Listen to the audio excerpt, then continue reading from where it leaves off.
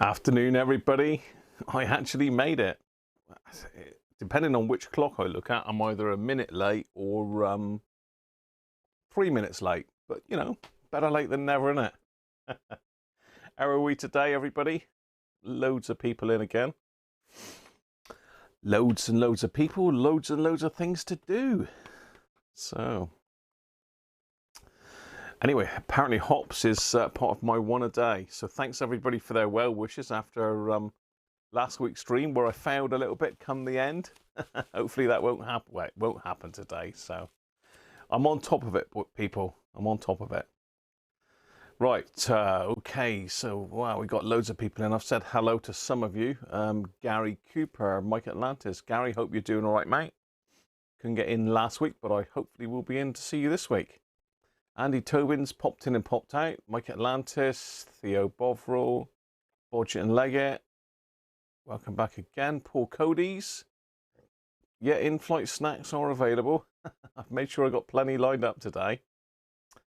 Andrew Ausfer. Afternoon, Andrew. Rob Titheridge. Afternoon. Tony. Anthony Davies. Cyberflyer. Bill Battery Maker. Tony E. Andy Beck. Wow, there's loads in here today. Who else? We've got John Marty popped in. Hi, John. Welcome. Ganesh. Afternoon, Ganesh. Andrew Littleboy. On time today. Worked hard last night until 1 a.m. to be in here on time. Well, thanks very much for the effort. Thanks very much for the effort, Andrew. And Benji's in as well. There he is. Benji will have the soup on soon. And Racing Demon Mike. Well, I think that's got everybody so far. I better put Benji's banner up, haven't we? So as you'll know what's happening today, because it is Sunday Live. Again, as usual. I keep forgetting to look at this camera, though. This is the issue. I'm looking at I need to get the camera nearer the chat, I think. So when I'm looking at the chat, I'm looking at the camera as well. But, you know, these things are sent to try us, isn't it? We'll get there one day. So last week, basically, I tried to do too much in the video last week. There was loads of stuff piled in. I had stuff coming left, right, and center. I had people helping me, and it all got confusing. And you know, we'll go a bit steadier today, I think. Not so much to look at. I'm going to try and sort of, well, we'll see. I've got plenty to be honest. But next week as well, next Sunday is the 1st of December. So in theory, it's the first of the Christmas live streams, which I'm not 100% sure what I'm going to do yet. So any suggestions are welcome. So anybody got any ideas for Christmas live streams? Whether I do 12 days of Christmas and just do the 12 days leading up to Christmas, although the 12 days of Christmas is the 12 days after Christmas, but that's minor, isn't it? So yeah, or whether I do a live stream every day, stick to the Sundays for the main stream, and just in the week, and perhaps just pop in for the odd hour just to say hello and open my advent calendar. So that's sort of where I'm at the moment. But I think we'll have to sort of suck it and see, and I'll do as much as I can. And if I can do every day, I think I will. But I might miss the odd one or two. I've got some prearranged things to go to that might mess that up a little bit. But I can always pre-record a quick video for you anyway. Right. So that's my rambling on today. Oh, copyright strike last week. Yeah, it's one of those things, Andrew. I mean, I was playing the cassette recorder and it was shockingly bad. You know, the audio was horrific on it. It was warbly and it was terrible. But YouTube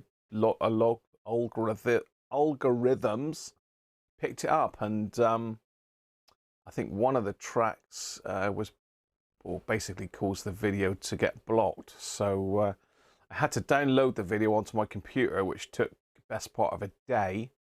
I then had to edit out the 2 clips that I got copyright hits for and then re-upload it. So it took a couple days to get it back up, but it is back up now for those that didn't see it. Hey, George is in. Right. So today we've got a couple things to do, I suppose. I've got something that's been very kindly donated. Rob, aka Rob Bond. I don't know if he is about today, but dropped this in for me, which we'll have a look at later. As a giveaway. So this will be given away at some stage over the Christmas period. So that's the idea, and it'll be tempting for me to keep this actually, but you know, it's been given as a donation, so I'm gonna donate it out. So we'll announce that one in a bit. I've got a massive great box of capacitors come in from China. All these yellowies, so that should hopefully allow me to do the capacitor tester. To replace the capacitors in the capacitor tester properly. Last week was a bit of a botch, to be fair, and I was sort of rushing and getting pushed to try and finish it, and I took shortcuts and done stuff that I wasn't happy with. So I'm glad I left it in the end. So I would like to do that properly. So I'm not going to mess about and cut corners and that. I'm going to do it properly. And the other thing is we briefly looked at a little Sanyo radio cassette last week that had all the knobs and that missing. Well, I've since found a bag that came with it, and in there's all the knobs. So there we are. No, it's not a tracer, Paul. Hey Harvey, how are you?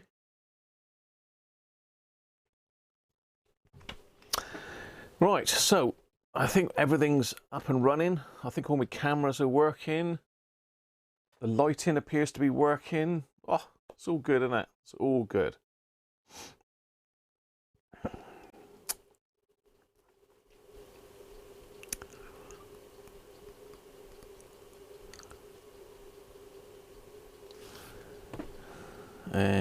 Late finish. You've had a late finish, George?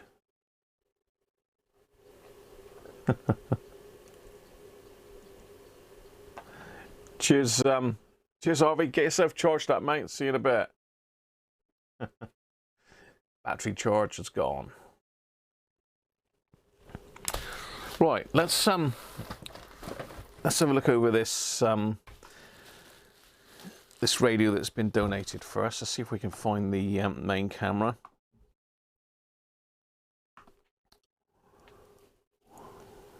Let's get rid of the water banner. Okay. Any initial thoughts on what this is then?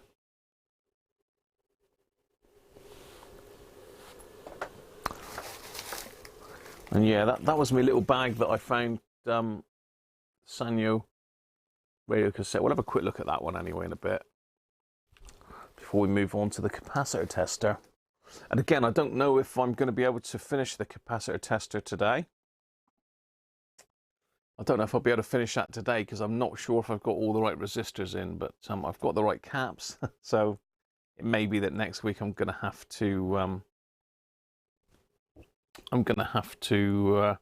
order in some resistors and finish it next weekend, but we'll see. It is a Hacker Harrier, yes, it is. Not a Hunter, George. No, it is a Hacker mic. Hop Sarnid. Hop Sarnid. What? What?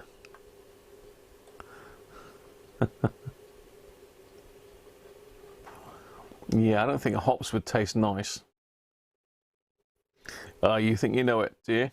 It's not a Hunter, George. No Hunter. So this camera here, it's a bit skew with. It should be over that way a bit. That's better. Rule of thirds and all that. Sovereign 3, no, it's not that big, Mike. Not as big as the Sovereign 3.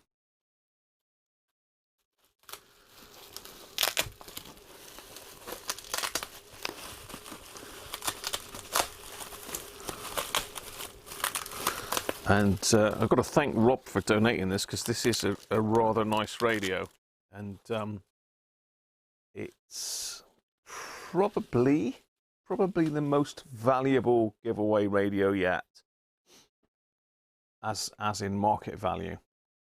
Not a Democrat, it's not a VHF. Whoa, Tony, VHF, you need to be a bit more specific than that, Tony. It is VHF, yes.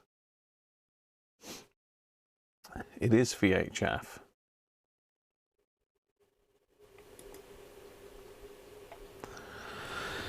It certainly is VHF.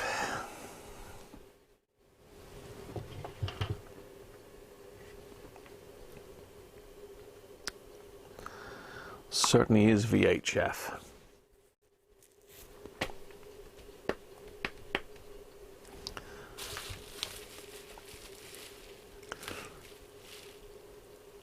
That give anybody any ideas?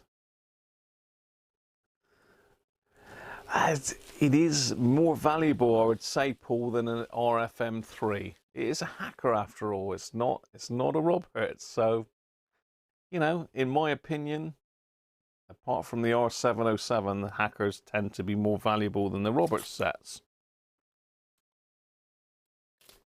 as in their market value. Ooh, close mic.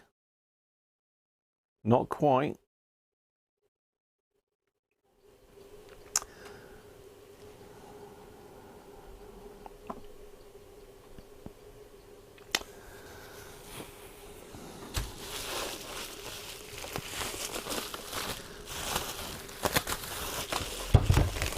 Let's unravel another layer, shall we?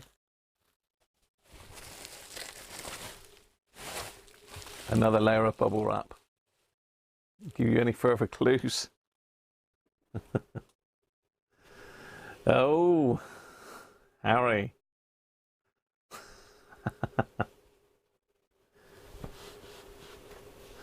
Controversial, Paul. You know I'm controversial. Hi, Clive. How are you? Afternoon. Yeah, nearly, Andy. Nearly. Harrier. Close. Harry. Harrier. Harrier. Tony jumped in. I think Paul knew what it was all along, but Tony got the spelling right. Faffin. George, stop with your faffing. No faffing. I can faff as long as I like. I am the chief faffer of this live stream.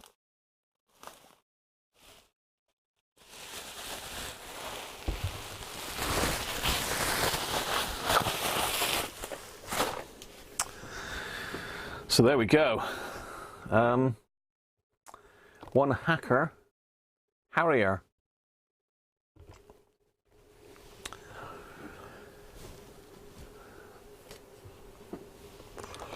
I say it's quite a nice looking set, this one, and I would say, I don't know if Paul's agreeing with me or just playing devil's advocate, but I would say that that it is more valuable than a RFM3. It certainly probably costs you more to buy than an RFM3 if you looked on one of those auction sites. And it is in very good condition. It's missing its station markers, but then most of these are. I've not actually got one of these with station markers. So no station markers on it. Original aerial.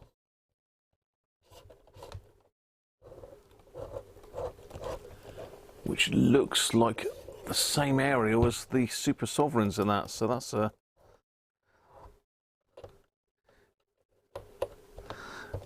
valuable thing to have.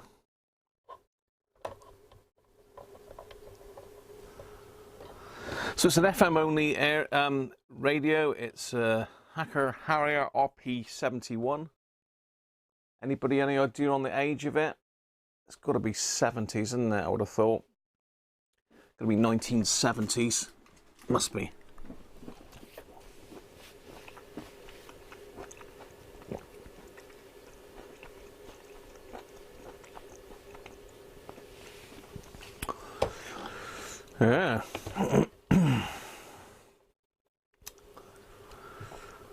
I'm sure you'd all like to win that one, wouldn't you? Now, Rob did say that originally it had a power supply that somebody had sort of botched into it, and you can see it. You can see it just down here. It's just out of shot, isn't it? There we go. Because somebody has sadly drilled the back panel and put a power jack in it. That, you know, that doesn't really look too out of place, I don't suppose. I might paint it black so it doesn't stick out quite as much. And if anybody wanted to feed a power wire in, I suppose they could. But like Rob said, it seems a little bit silly, being it's already got a 9-volt input in the side.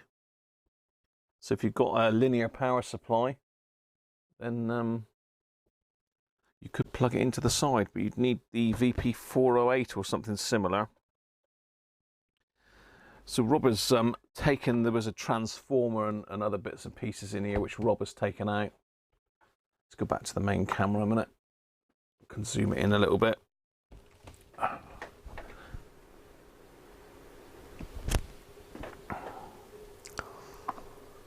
get rid of that picture for a minute.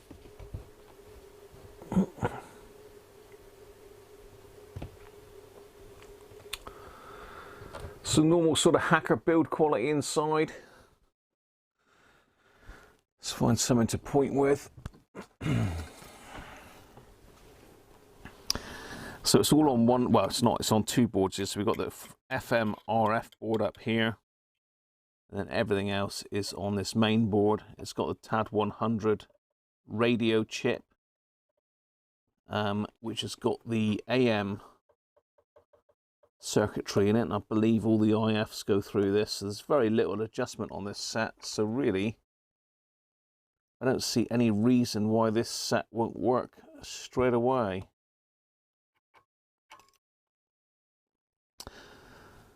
I'm not sure what's happened with the battery, because I'm sure this must have had 2 batteries in it. I'm not sure. These bits, I don't know whether these are original or not. Anybody got any ideas? Paul, you said you've got one. You've got one under the bench. Maybe you can just pop it out and have a quick look, because this, I can't remember what the battery setup is in this, but that looks a bit deep for a PP9. Oh no, does fit in there. Just me. I did have another one somewhere else, but yeah, that does look like it fits, doesn't it? But we have got, yeah, that goes that way, does it? Yeah, it does look like that's correct then. But yeah, Paul, if you have got a back door for it, without that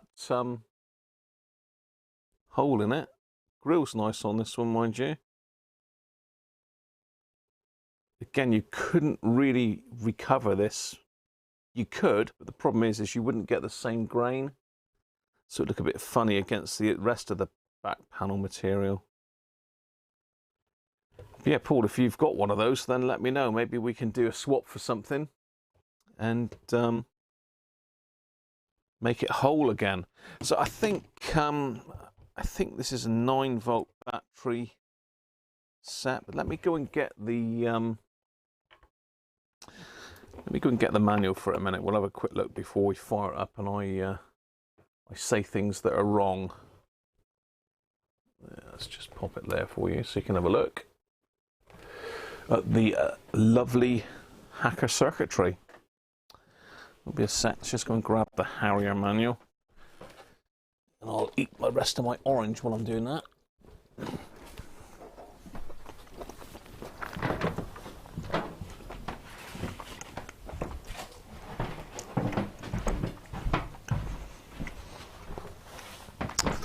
Going into Mrs. Cruncher's grotto here. It is literally like a grotto in here. Mrs. Cruncher loves her Christmas decks, and the spare room is absolutely brim full of them. Okay. So bear with me, I'm just, as I say, trying to pull out the Harrier manual. I have got one, maybe even two of them here. Ranger.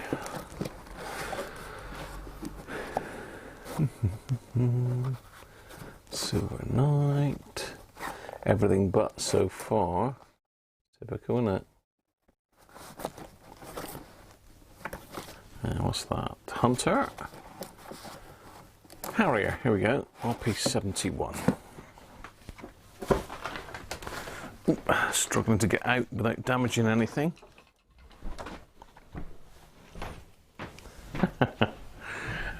Literally is Christmas stuff everywhere. Even, well, it's not quite as much as my radio stuff, but you know.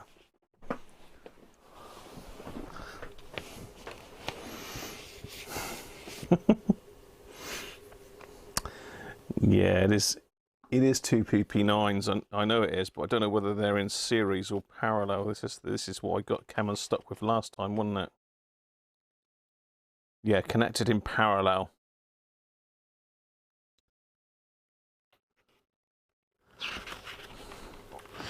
Yeah, so I think I made this mistake. Was it with the Autocrat? It was one of them, wasn't it? So I've got the manual here now.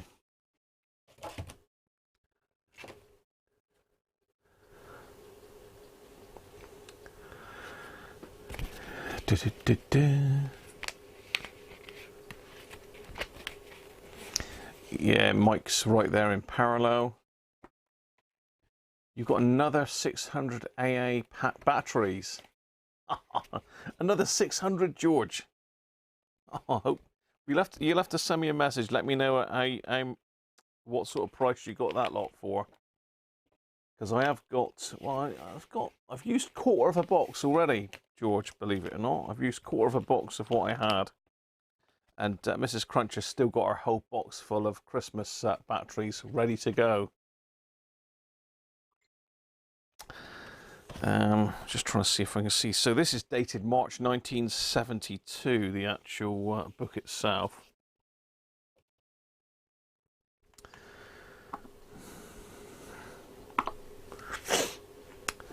Yeah, so the book is dated March 1972. Going a bit closer. Bit of glare from the light, but yeah, March 1972.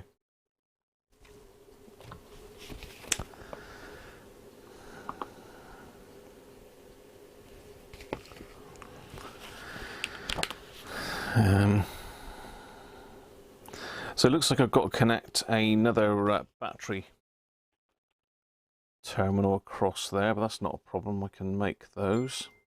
Although I have got 3D printer issues yet again. My 3D printer's decided to jam itself up. I tried to print a PP7 battery out for someone the other day. So we can certainly connect it with just one battery. You know, it will work with just one battery connected, but obviously two batteries is going to prolong the lifetime of it.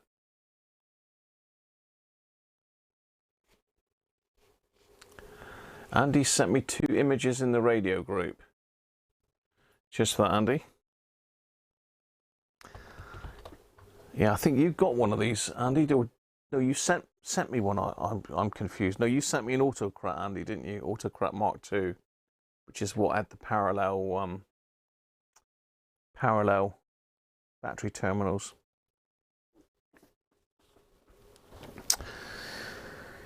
Right, let's get some power on the thing. So it's 9 volt. Yeah, because I think we said that being that I'd overpowered stuck 18 volts up the Autocrat 2, I'm probably going to have to change the capacitors. So let's make sure we're in the off position.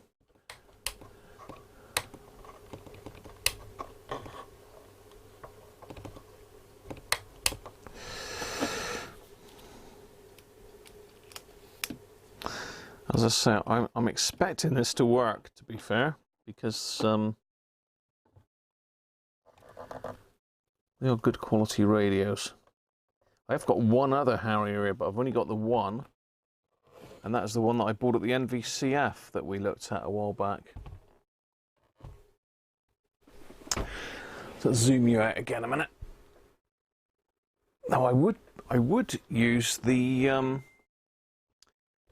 YouTube library for this, but I cannot for the life of me find my FM transmitter anywhere.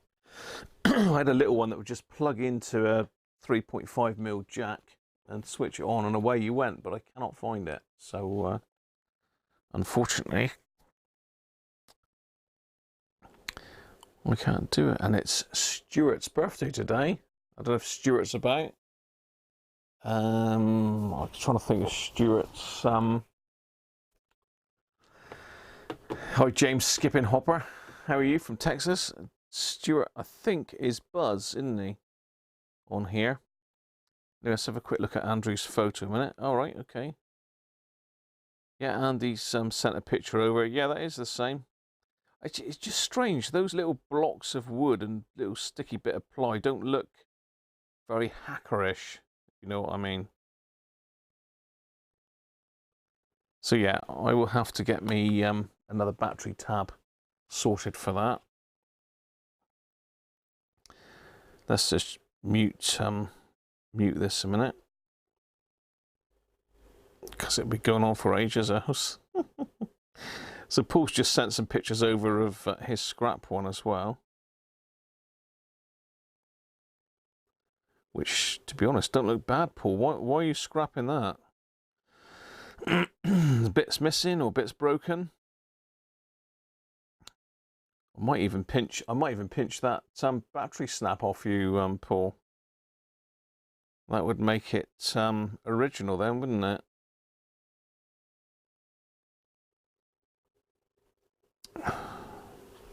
So thanks for that. Thanks for sending the pictures over. Hi Bill, he set the battery off, set the alarm off at work. God wasn't happy. Need to make one, Benji? What do I need to make?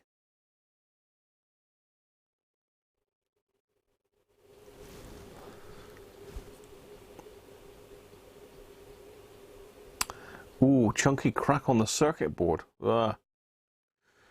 Yeah, that's a shame, but useful spares in that one, Paul, for sure. Hi Keith, how are you? Sorry. Bashing my microphone now.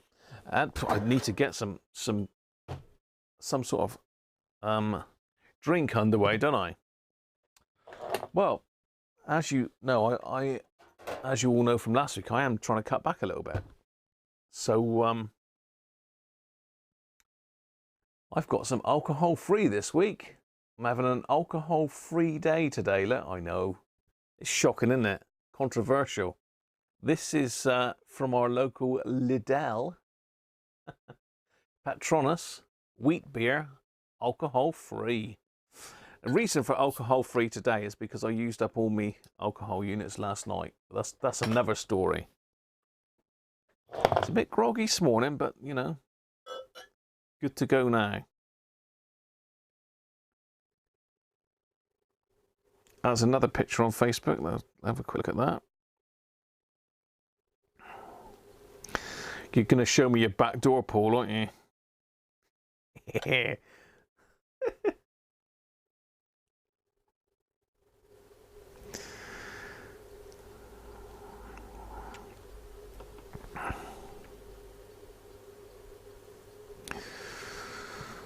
So I'm sort of drinking that in my Guinness glass. So this is one of the glasses I got from the pub that's closed, sadly. Right, cheers everybody. That's better. Bit of throat lubrication always works, doesn't it? Wobulator beer. Let's have a quick look at Paul's picture he sent through on Facebook. It's got the cherry case. Yeah. Nice. This has got the teak sides on it. I always thought that the cherry sides looked a bit false. Very, very dark, like a dark mahogany colour. I don't know. I think my preference is the teak sides. I have got an autocrat here with the cherry on it. But yeah, this is a very nice radio. The top is absolutely spotless. I'm not going to need to do anything to that. I think it was almost like Rob has cleaned it for me already. The grill has got no dents whatsoever. There's a little bit grubby. It just needs a bit of a wash over and going over with a toothbrush.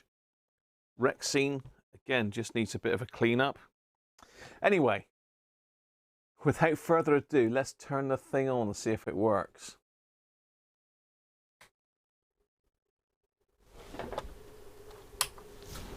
Okay.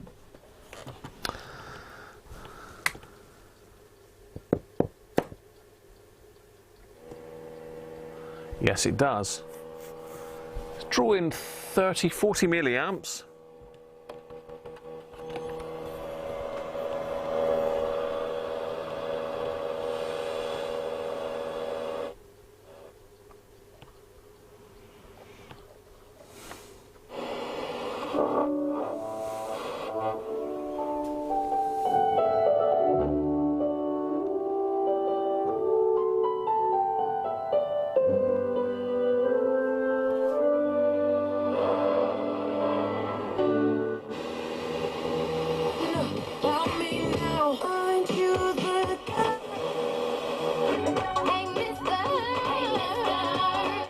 How I did it, but things we do here, I definitely never struggle with sleep. Try to start my day with a song or a dance or Eliza's my 7-year-old daughter. It's one of the best ways to get her out of bed is play something like that song I've just talked to you about, and that would be a great get out of bed song. So music can really change. Corbyn is one of them. He's a campaigner, always has been. Laura Parker is National Coordinator of Momentum. He's a brilliant campaigner. He energises crowds, and I think it's a combination of the fact that he obviously tells them what he really thinks. He has a very clear vision of what he...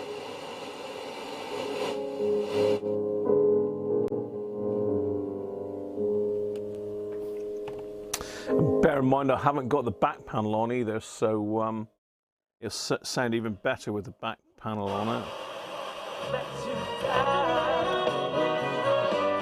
Just give it some thought. I love you a lot.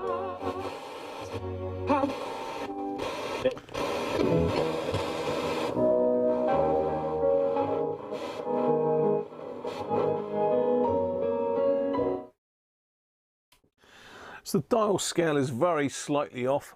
I'm on Classic FM, which is dead on 100 megahertz here. And I'm on about, well, it's about half a megahertz out. So that's just a very simple little tweak in the back. But yeah, working good. Maybe slight bit of distortion in the amplifier, but not a lot.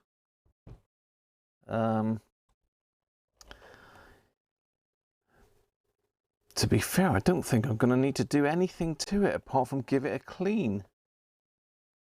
There's a little bit of scuffing on the back of the timber there, but nothing much.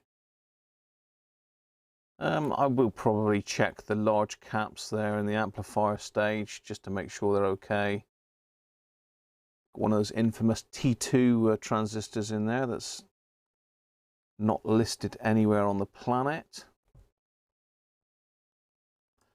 Obviously our TAD 100 chip is working okay.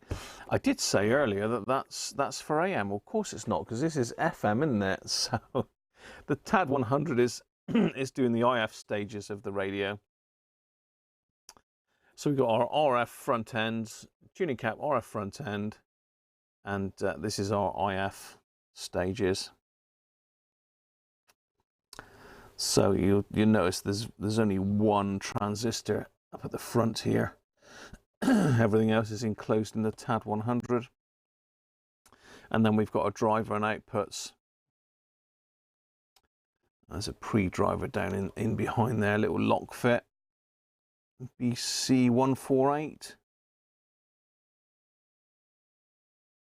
And in fact, it looks like a couple BC 148s. But yeah, overall, that's a lovely little set. So I'm sure somebody over the Christmas period will be very happy at winning that. It's also got a DIN socket in the back of it as well.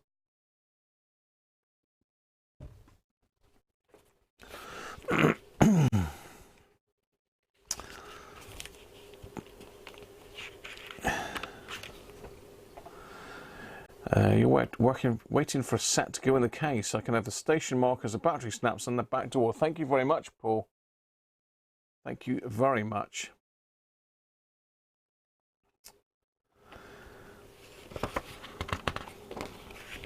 It is a good radio. All right, see you later, Keith. So a quick look to see what that DIN socket does. So that's a tape output.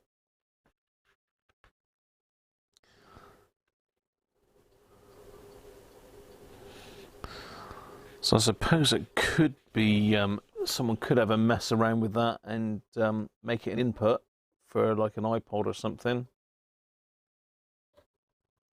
But at the moment it's just a tape output.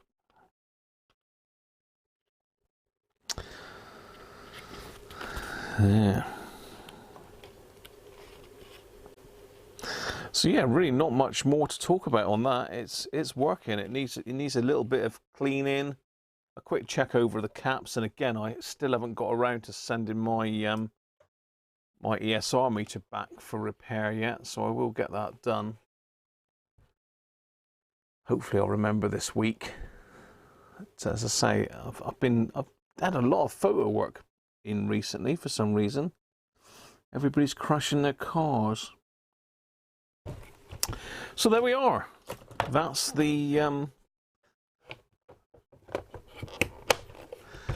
Hacker Harrier FM only set, which we're going to do as a giveaway. And I'll say I'll sort out with Paul.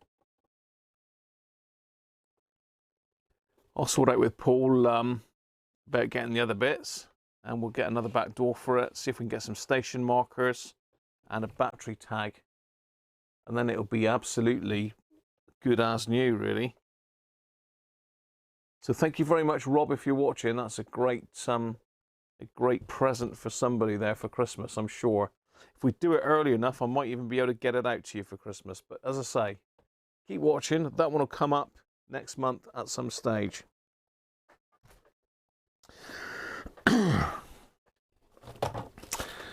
Now, I mentioned I'd had a delivery from China.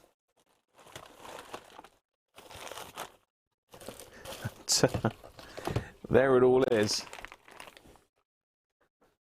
A mass of yellow capacitors.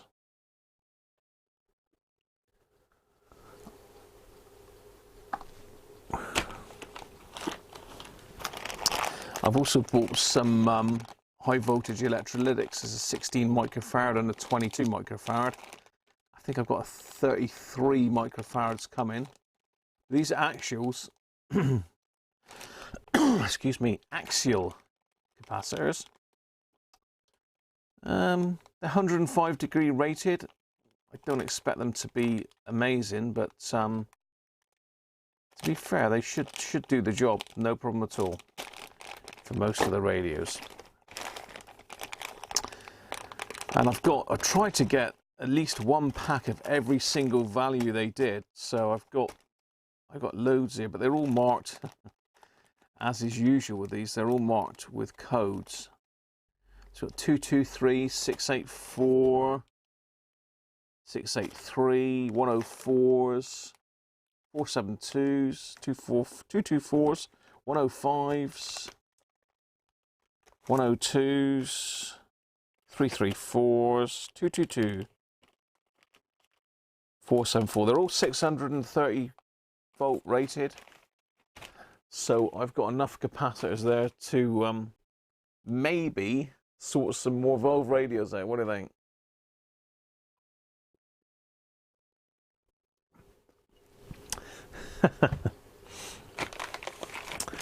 What's amazing, George? These yellow ones. Yeah, you must remind me to send it off. For those that don't know, it's my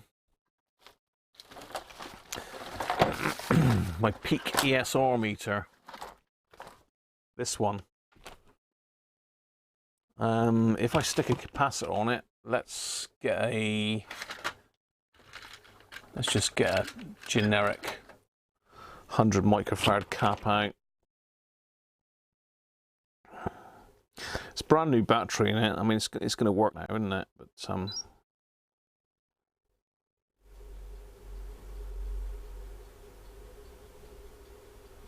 still looking for it. Look, it says monitoring for component. Can't even find that.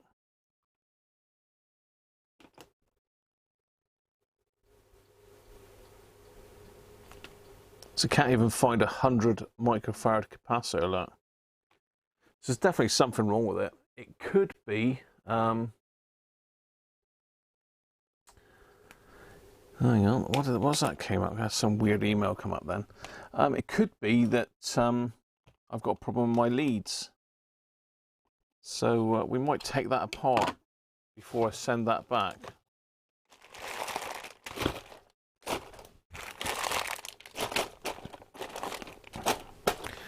But hopefully that's the capacitors I need to get this recapped. It still thinks it's monitoring for a component for some reason. They did say that if there is a problem with these, the first thing to check is the leads. I have resoldered these once before because they came adrift. So I suppose we could pop this apart very quickly and have a look at inside. I don't know if anyone's actually seen the insides of a peak meter.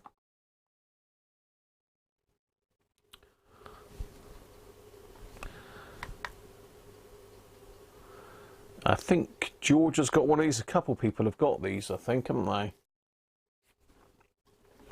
Hands up who's got a peak ESR 70 then.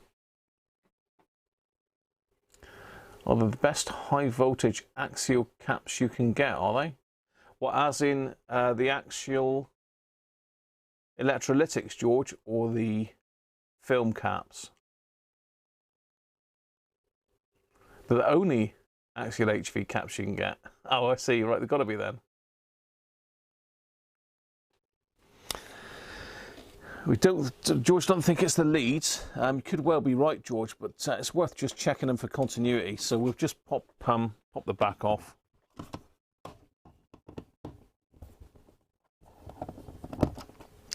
I've got to take the battery out anyway to send it off, so might as well do it while we're here, being as someone mentioned it.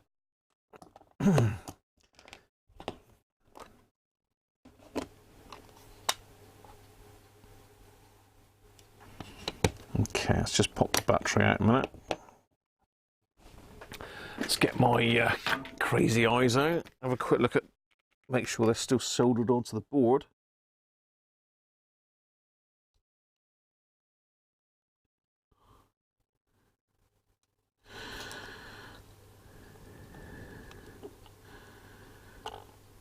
Which they are. I can't see anything else amiss with this.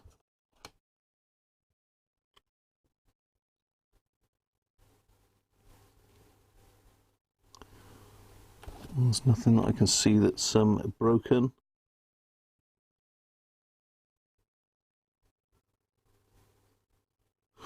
As I say, for some reason it just went haywire one day. You know, it was working fine. Battery ran down, I changed the battery, and all of a sudden it stopped working again. It does work occasionally, which is a bit strange. I thought it might have been just a dirty battery terminal, but that looks pretty good. We can give that a little scrub up a minute.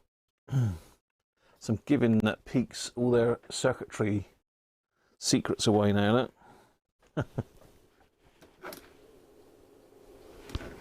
Get a fiberglass pencil a minute. Brass, this was going to be the last one, isn't it?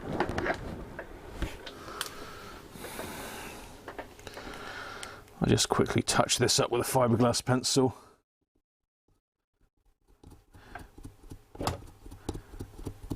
think Peak charged something like £30 to repair these, which seems a lot, but they are, I believe, they're about £100 now, aren't they, these little testers? So let's check continuity of the leads. Let's get my multimeter out. Make sure we haven't got a break. Because it does say on their website that 99% of the problems they get back are leads. So let's put that into continuity mode. So I'm just going to check continuity.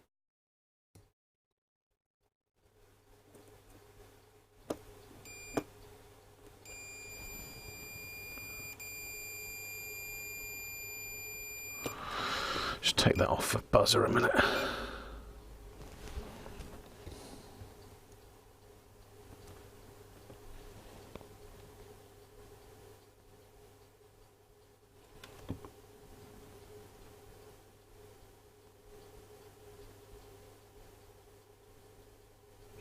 It is sort of fluctuating around a bit, being that I'm just touching that. It's not very steady.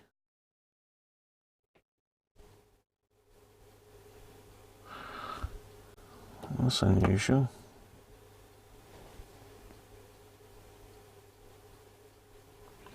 Yeah, I think we do have a problem with the lead. I've got 0.4 on that one. Let's just show you, see if I can get picture in picture with the webcam. Just show you what readings are. This is a bit of a deviation, so apologies for that, but you know, we like to deviate from the norm, don't we?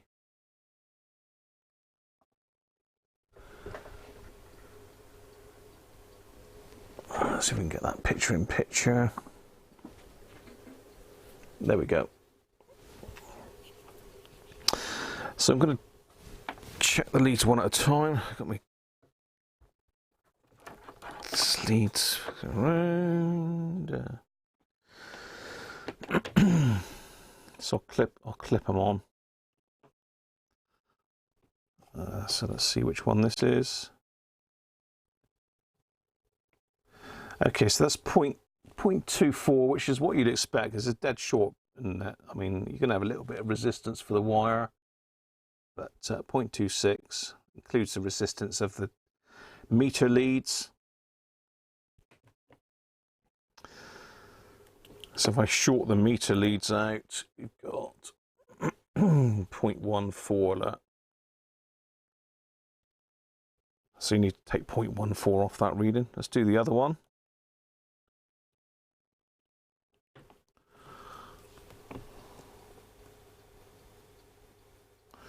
Okay, so now we've got 1.3 ohms, which seems a bit high. I don't know what you're thinking.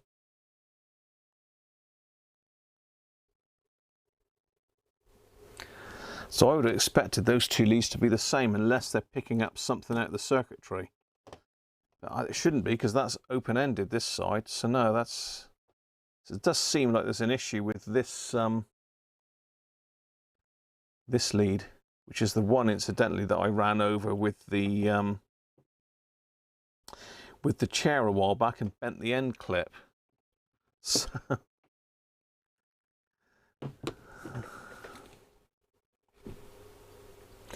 sticky button. So what's the thoughts on the resistances of those leads then? To me, they should have been the same. They're virtually the same length. I have had to repair one of them. I'm just going to see if I could get the insulation off of this lead and see if it's broken.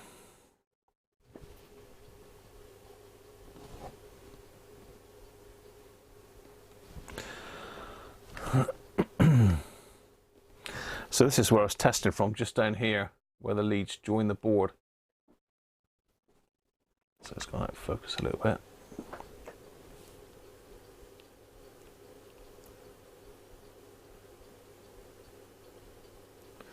New cap tester, please. Yeah.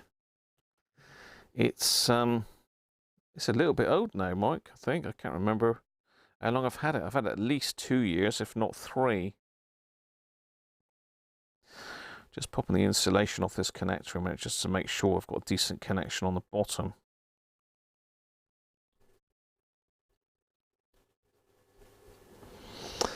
So yeah, the leads are actually soldered on. If you can see that. I've just pulled the insulation back on one of the croc clips. They're gold plated, so they're good quality. This one's a little bit skew because, as I say, I ran over it with the chair. So it does need a new lead. But yeah, slightly high resistance on one lead. I don't know why. Short the clip at the end and measure from the board.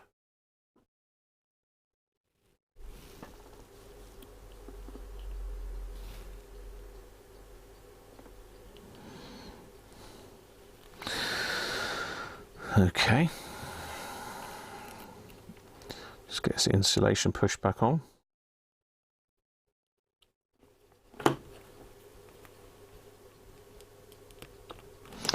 So George is saying to short the lead at the end. So I assume you mean just attach the 2 clips together, George, yeah? So we shorted that end. And you want me to measure the resistance across both leads?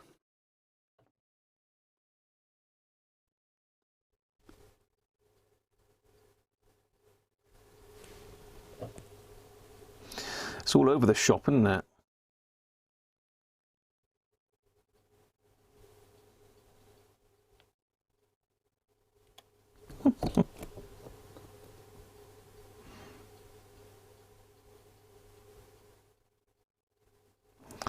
$248K. Is that what you meant, George? Hi, Doug. How are you?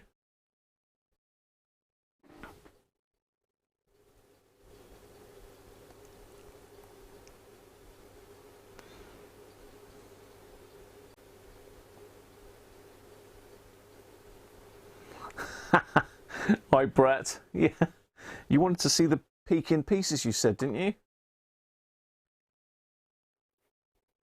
So there you are. That's the peak. That's the peak in pieces. So George, so what you're saying is wiggle the wire. New wires time, you reckon?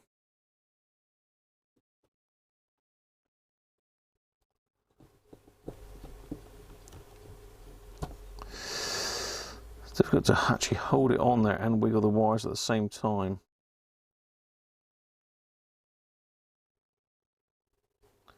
See if we can get a steady reading.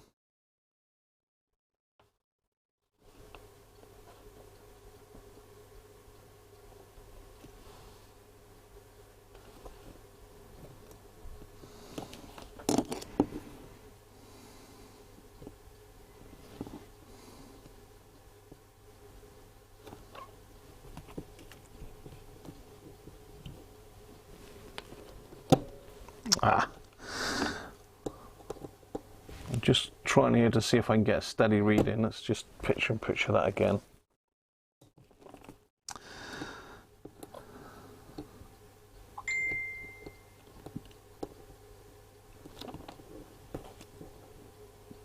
Oh, hang on, we've got 1.4 ohms now.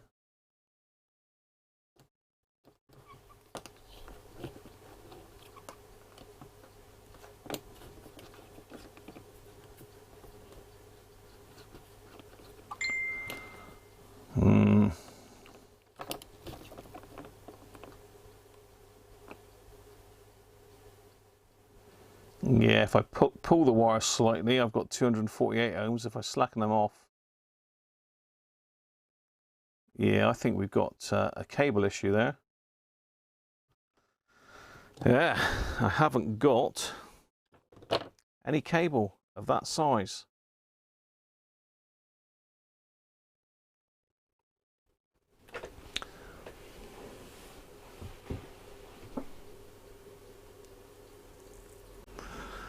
Paul sent something else through the Facebook Messenger group.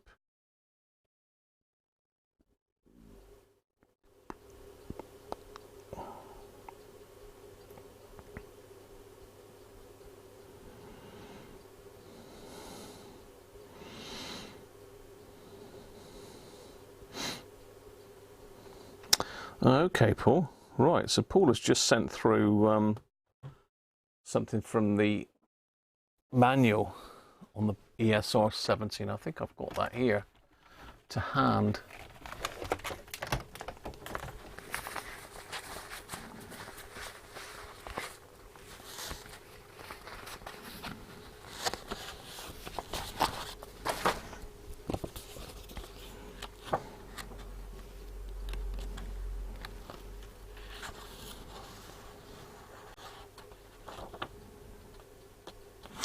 Perform a probe compensation.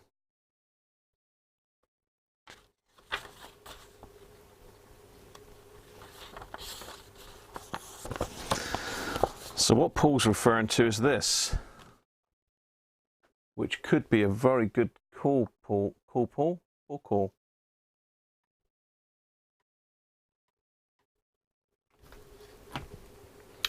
That's a good shout, actually. So we've got this probe compensation thing to do. I don't know whether this is going to do anything.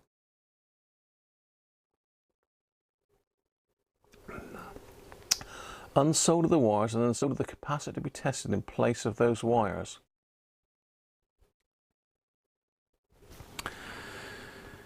And let's see if we can get that any better for you. No, not really.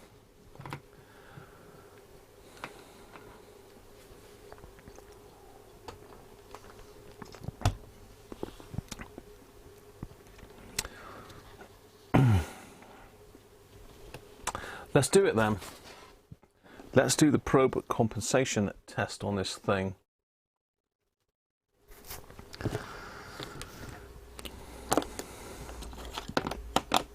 Let's just put it back in its case.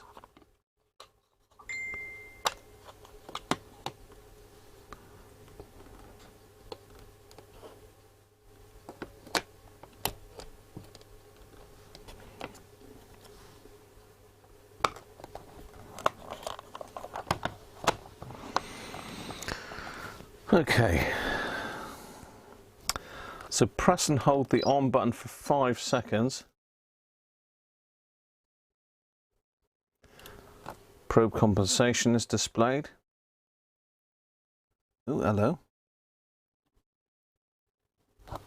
Turn itself off again.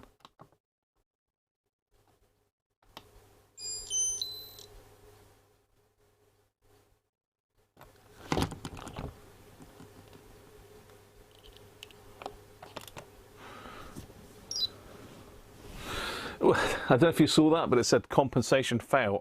Let's just put the screws back in a minute. It might think it needs the screws as well, so.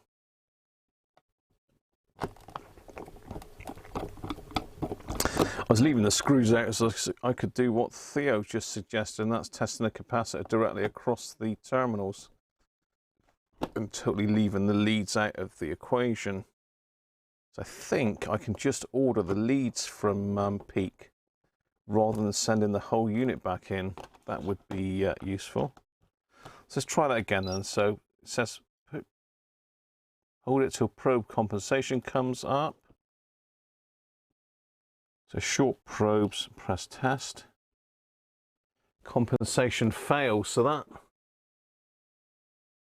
that would assume that it's wrong. This is a slightly different book, I think, Paul. This is on page 11, April 2012, revision 8. Page 12 is just a care of your ESR meter. So it's on page 11 of this particular book.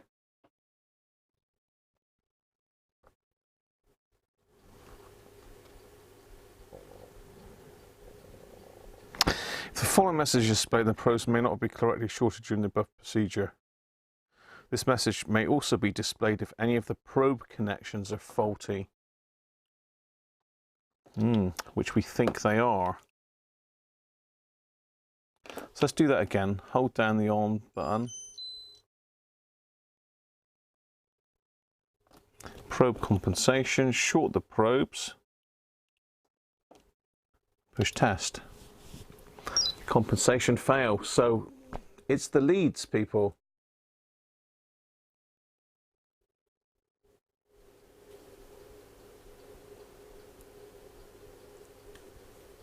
Send Stan to Bretsky. Yes, Brett. Brett's after one of these. But at the moment, my 3D printer is poorly, Brett. I've got filament jammed in the head yet again, so I've got to perform a manual purge on it.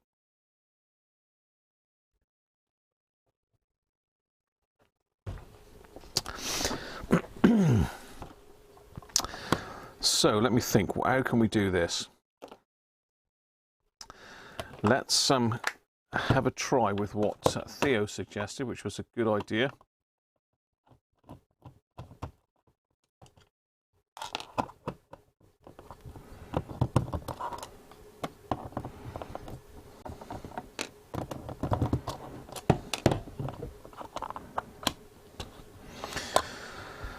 So we could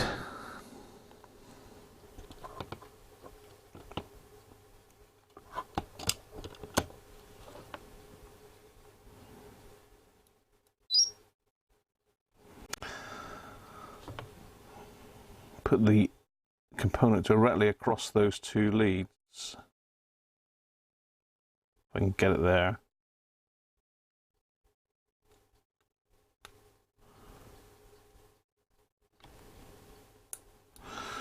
No.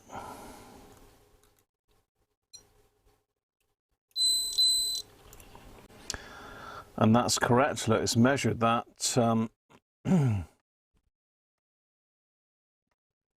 As 93 microfarads, 0.2. So it is the leads.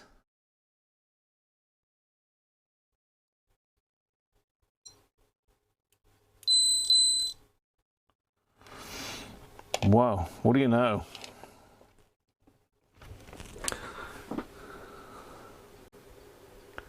Revision 9 PDF on Facebook. Okay, so revision 9. Is it any different though, Paul?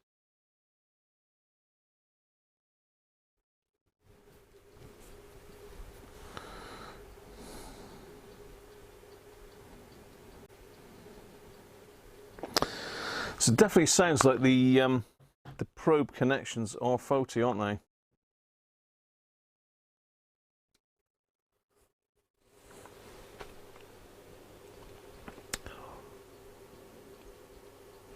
You got sachets from the doctors.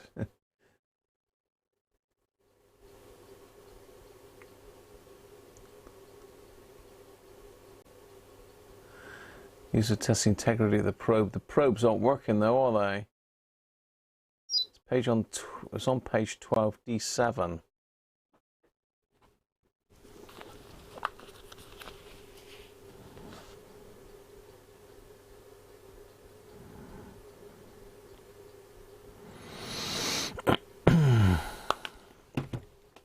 Let me download it. Excuse me.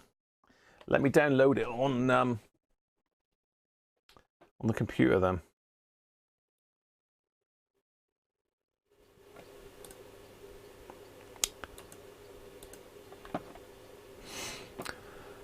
Bear with me, people. We'll just download this manual. It sounds to me like the leads have had it, which is good news because it might mean that I don't have to send the whole lot back.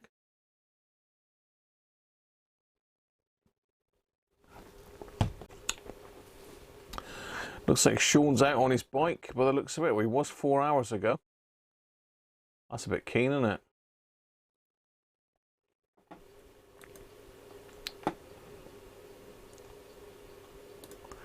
Forget the D typo. Okay.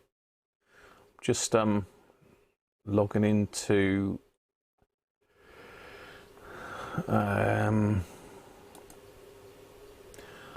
Facebook. Downloading the user guide. McAfee's scanning it.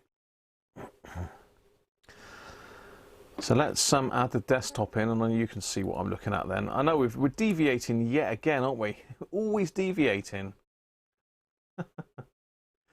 Right, so let's put the add the desktop in as an input a minute.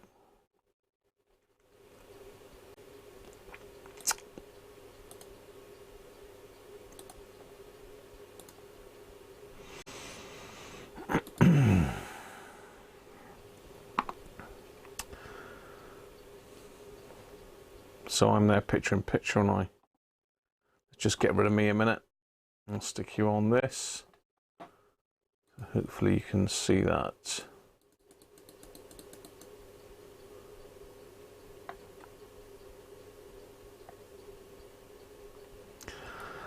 So this is what Paul was just showing us. Let's put that into full screen.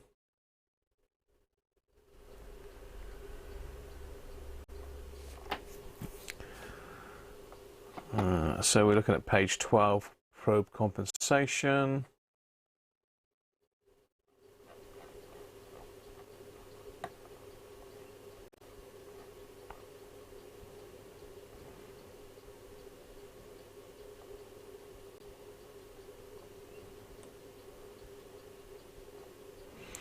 There we go. So we'll have a quick read on that. I'm not going to read it out to you because you should be able to see it on the screen. I mean, the only real advantage of gold plating, I suppose, is it doesn't corrode like other metals would.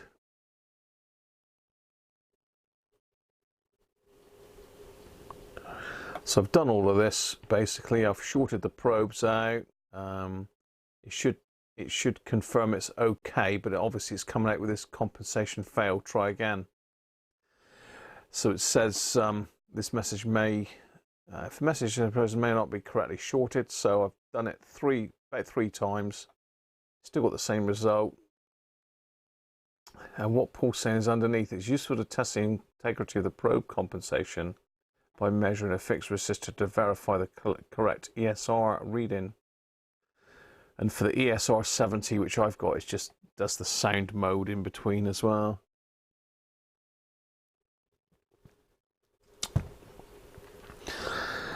So that's basically what I've done. So it looks like we've got dodgy leads, doesn't it? It looks like we have dodgy leads. And if hopefully everybody got all that gobbledygook there.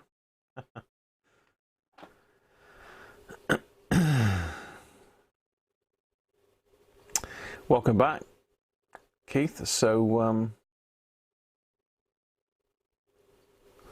yeah, good call, Theo. I think that's a good call. I see what you're saying, George, but I think Theo's idea is quite good, because it could well be that the break is right here on this little kinky bit where it joins the machine. Kinky bit?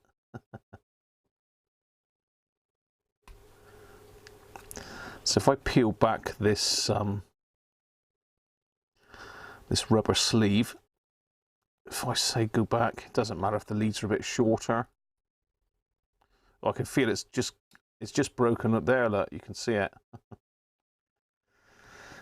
It's definitely a break, people. I just felt that go as I put in that rubber bit back. So we could have actually fixed my meter here, couldn't we? Which would be nice. Let's just cut that back to say there.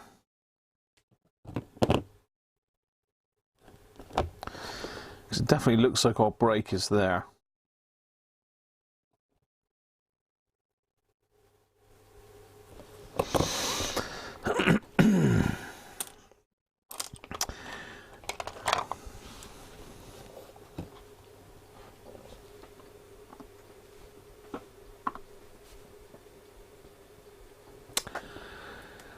So we're going to desolder this. Wait for the soldering iron to warm up a bit.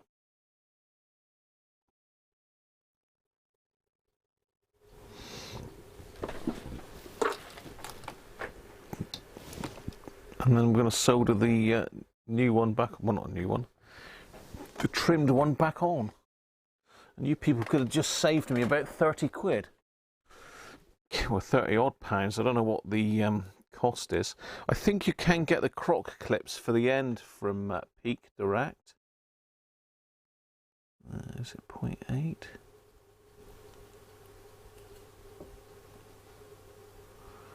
Just quickly trimming back the ends. Make sure I've not lost any of the wires.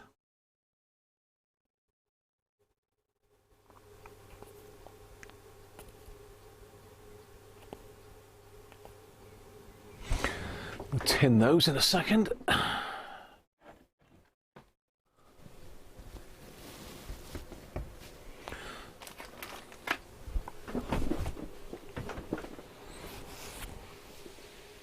There he is.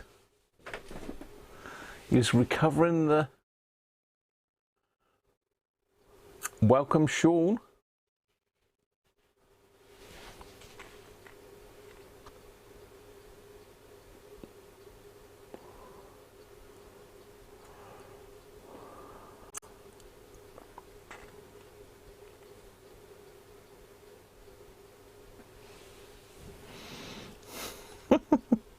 Sean is currently in the process of recovering a...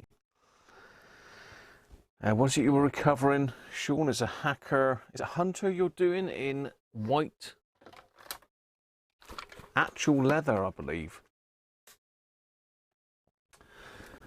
I don't know whether that was allowed to be said, Sean. Apologies if I've just messed up a surprise. Oops. Right, let's get some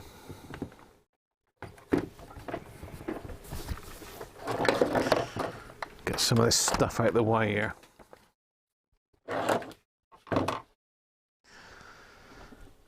Okay.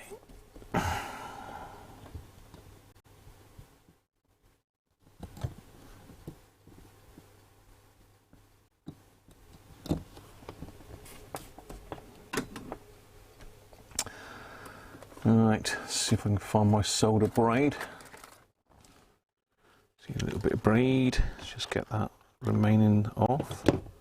Using these lovely snips from Mr. Andrew Alsfer.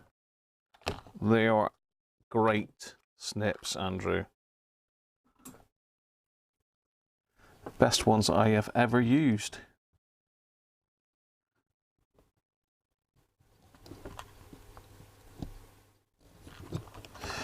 Okay, well it looks like those wires actually go through and out the other side.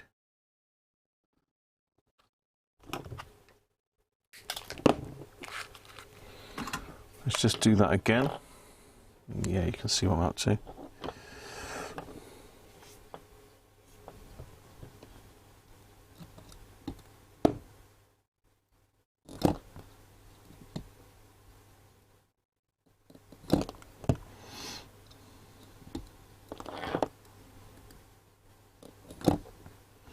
Ha, just that one just won't quite go there.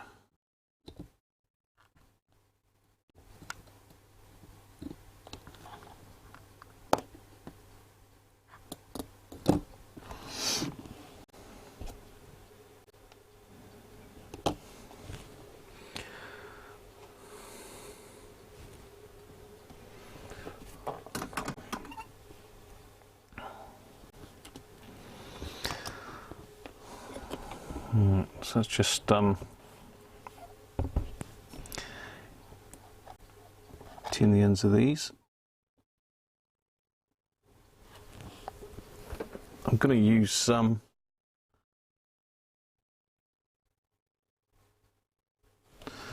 little bit of flux and some leaded solder. Or should I use unleaded? I suppose I should use unleaded, shouldn't I? Nobody likes using unleaded, but it is unleaded on there. Let's get a bit of this and let it out.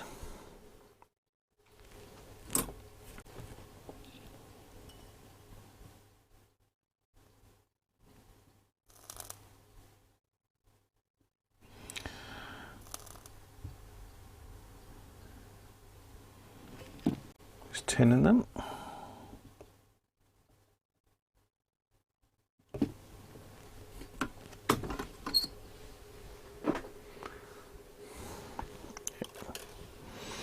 Just checking that you can see what I'm doing.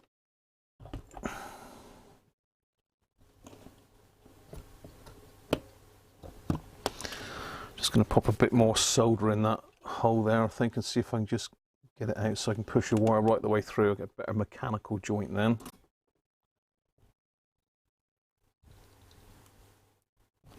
Let's get the solder sucker in. Get the sucker of much solder in.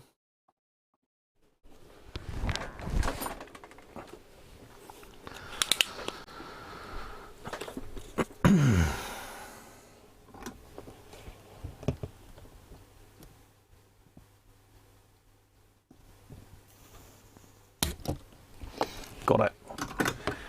Right, so we have two clear holes now. I should hopefully be able to push a wire through them. Typical. It won't go through them anyway, look.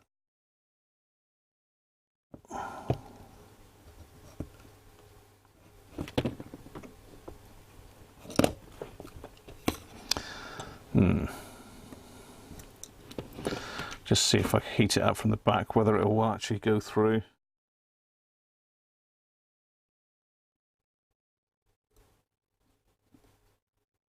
No. Well, that's not great, is it? I mean, the wire's too big to go through the hole. Seems silly drilling holes in it if the wire's too big to go through it, doesn't it, really?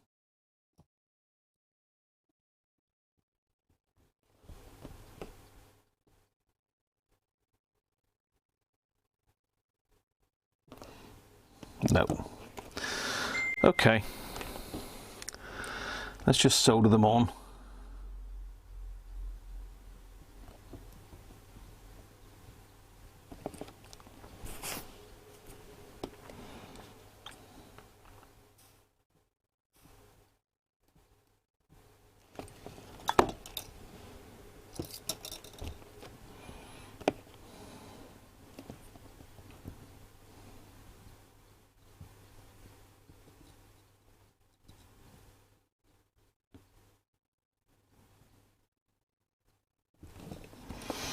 That's one.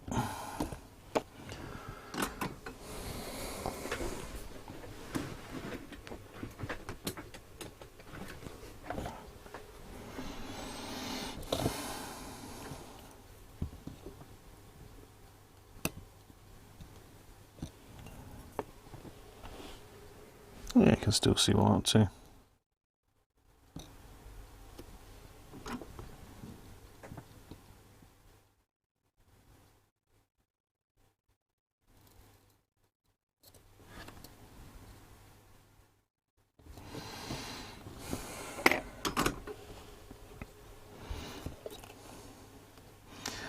There we are.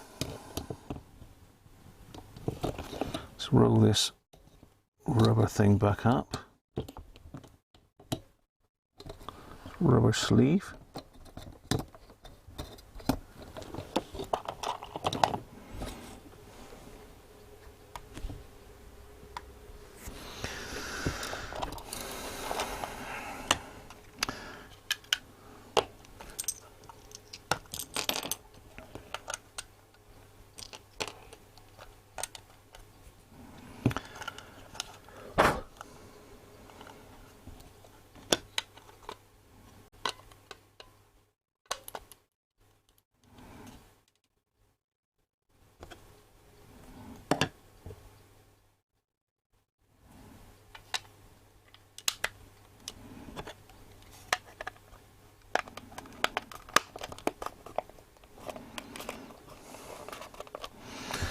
Right, let's put it back together and we'll try that probe compensation again.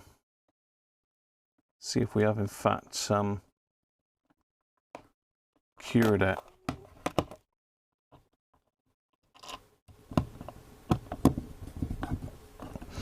So they're quite right, aren't they, saying that there's issues with the leads, because inside that that lead is very, very fine braided cable. Right, here goes again then. Let's do the compensation again. Oh.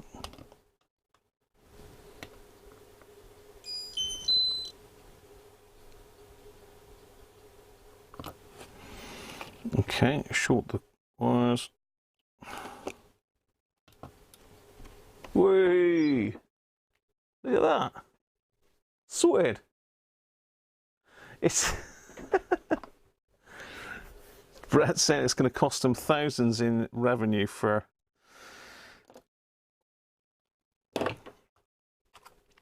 lost repair revenue. I quite agree, Brett. It probably will cost them a bit, but I should have to make sure that I put it in the description, won't I? And tag it to death.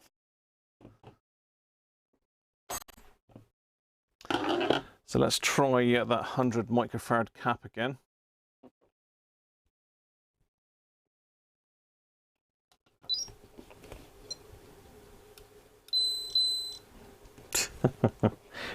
Cheap caps, to be fair, these, so it's not a brilliant example. Let's try a different brand. This is just 100 microfarad caps that I've got for general chucking in things just to test stuff. They're not my main usage caps, so to speak.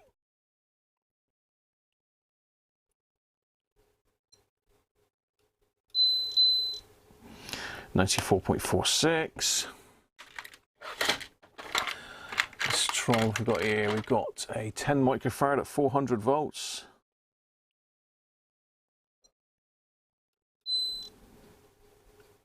It's quite high ESR, isn't it? 2.2. A bipolar 8 microfarad, as used in some of the Hacker sets. I think the Mini Herald uses these.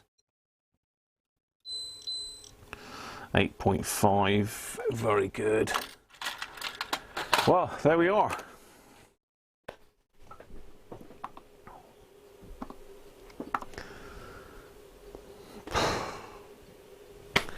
Peak ESR 70 fixed.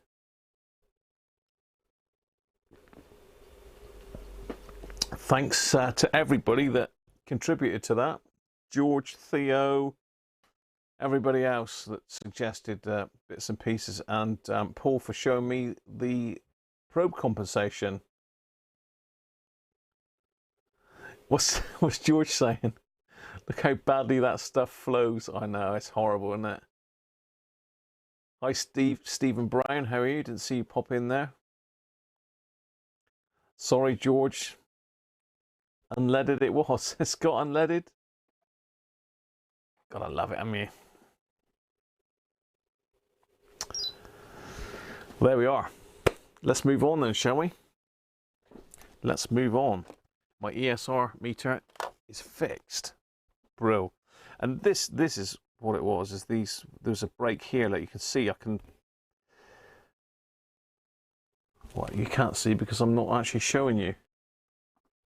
If we look at this, I mean, you can see there, I'm pulling it, it's just stretching that. The wires just aren't connected. Look at that. So you've still got wire at that end, but I've just pulled it right out from there. This one's the same. So it's just where it joins the body of the tester. Kaput. Right.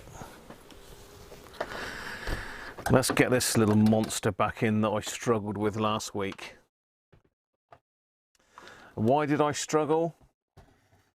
Because basically I went on too long with the stream, and I went way past time to eat, which won't happen today. So this is what we were playing with last week, my Heathkit RC bridge.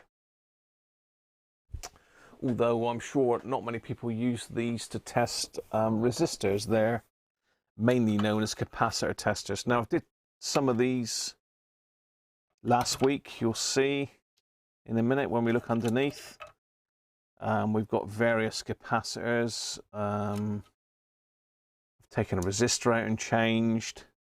And we've changed this thing as well, which this was the center cell. Looks like Benter cell. This is center cell K8-25B60, which is basically it's a selenium rectifier in there. Be nice to just pop it out, really, wouldn't it, and have a look inside. Might do that. But that's what I've changed. And what I need to do is just pop this very fragile Magic Eye tube back out.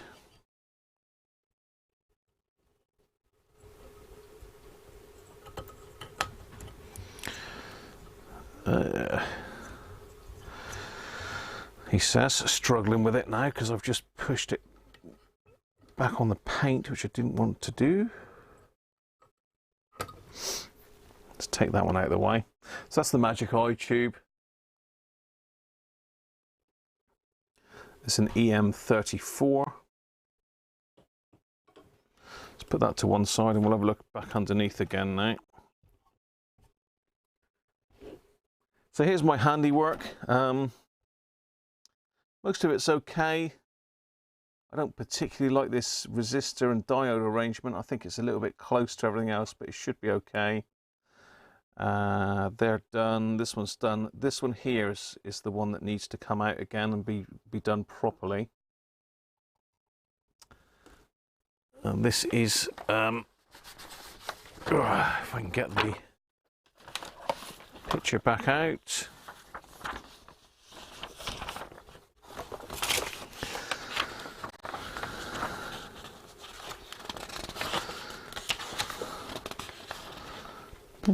I think it was a 0.1 microfarad, wasn't it, from memory?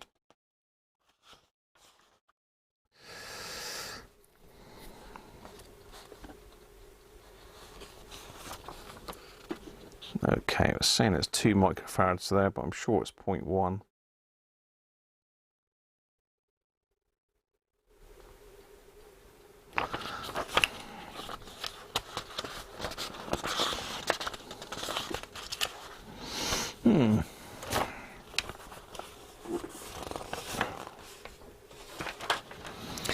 So let's have a look at the circuit diagram then. I'll stick this under the overhead camera so you can have a look at it. Some of you will have seen this last week.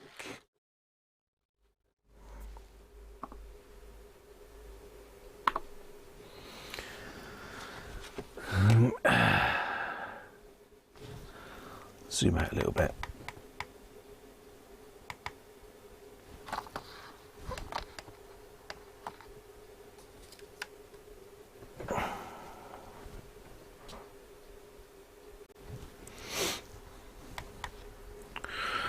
Hi JMC, how are you, James?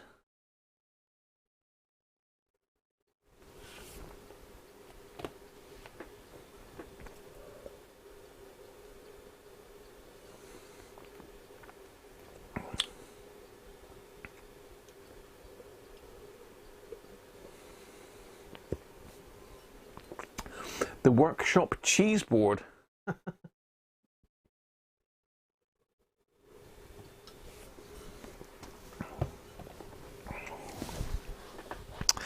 So I've got two manuals for this. I've got this one here, which is the C3, and I've got this one here, which is the C3U, which is the European version with the 240 volt transformer in it. rather than, what, 220 volt transformer rather than the 110 for the USA. So the cap that I'm looking at is on the back of the normal leakage switch. And which one is the normal leakage switch?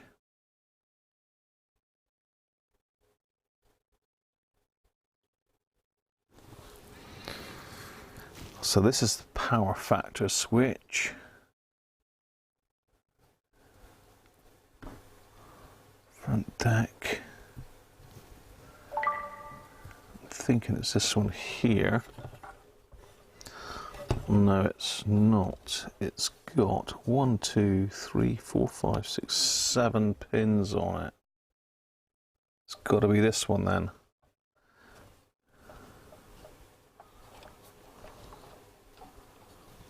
Two pin.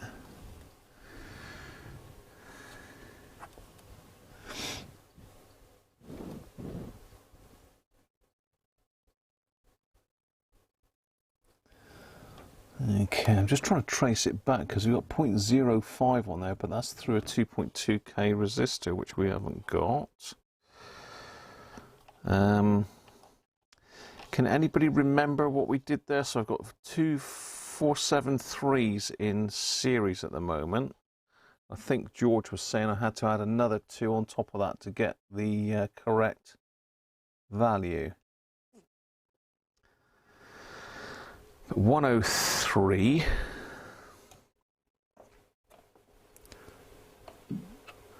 I think this is the 0.05 one, you know, but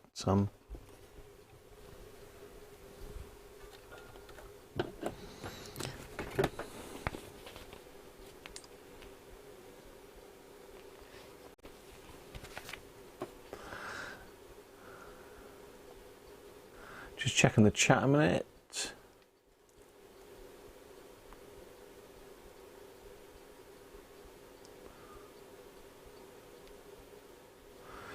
Yeah, I don't wrap mine, I just leave them hanging, but I very often pick it up by the leads, so that's probably not a good idea, is it?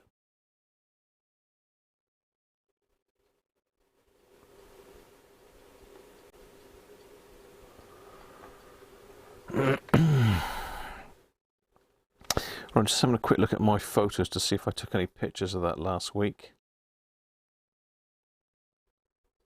It does pay to take photos before you pull something apart, but I probably haven't done because I got a whole video on it, haven't I?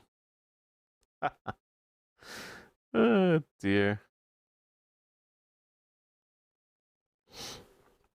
Anyway, top of the diagram. The switch is the top one. You're saying this one, George?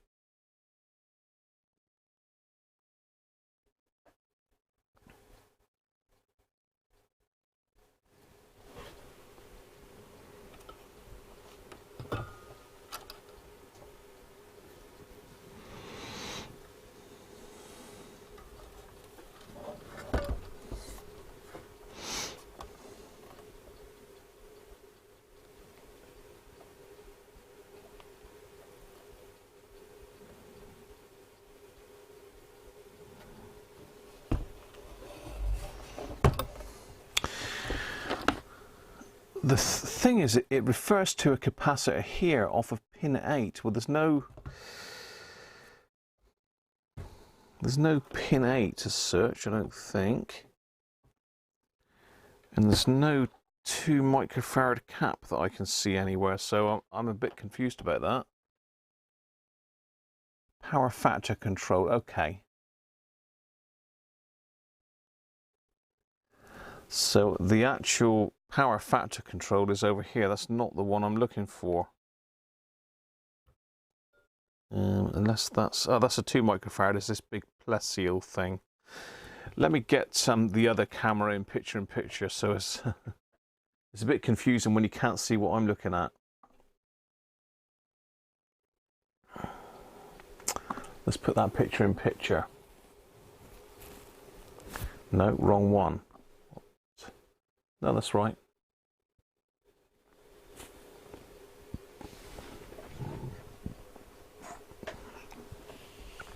So I'm actually looking at this cap here that I've shoehorned in, and this is on the back of the normal leakage switch. This says this is the power factor control.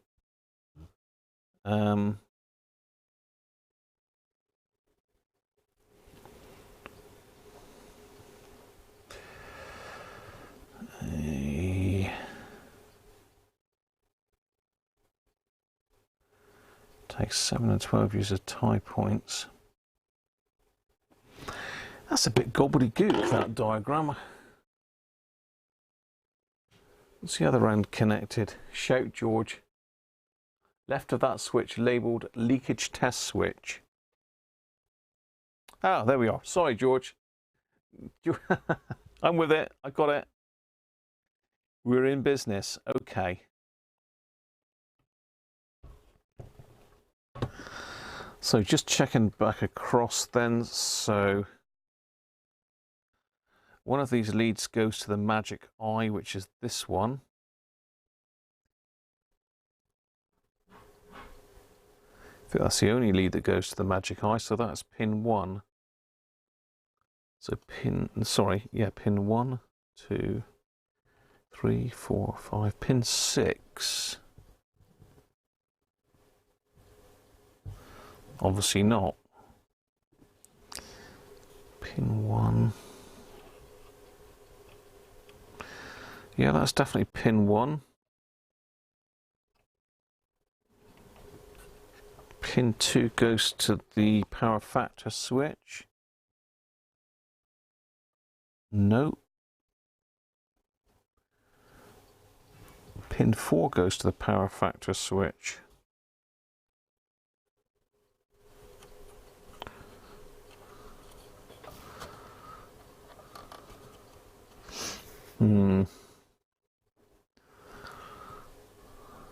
So I've done that 0.1, that one's okay. It's got to be this one here. 1 microfarad going to 0.1 microfarad going to ground, which it is, look. So the other side of that one's going to 220k resistor, which is up on the power factor switch, I think.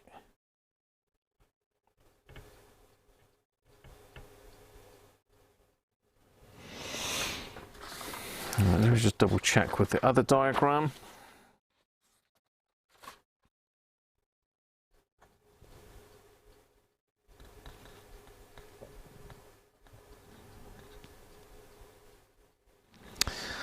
Okay, this diagram is saying it's pin 5.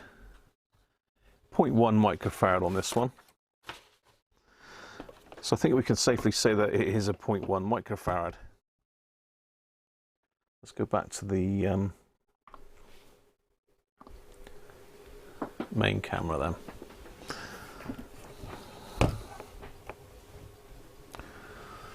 Let's pop that on there for a minute. So yeah, we've got to get this one out. Let's just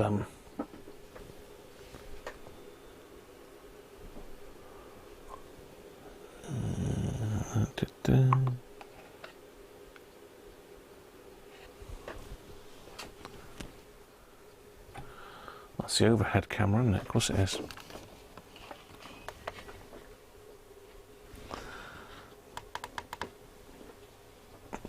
So that's got to be replaced by 0.1, which, if I remember rightly, is at 104. The marking for 0.1. Yeah, 104 I'm looking for. So I should have one of these is a 104, 102, 104.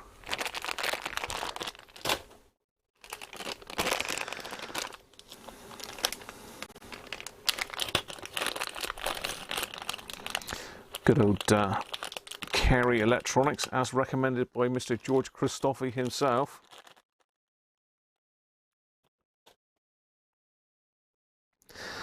Again, it was said last week we don't need to worry about the which is the foil end. It's not audio.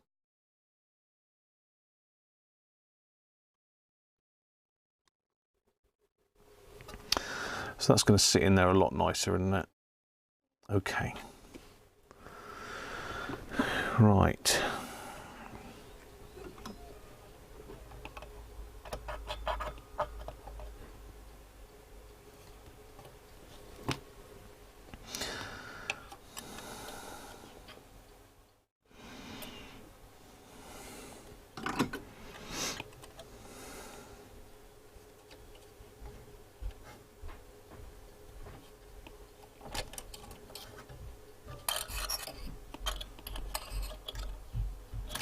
I can't remember whether these actually had a hole in it now, these tags. Yes, it does. Okay, so we'll stick that in a little bit further.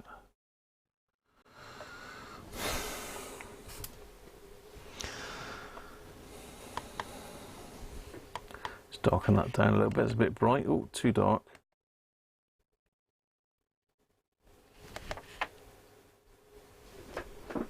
Can you all see that, hopefully? Hey Chris, how are you? A buzzer. Right, let's get the big solder out for this.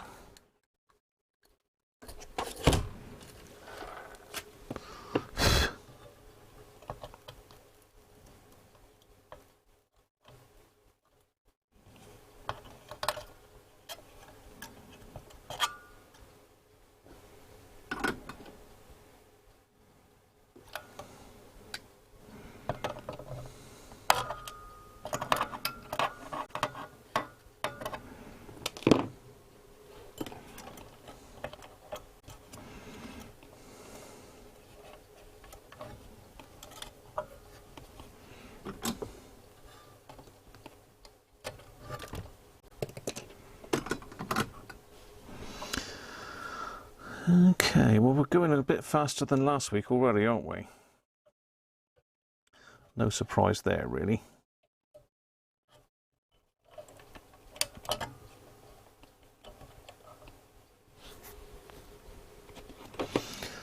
See if we can push that up in a hole there.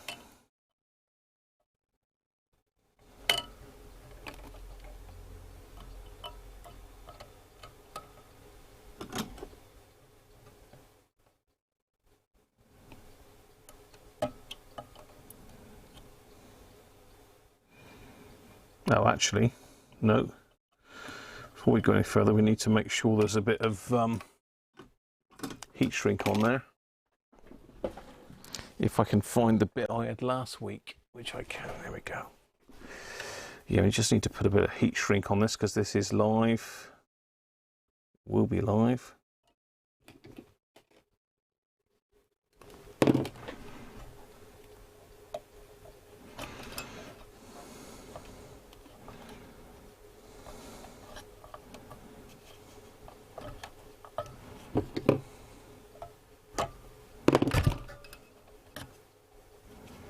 A little bit more.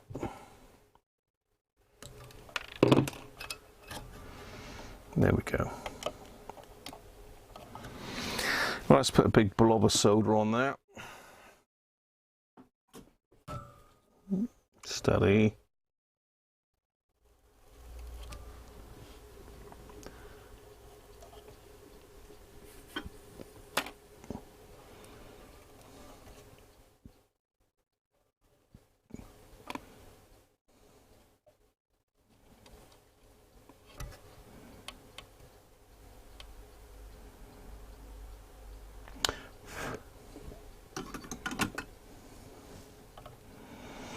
Okay, there we go. Let's just shrink that on a bit so as it looks a bit neater. Here we are. Nice.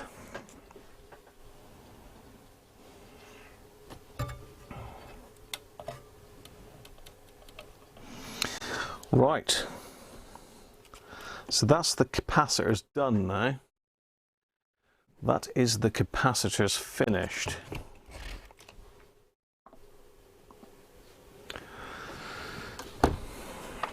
The next thing is going to be the resistors.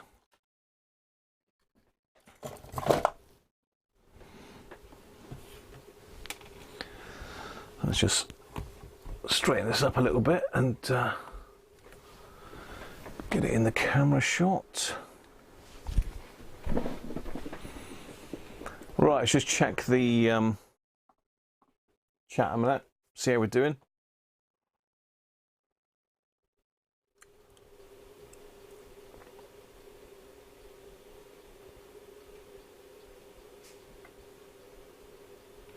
You're going grey every live stream, George. Poor old George. Gets so frustrated. I'm sure George thinks I don't pay attention to what he's saying, but I do try, you know. Kerry Electronics is on AliExpress, I believe, isn't it?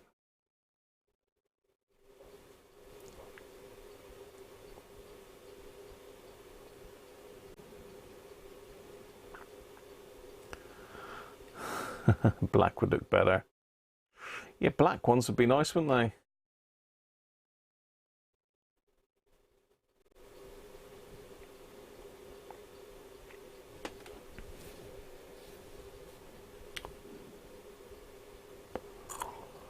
Yeah, I'll say I did get a big box of them, Chris. So I've got various different, I've got every value that I could possibly get. I only got 10 of each because my budget didn't stretch to anything more than that, but still cost a fair bit, but a huge saving on what to buy over here. A huge saving.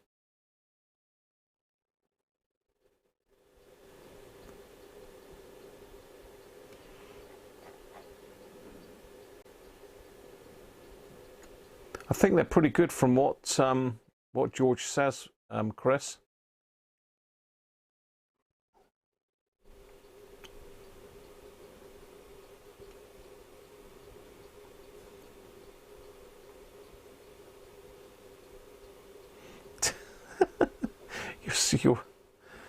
Your socket puppet. Socket puppet? What the hell is a socket puppet, Chris?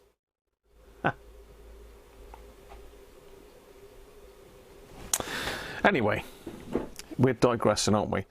So the next thing to do is check the caps, and I think obviously we've got to be really careful with the Magic Eye because that is an expensive tube. In fact, I don't even know if you can get it still, but we've got these resistors here. So it's open-ended sockets, so they should be pretty easy to test. We've got brown, black, green.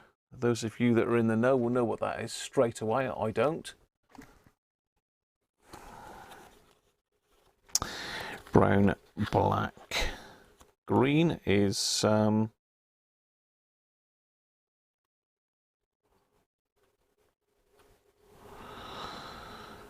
1000K. Is that right? So what, 1 meg then, really?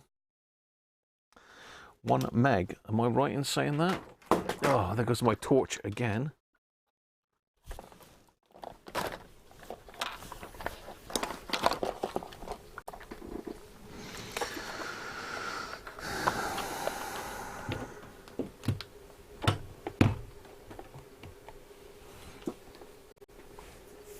Ah, right. Yeah, I was right. Cheers. Catch you later, JMC. 1 meg, 1 meg, 1 meg. Hi, Simon. How are you? So these should be 1 meg. To be fair, 1.09. That ain't far off, is it? And the other one, again, 1 meg. 1.13. What do you reckon? Is that a bit high for a 1 meg?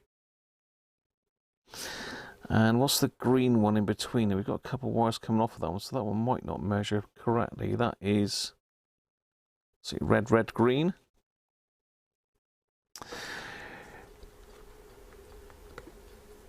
So 2.2 meg. High resistance, these, aren't they? That's nearly 2.6 megs, look. So do you think 2.6 is okay for 2.2 mega ohms?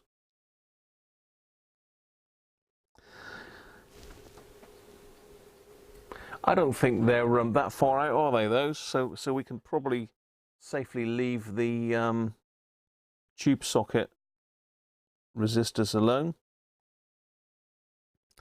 And let's have a look at the power factor resistors then. So we've got brown, black and red.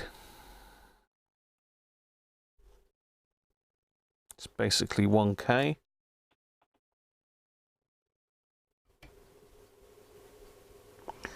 1.2K, gone a bit high.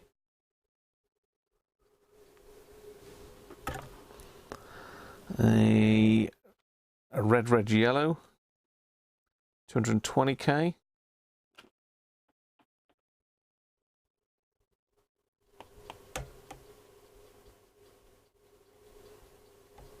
Oh, hang on. That can't be right, can it?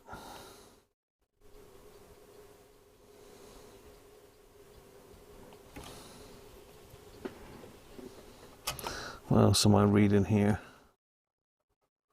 I've got a capacitor there, so am I reading that right? Red, yellow? Should be 220K, but it's reading...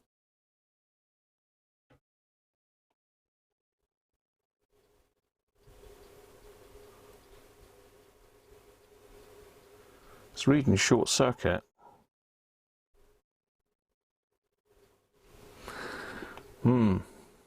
That doesn't seem right.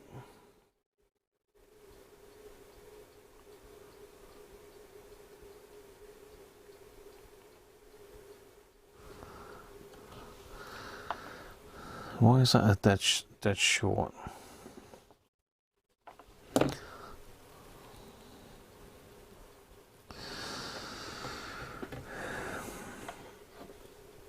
The cap that I'm referring to, the one I'm looking at, I'm a little bit close with the webcam, but it's this one here.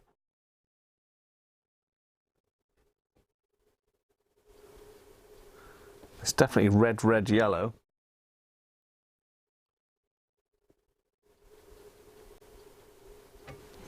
It could well be picking up something from the circuit though, couldn't it? So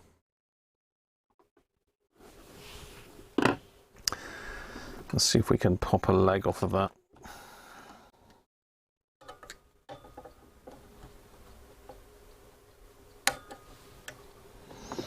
Try it again.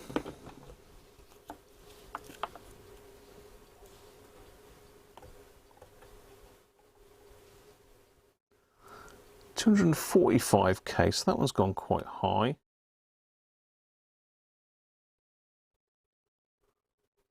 $23K high, is that still in? Would you say that's still in tolerance, or should I just change it now, snip the thing off anyway?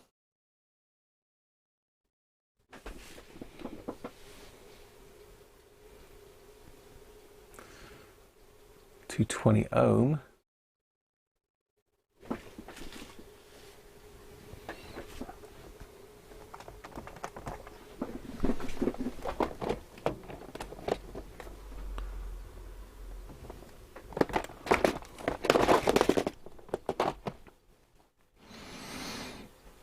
What's the bet? I'm not going to have a 220K.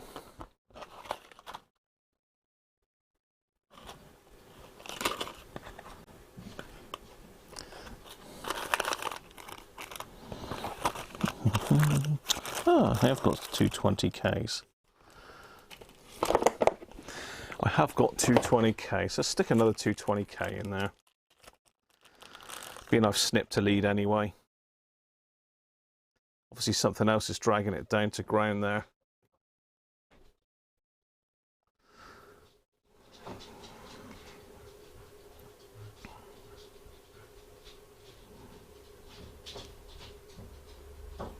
Oh, let's go and walk about.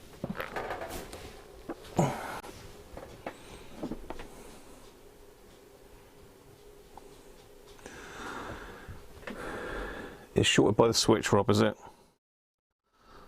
Thank you for that.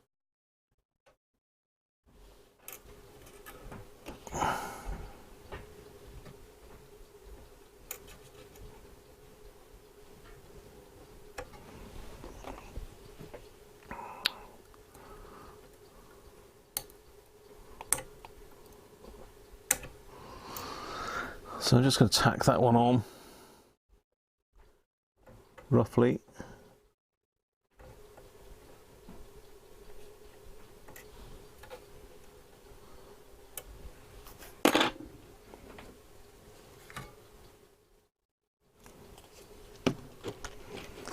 With the big solder.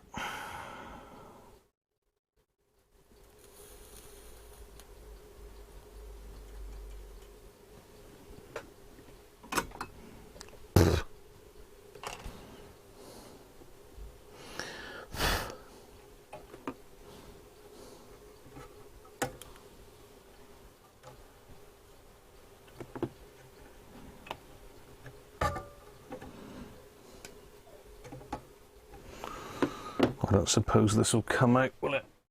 It might do, you never know. Excuse me, I've got my head in the way. Let's get in the forceps.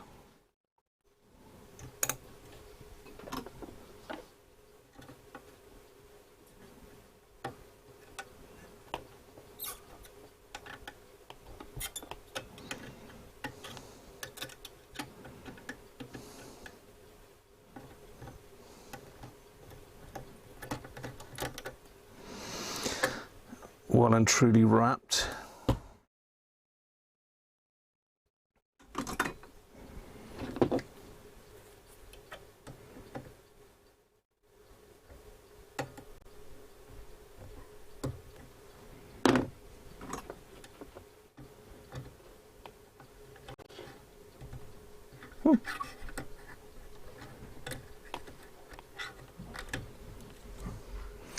Got it, monster.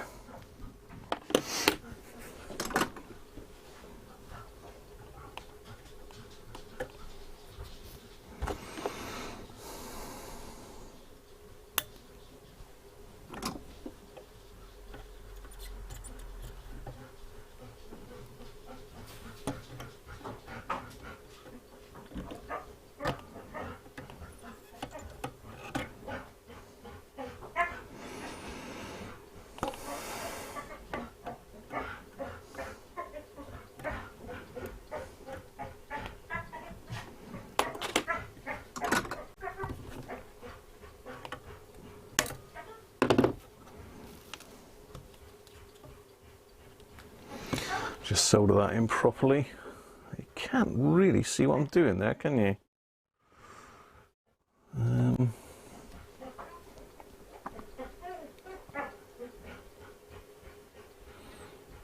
No, you can't really see what I'm doing there. Apologies for that. So I'm just doing this resistor just here on the power factor switch. It's not a million miles out, but I snipped it anyway to test it, so might as well pop another one in while I'm there. Right, this one next then. What is that? It looks like yellow.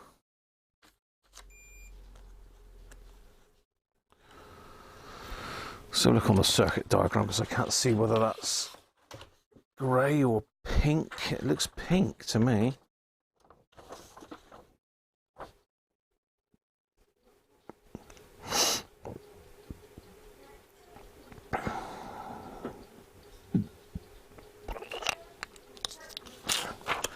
That looks pink to me. It looks like... Let me get my glasses things on.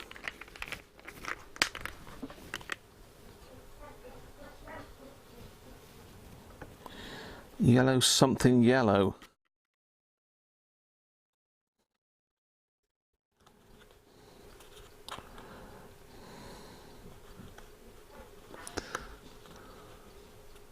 $470K, I reckon that is.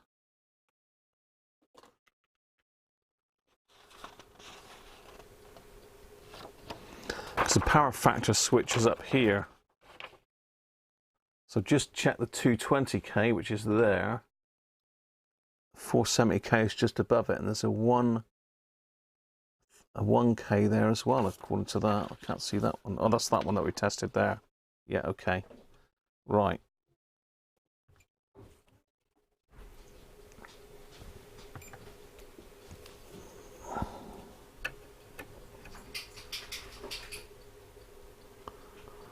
Okay, so that's reading 43, so let's snip that one as well.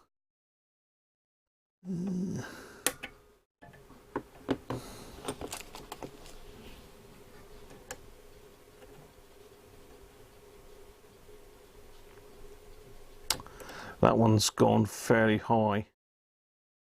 575k. It's 0.575. Yeah, 575's too high.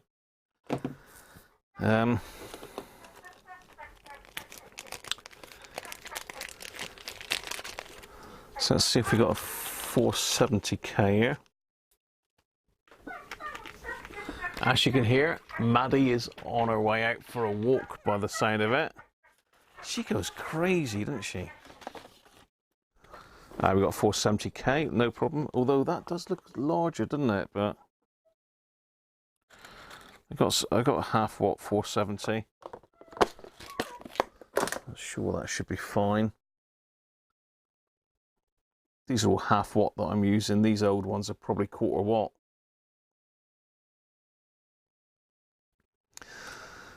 So, apologies, I'm not looking at the text at the moment, so if you're shouting, George, I can't see you. Let's see if this is wire wrapped to hell again.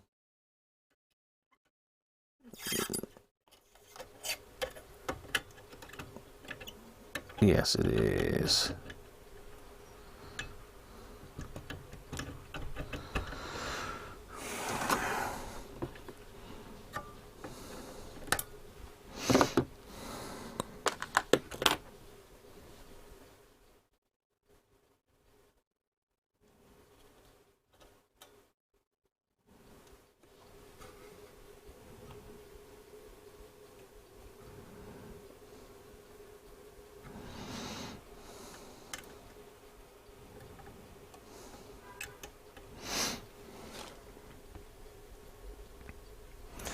Where's my sucky sucker gone?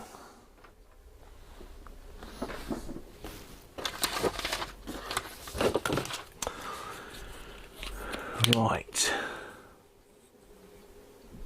Cats. George is staying quiet.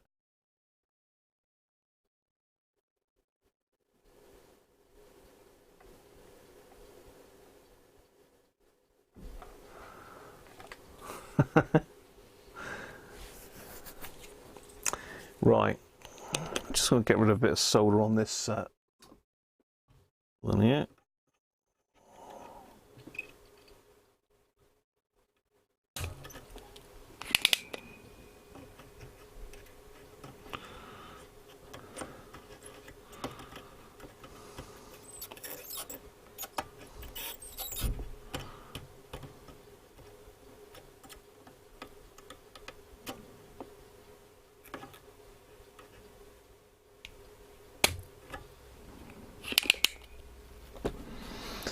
Trying to see if I can actually get that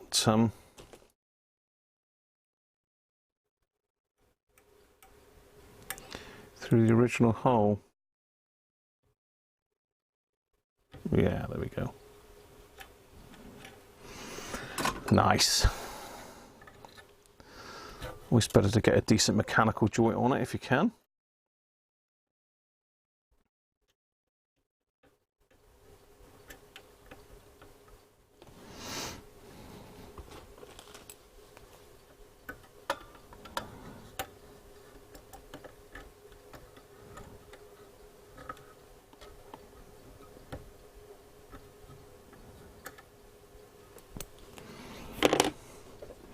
But I'm not wrapping these.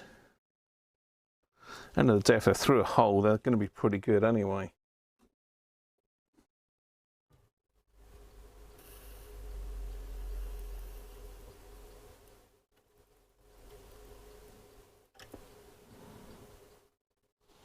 Let's wait for that one to go off.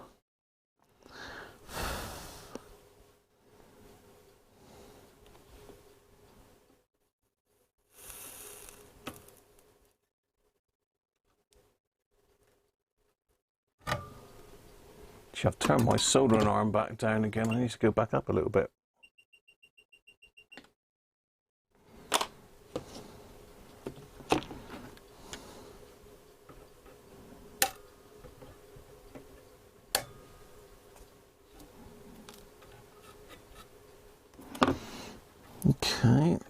Still connected. Good. Looking good. So that's that bit done. So I think we said that one's okay. We've got the ones on the back of the Magic Eye are okay. Everything's insulated there. That Plessy we're going to keep in.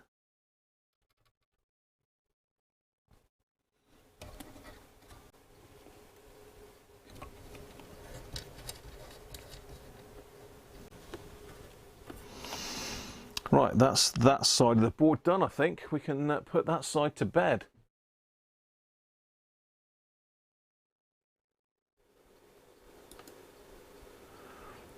You're going to cock up, George, are you?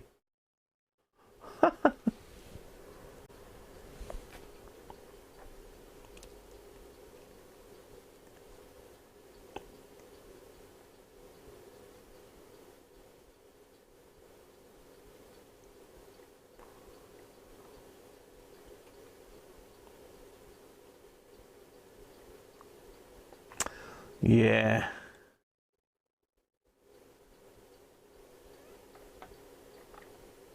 Right.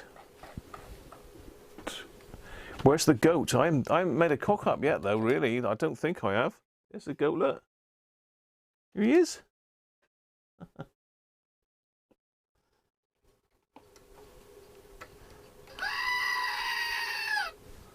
He's looking at me angrily.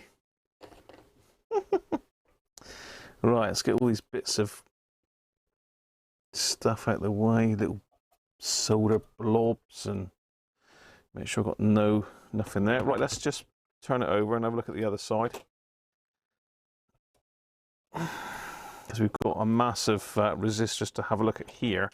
And this is the crucial part, really, which is this is the leakage test and everything on this one.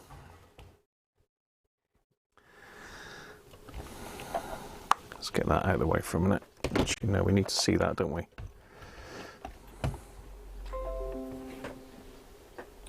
Oh, there goes George's latest video. Be sure to click on that, people, and have a look. George is playing with a Hacker Hunter as donated by Sean, formerly of the Man Cave Workshop. Okay, now these are obviously all tied in everywhere. Yeah, there's a right old mess of resistors here.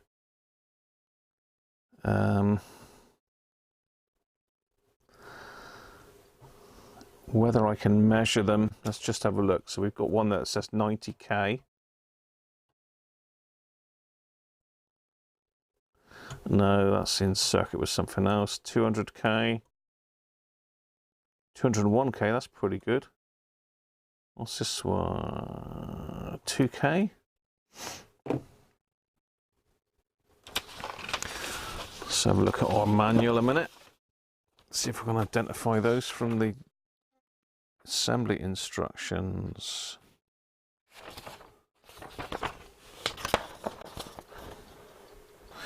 Yeah, 2k, 200k, and 90k. So 2k and 200, 90k is probably because it's in circuit with something. Let's just measure that again.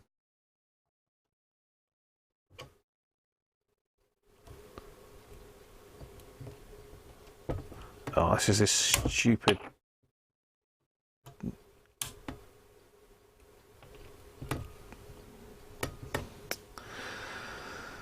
Yeah, I don't know what to do about this knob. I'm going to have to find another knob to put on it before I can test it, really. Right, I'm going to have to snip a leg on that one, just to make 100% sure he's okay. Don't really want to snip that, actually, because it's going to be... No, I can snip that end there. Should be able to snip that. Okay. Just there. Just check that one. 90k is an unusual size, really, isn't it?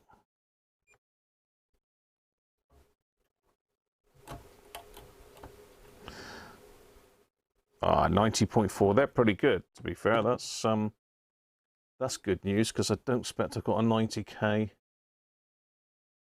resistor in here. I might have, I've got some random stuff in here, but just get that out of the way a second.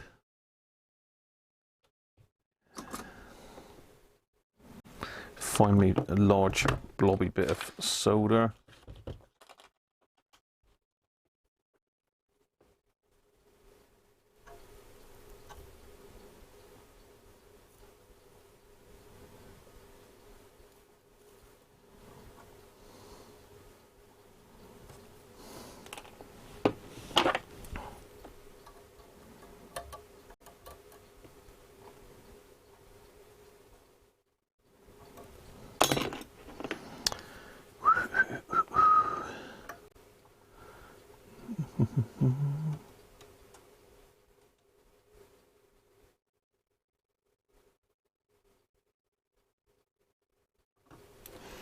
There we go. So those three are good, which I didn't. These are big wire wound resistors, so I didn't expect those to be too bad. To be fair, unlikely, but you never know.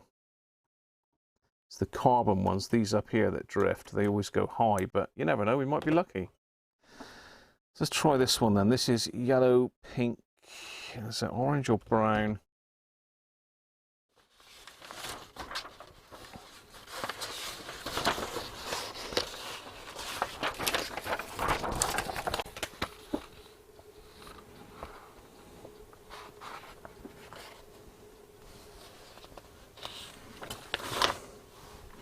I don't think these are going to be a problem, are they? 200 volts, LEM, caps.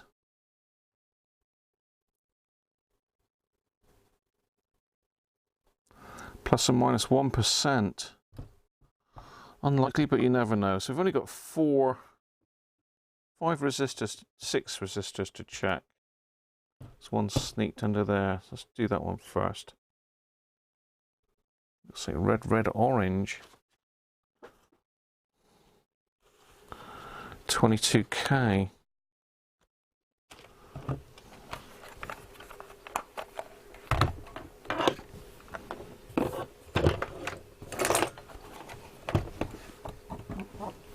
Let's get rid of me a minute.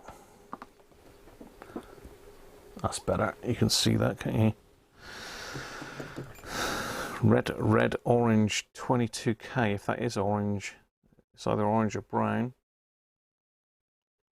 24k, 2k out, probably not massive amount of difference.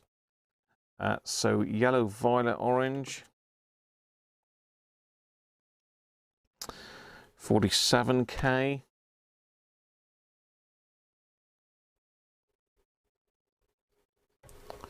Let's get a decent connection there.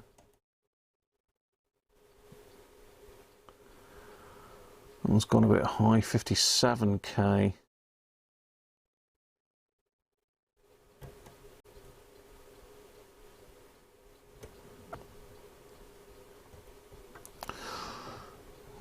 So get a good connection there. That's all over the shop. What's going on with that then? Got a steady reading there just now. So it's around about 58k, should be 47, so that one's probably a bit out. Let's try this next one, red, red, orange. That's the same again, and at 22k.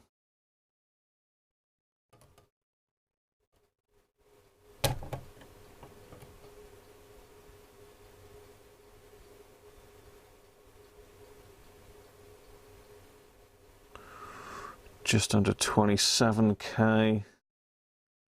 We've got another red, red, orange, another 22k.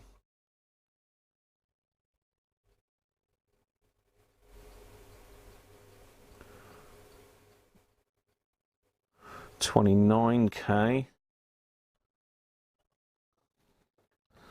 That looks like a grey, red, red.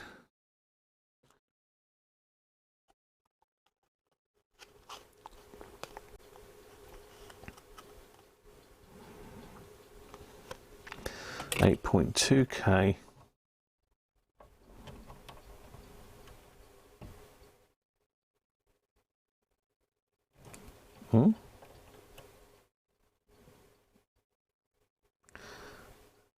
8.7, so that was not far off. And the last one is a red, which I think is 2.2K, isn't it?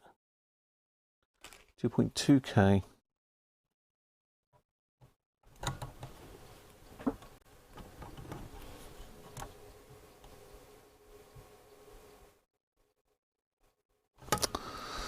Hang on, let's have a look.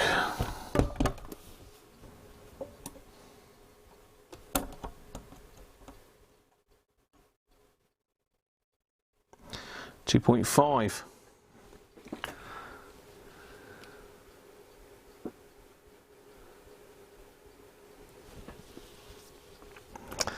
I think they're all right, the rest of them. There's one there that's a bit high, isn't there?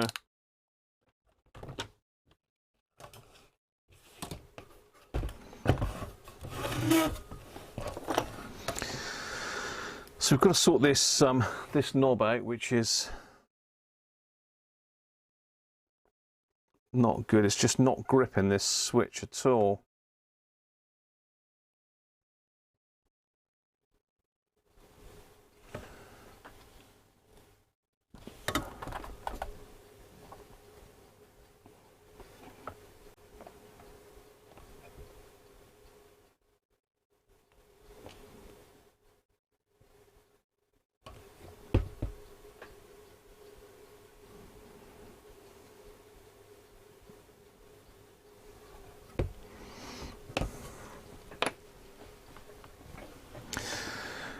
I don't really want to get my hands in there. I need to find another knob to put on that, really.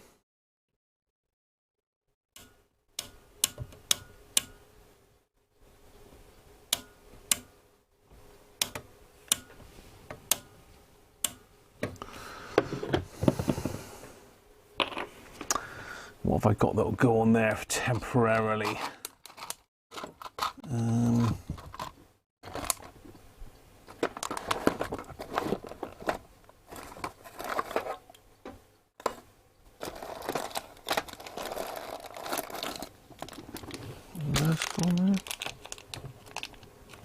Ah, look at that.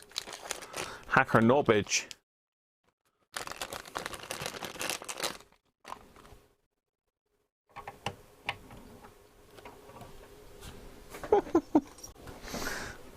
A brand new white Hacker Packalit knob.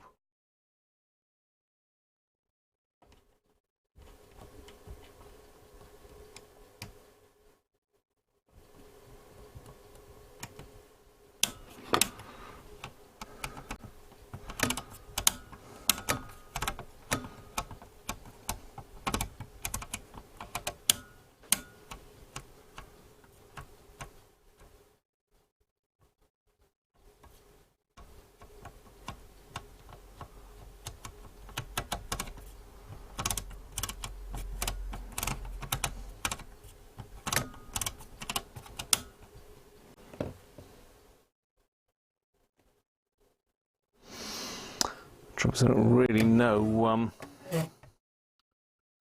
what position is what, do I?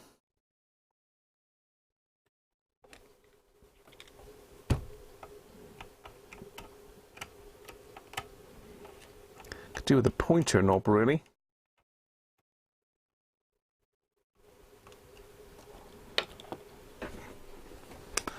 Mole grips.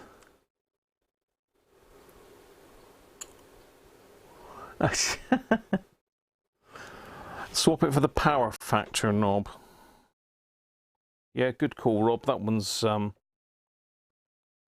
these are all rusty, so I take it these have been stuck in a shed somewhere.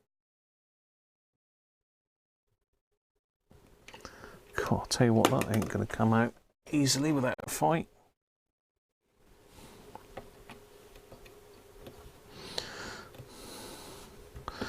So just swapping it for the power factor knob, as this one doesn't need a lot to turn it at all, really. Well, that needs considerable strength to turn it around. So what I plan to do with this in the long term is I'm going to put some epoxy putty in it. So I think that's the AC off position there.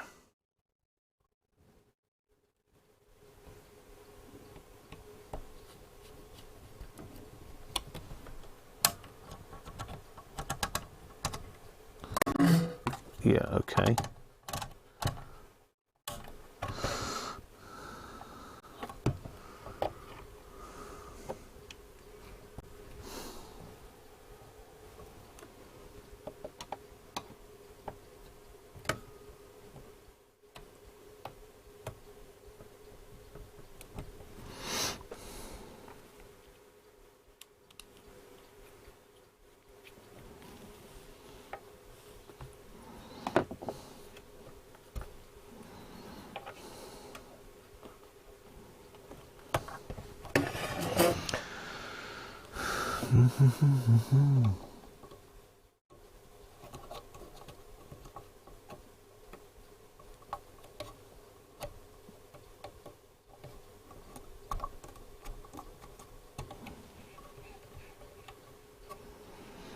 Still turning around that one.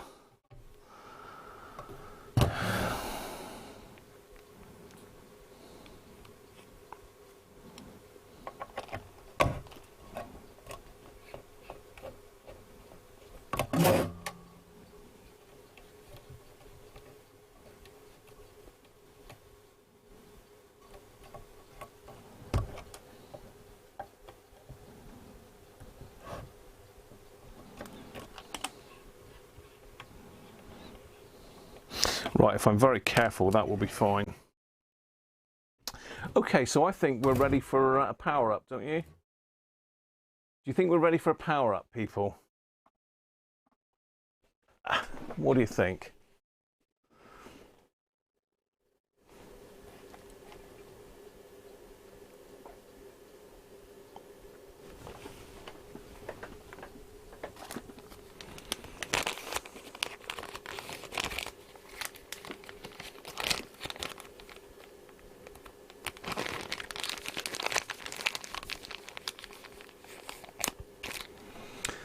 What's Mike on about then? What's Mike got?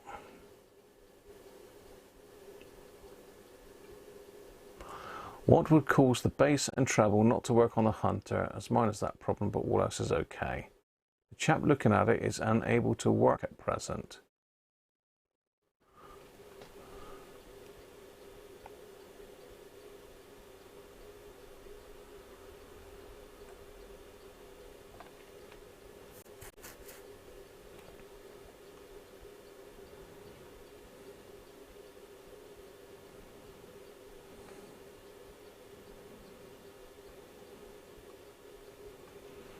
Welcome back, Andy. So I'm just catching up on the chat at the moment.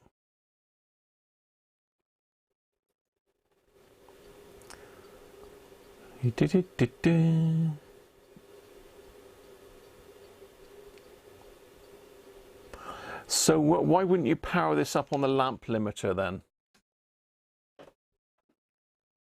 I would have thought you would.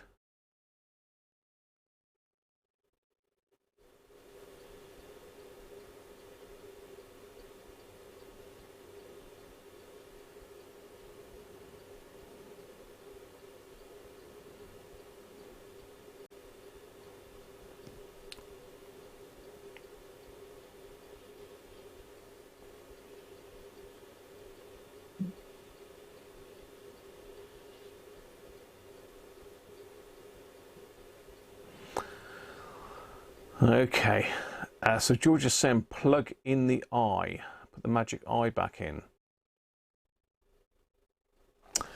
So put the magic eye back in and use the lamp limiter. Good call, Simon. Gotta love a magic eye, haven't you?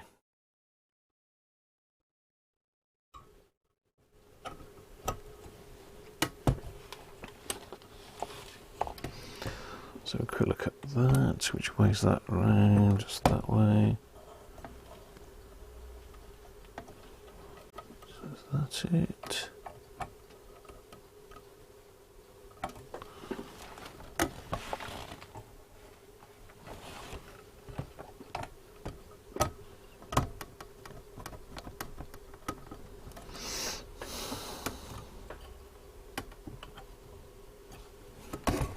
I definitely think we need to use the lamp limiter.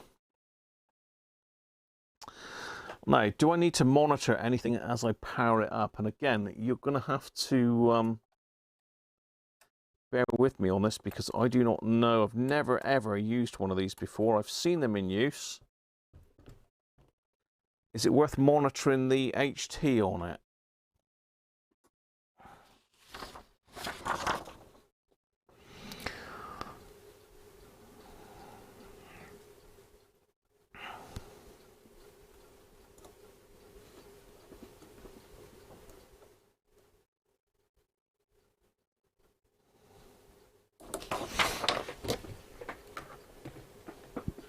Test the transformer primary winding for shorts. Okay. Let's get back to the transformer then. So...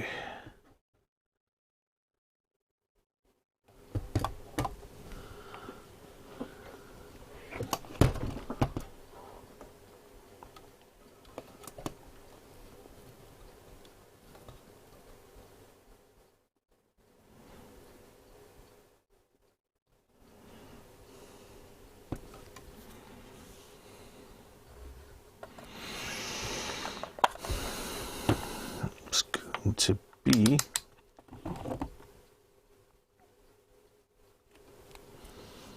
obviously that's got to be one side of it prior to the thing, and the other one is the red lead there. So the transformer is showing open circuit,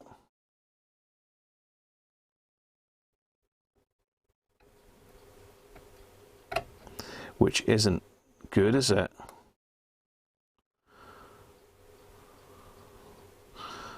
That's the red and orange leads.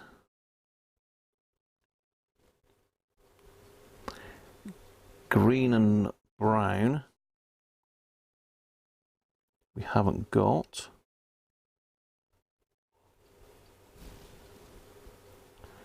Yellow and yellow go up to the magic eye.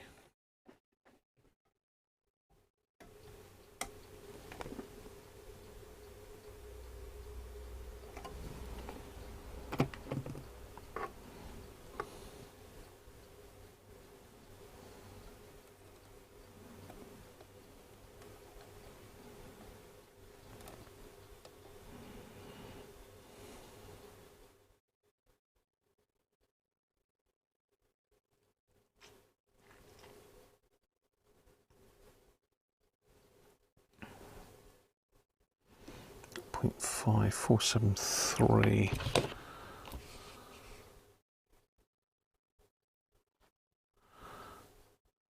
Hang on, I'm on the secondary, aren't I? Black and black is the primary, these two.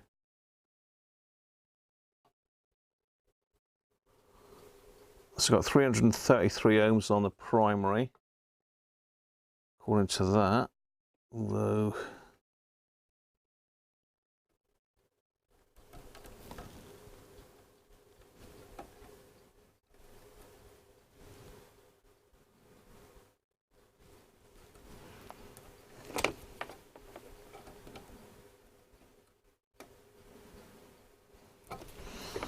I'm probably going to have that actually on, am I?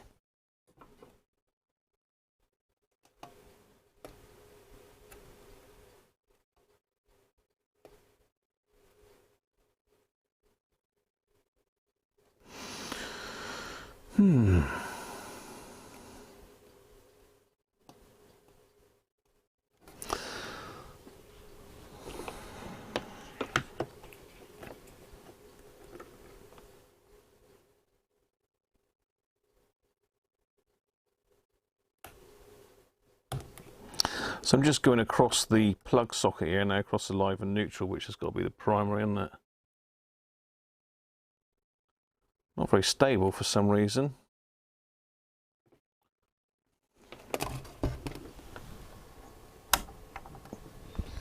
Turn that off again.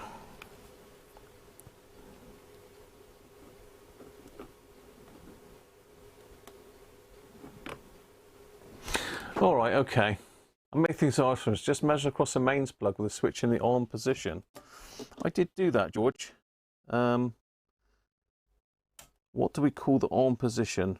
Any of them? Resistance?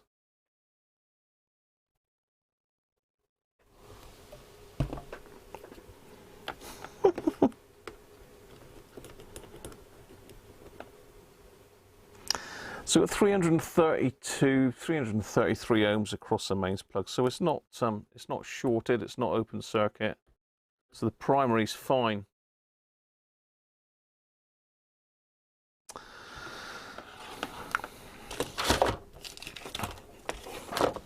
Let's clear the bench up a little bit, and I'm going to get the lamp limiter in, and we're going to fire it up. Fire in the hole.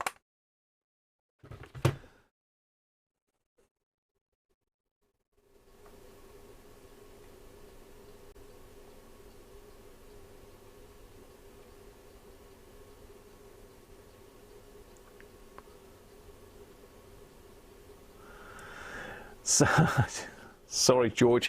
George was shouting at me that the test instructions are in the end of the manual, basically. Circuit description in case of difficulty, service warranty. Initial test.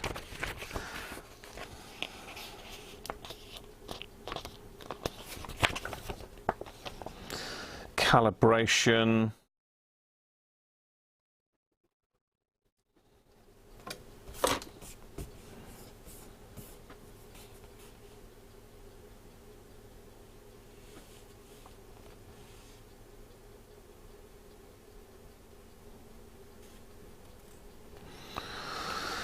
So there's a section on calibration there, basically, that that needs, was saying it needs a 200K precision calibrating resistor.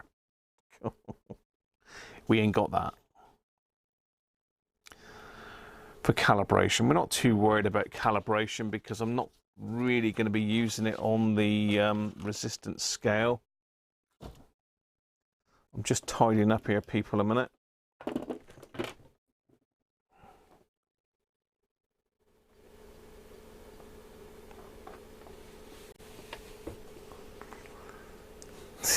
Anything that isn't off is on, George. That makes sense, mate.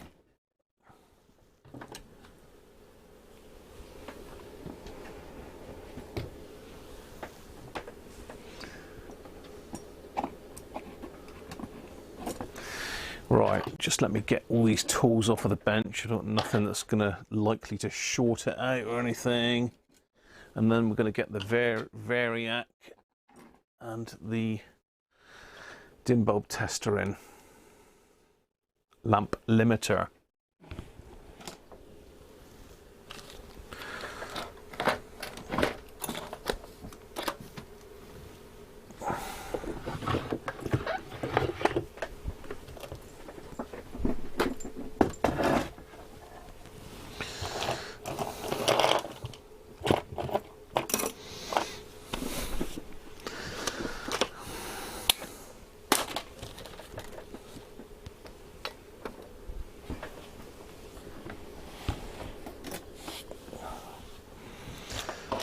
$220K.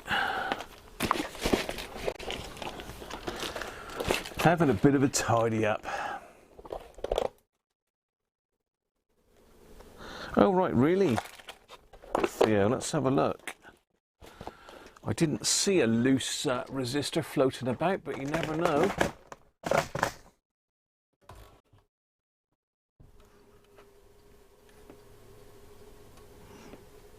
It would have made good sense to do that, wouldn't it, really? But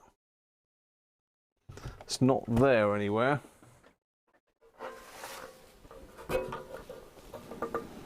And it's not inside there. So no, sadly that's long gone. I take it it's just a, is it a high wattage resistor, Theo, or is it just a normal, like 1% resistor?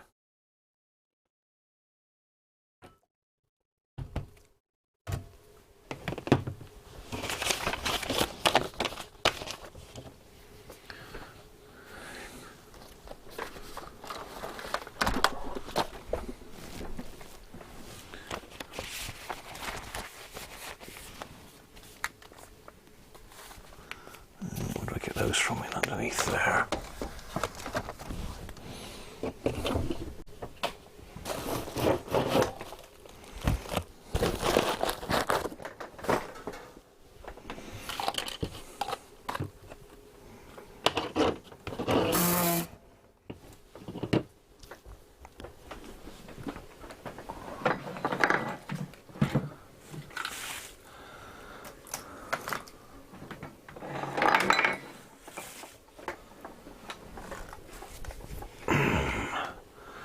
Lamp limiter complete with 40-watt bulb.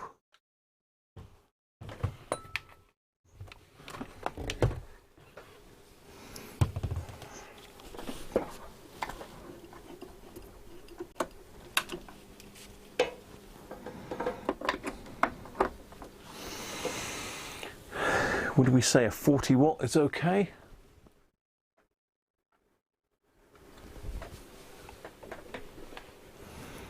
Let's put me somewhere else a minute.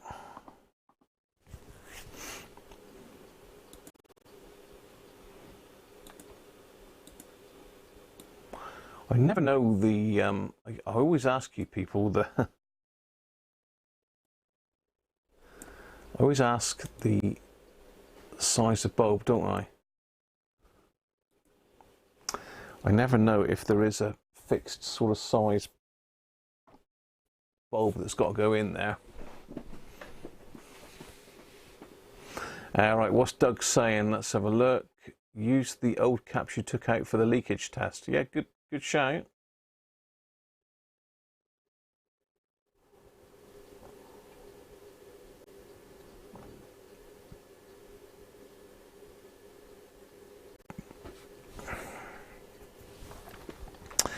The main switch, I assume, is this one. This is in the on position, yes, if that's what the question was, Andrew. That's going to plug into there. Switching that to lamp. And that's powered on. I'm at 0 at the moment on the, what should we call it? Oh, careful, crushing all the radios here.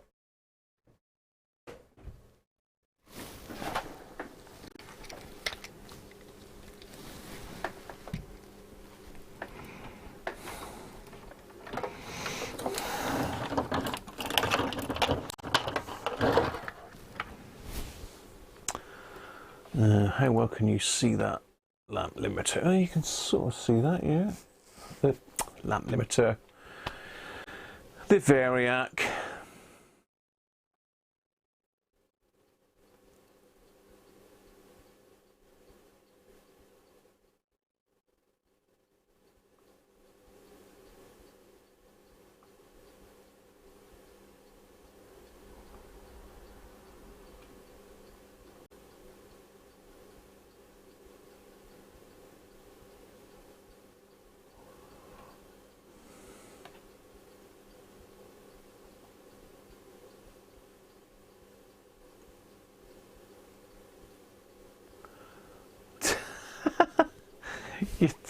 You're not keen on this shirt? Oh, it's shocking, isn't it? Just tell me if you can see that. Can you see that on your screens? The actual it's not particularly big, is it? But I don't think I can get you in any closer than that. That's about as good as it gets.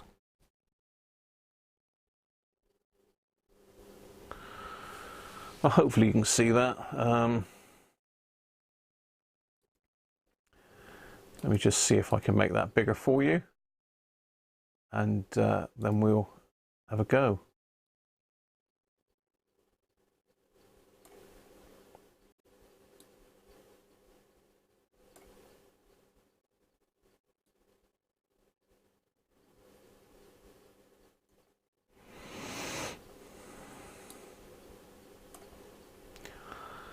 We're getting there. Whoa, wrong one, wrong button, Graham.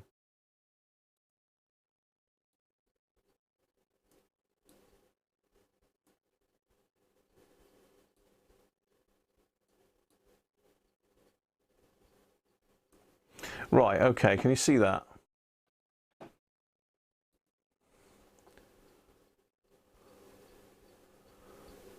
It's gone too big now, hasn't it?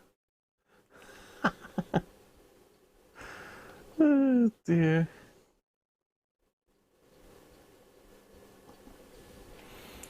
Ah, well, you can see it anyway.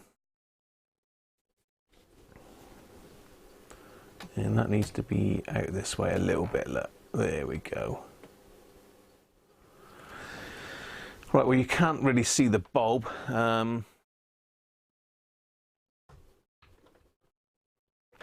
But anyway, I'm on the resistance scale at the moment. Well, I see, yeah, I'm on the resistance. It said cap test, leakage test, I don't know. So I'm in the R position at the moment, which should be on. So I'm looking for this magic eye. Let's turn the light off. Hopefully you can see everything there. So I think we can start winding it up, can't we?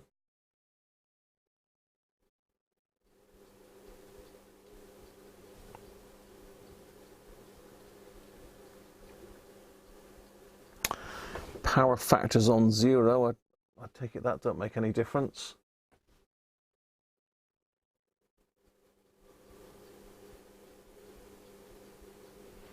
Well, I've got a 40-watt bulb in there at the moment, George.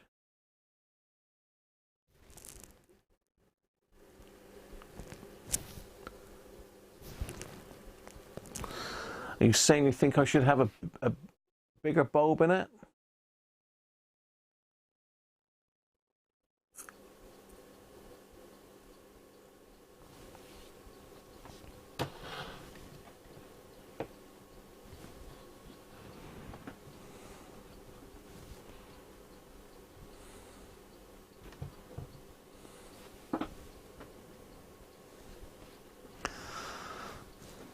I'm sat there at 140 volts, nothing yet.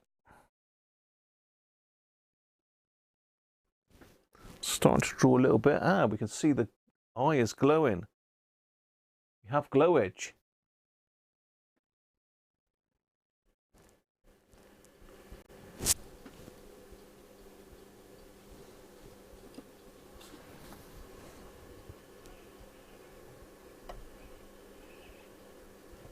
Ooh.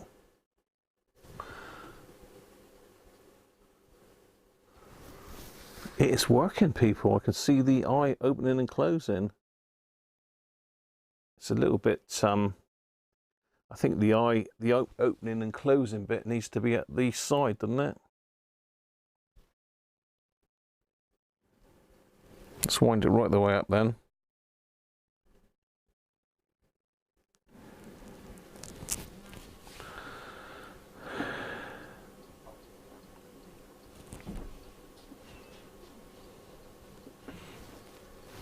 So I think we can safely bypass it, can't we?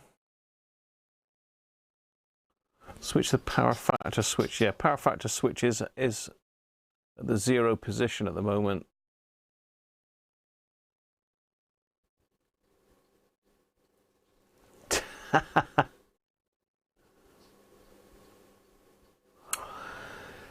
So I think we can safely switch it across to bypass now, can't we?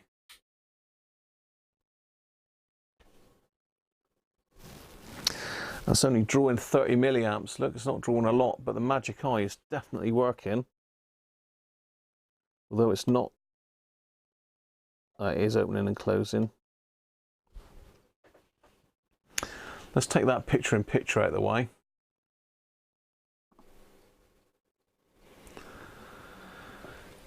Zoom you in, see if I can get you in on the magic eye situation.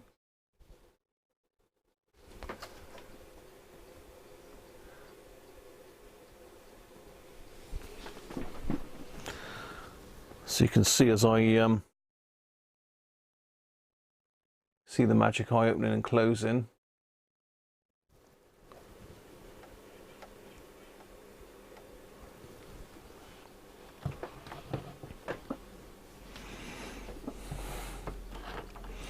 Just pop that in behind.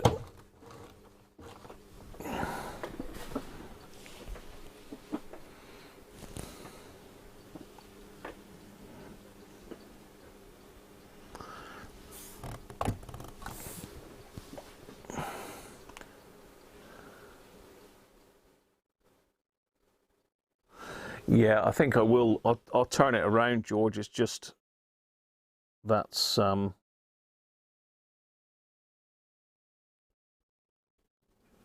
it's working great actually. Now we need to test it, don't we?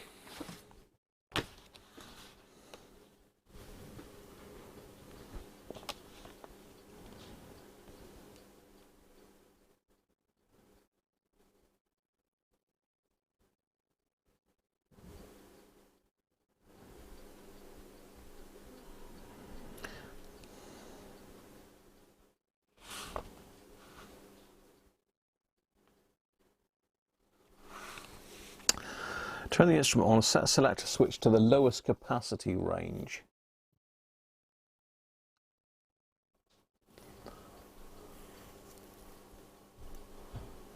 Cap test. That's there. 0.0001.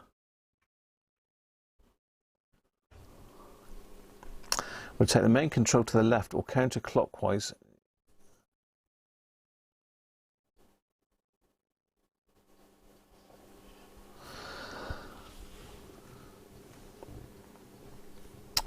So it says rotate the main control to the left or anti-clockwise.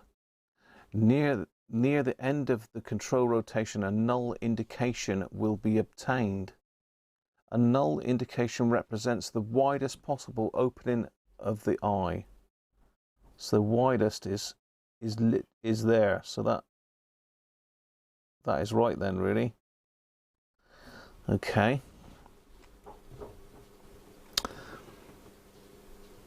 The widest possible opening or maximum shadow angle and indicates the circuit is in balance. The panel reading of this null indication is usually a small value in the order of 5 to 30 mmFD, which I think is picofarads, isn't it? What it is, it's about there.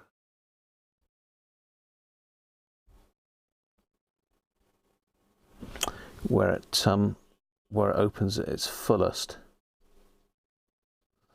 About there. Let's turn the light back on because I've just had that on so you could see the eye really.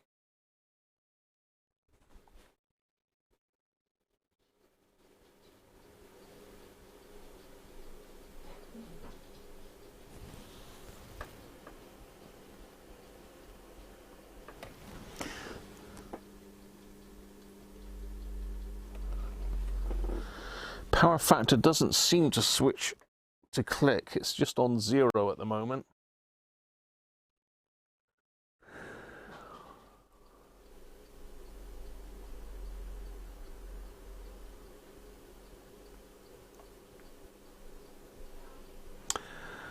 Oh, it's nanofarads. I thought microfarad was picofarads, George.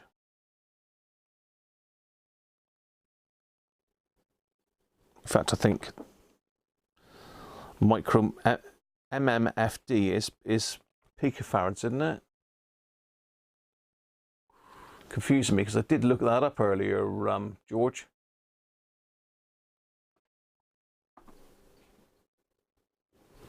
I did look that up earlier, and I'm sure mmFD is picofarads, but I might be wrong. I probably am wrong. Okay, so I'm just going through the initial test, what it's saying to do here.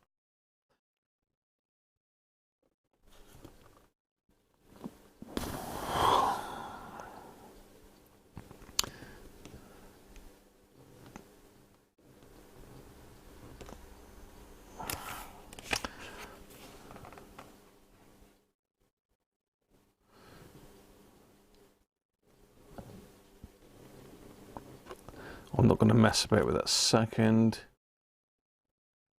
It's on about changing the AC connector from H3 to H1. I'm not worried about minimum capacity really.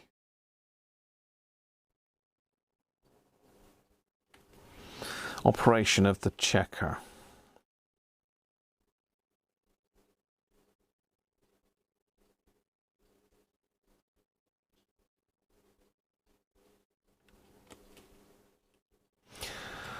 So we can check a resistor if I can find one. I need to find a couple clip leads. Let's just pop that into the off position. Should that go out in the off position then? Ah, there we are. Wasn't quite off. Just pop that out. We've got capacitance knocking about in there now as well, so I'm not going to mess about, but I will turn that magic eye around at some stage. I'm not going to grab out of it now because it could well have power on it still. I think my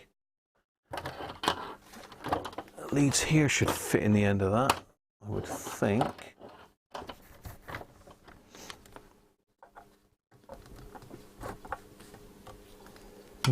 No. That won't fit in there. That will.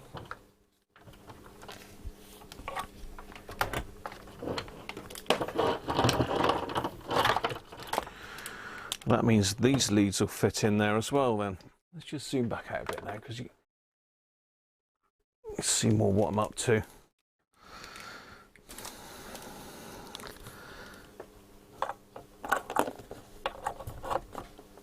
So we've got a resistance test that we can do. Let's have a look at that then.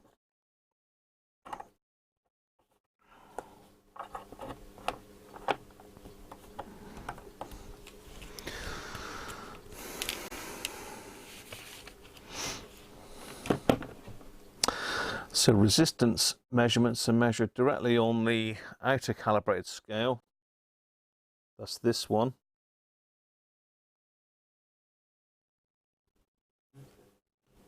When the selector switch is in the R position. The switch at R100 is merely necessary to add 2 zeros to the resistance measurement obtained.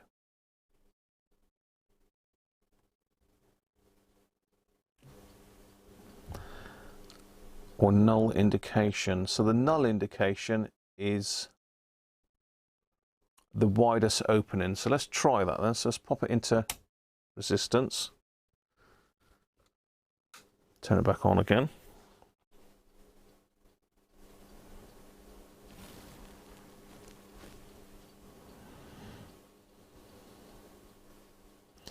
Wait for I to warm back up, which it is.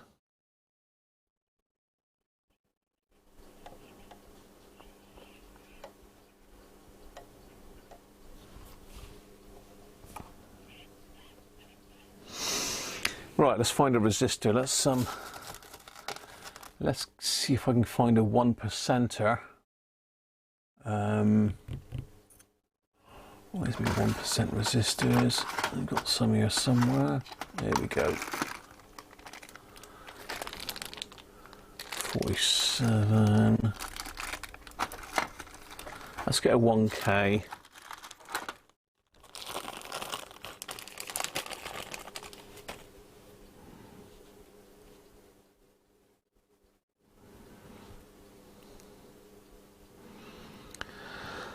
So do I need to turn this off each time to test?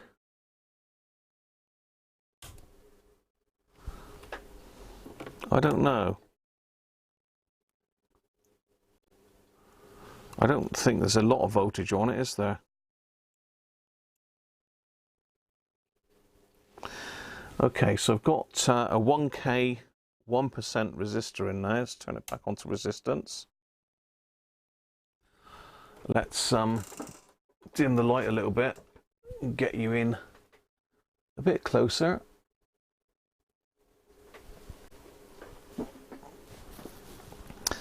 So this should be around here.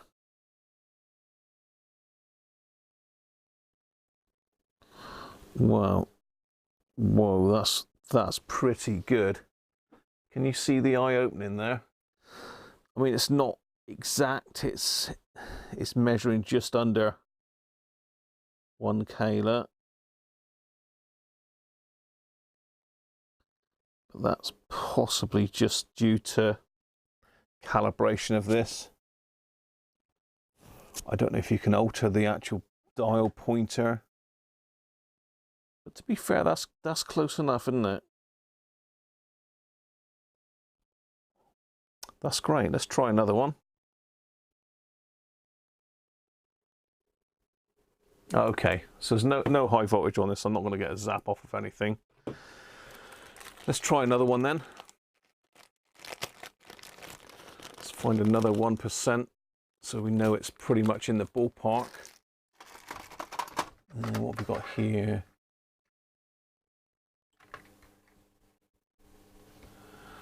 Okay, this is a 470, it says, according to this.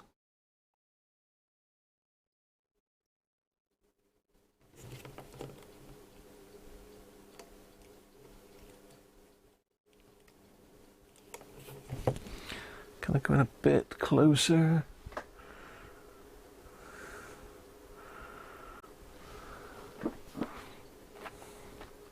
Okay, yeah, that's better. So 470 should be down here somewhere. That's 500, so it should, the eye should open. There he goes. Oh, so 1, 2, 3, 4. Yeah, it's reading slightly low. It is reading slightly low.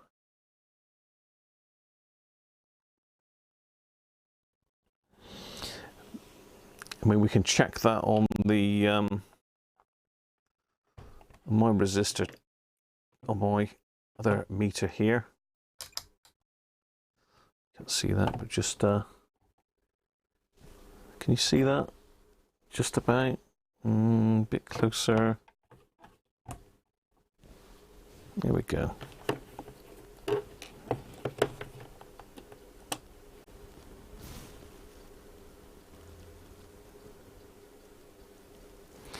So it's 468k. Oh, hang on. Oh, hang on. No, what am I on at? 0.468k. So it's just a fraction under 470.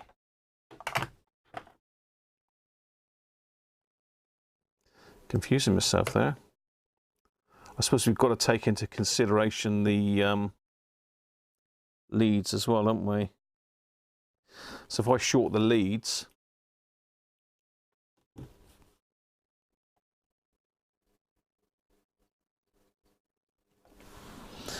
yeah, so the leads, it's difficult to say with this, but I take it off of that and check the leads on my meter.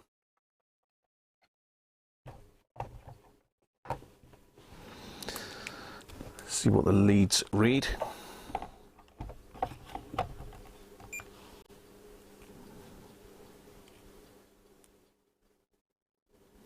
So the leads are reading 3.2 ohms.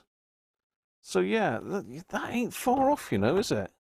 That is not far off.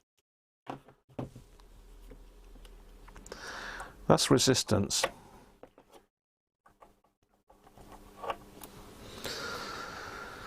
Let's just check that again. What's Theo shouting?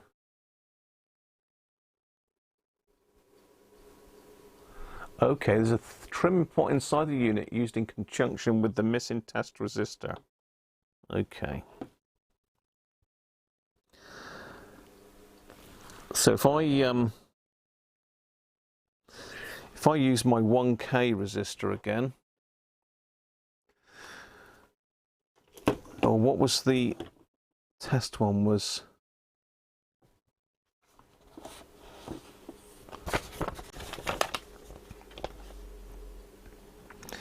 $200K. Have I got 200K?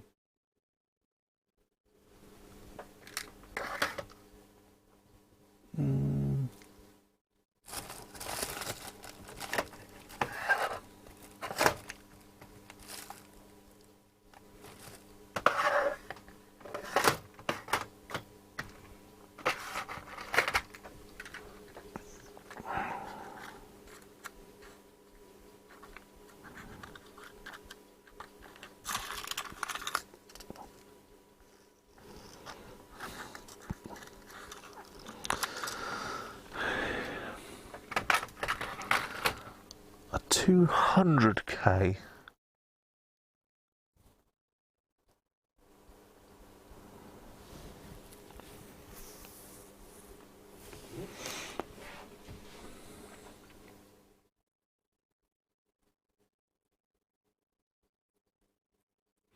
I mean, we can do it with a 1k, can't we? But it does say 200k, doesn't it? That's a big old resistor, that is.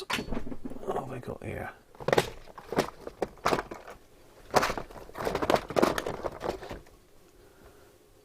$68, $80, 470k, 82k.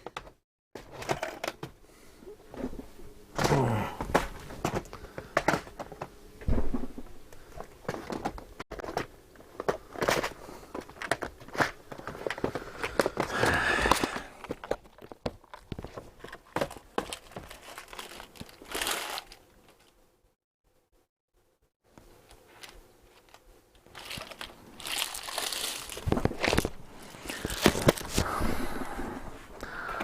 Just having a look to see if I've got anything close to that. No. I got 220k, but that's, I don't know the...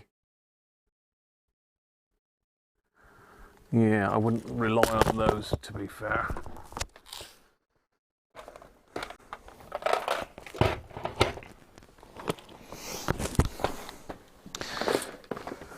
Just going to quickly have a look through.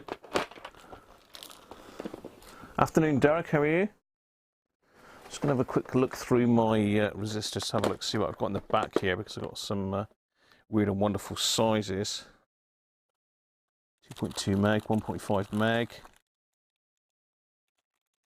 I got 100k.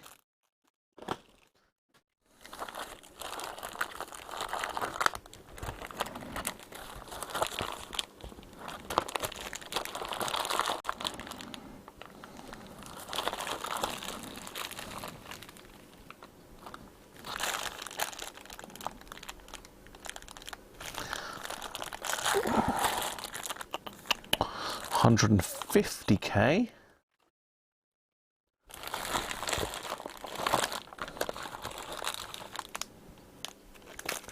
$150k. 330k. 510k. 2k.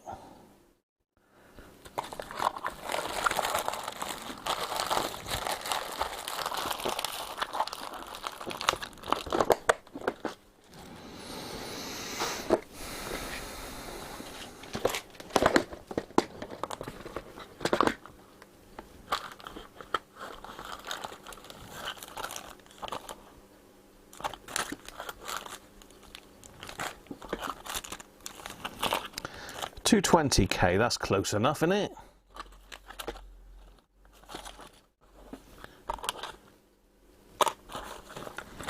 $220k, that is close enough.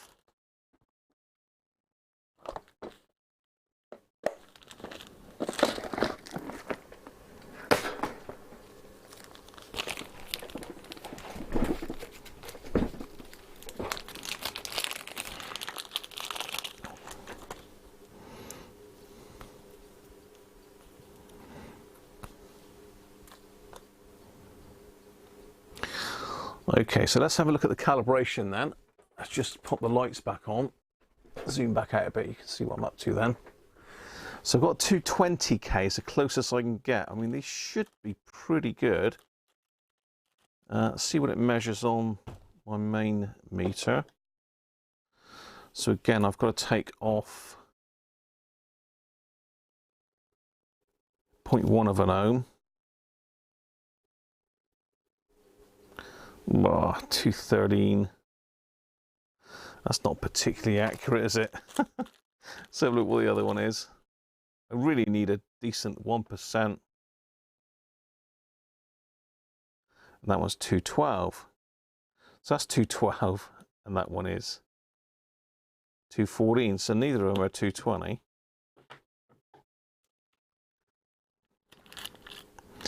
So actually, what if we know that one is 214? 213.8.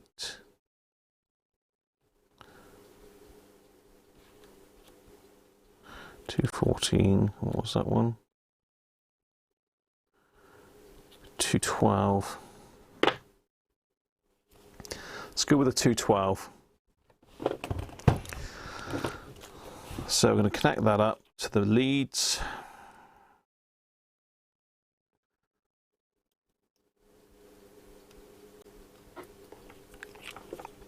We'll get onto capacitors in a minute. Let's get the resistor range calibrated first, if we can, or roughly calibrated. Clip 200k as a kit. So we said this was 212.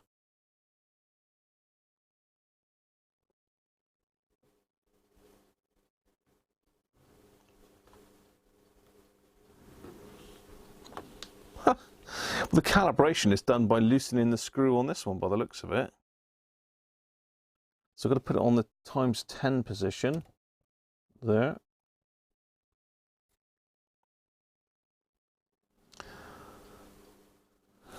So it should be up here somewhere.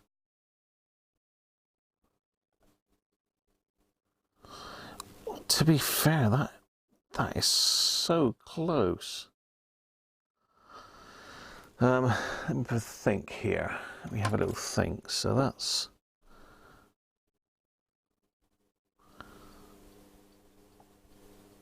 200k. 300, so 210, so it's a fraction out. It should be about there. So to calibrate it, you've got to loosen the screw, which is here, for a fraction.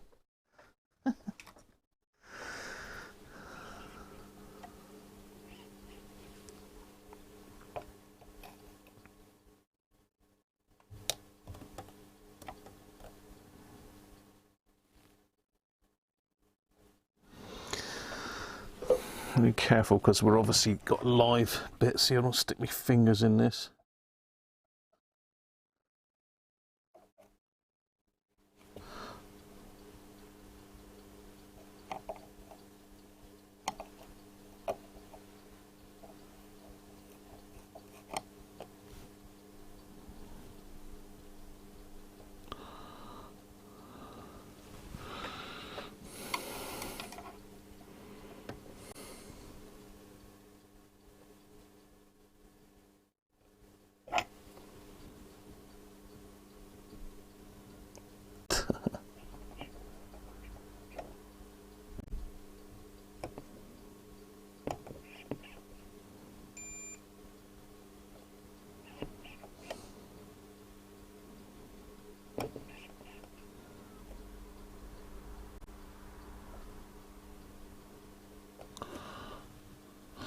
Well, that's bang on 210 at the moment. We did say that was 212, but what I forgot is we've got to compensate for the leads. But then if I'm using these leads anyway, then that, I reckon that's good enough. Just turn it a fraction more.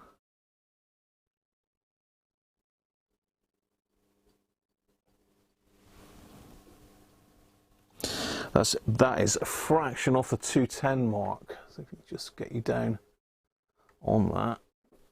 Let's get rid of my picture. So you can see that's a fraction off of the 210. You can't really see that because of the error, but if you look at the magic eye as well, turn this light back off. So now you see when I hit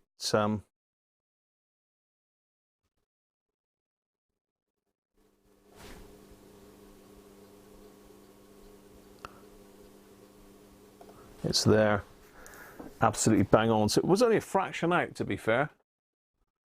Only a fraction out. So you calibrate it by loosening that screw.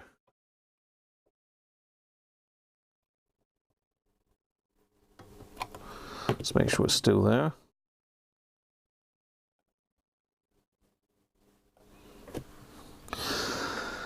Okay, let's go back to the R times 1.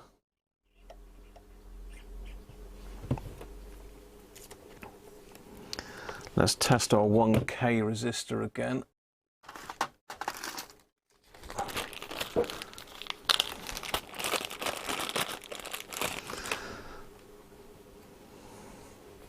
Let's check it with a main meter a minute.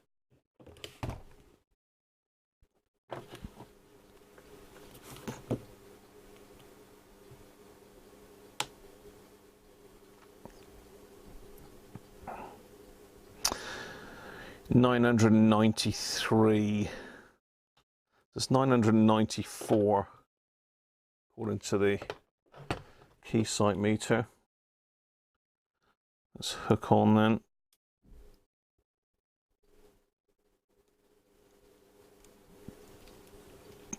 It's quite thin leads on these resistors. Time for a snack yet? Eat now. Let's go in a bit closer again. Let's pop the light off. So we're looking for a null around here. So hopefully now. Wow, what about that? What about that? That is absolutely bang on the resistance scale now.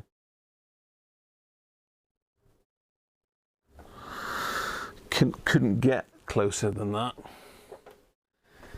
So you're right in a bit closer. I mean, you're looking at it at slightly the wrong angle, but that is, if I can get you at the right angle, bang on 1K. So that is working perfectly. Calibration done. Okay, so let's find out how to test a capacitor now with it, and we've got some horrible ones to test, as we know.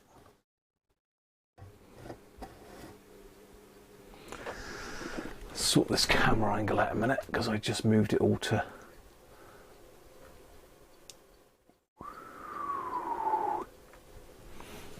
Okay, so I got some crisps here I can eat a minute quickly.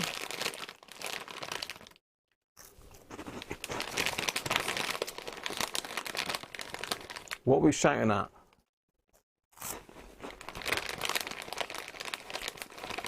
What's Simon saying? Use a pot on the DVM set to 200k. Good shout, Simon, but sadly I missed that. Are you happy that I've done that?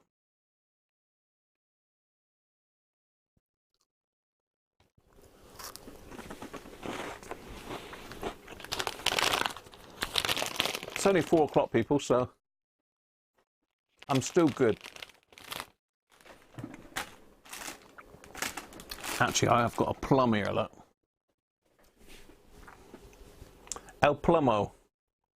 So I'm going to get that down my neck while I catch up with the chat. So I think we're okay with... Hi Bjorn, how are you?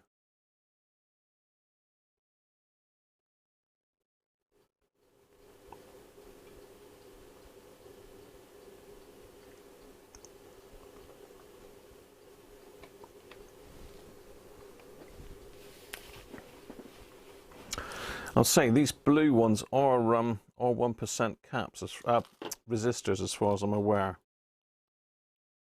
They've got a brown band on them. I'm pretty sure that's 1%.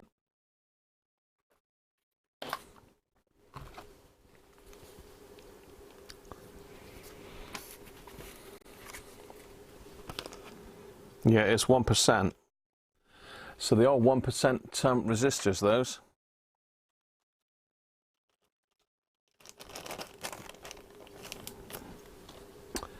$1. I only bought 1% because, to be fair, they were the same price as other ones, so anyway.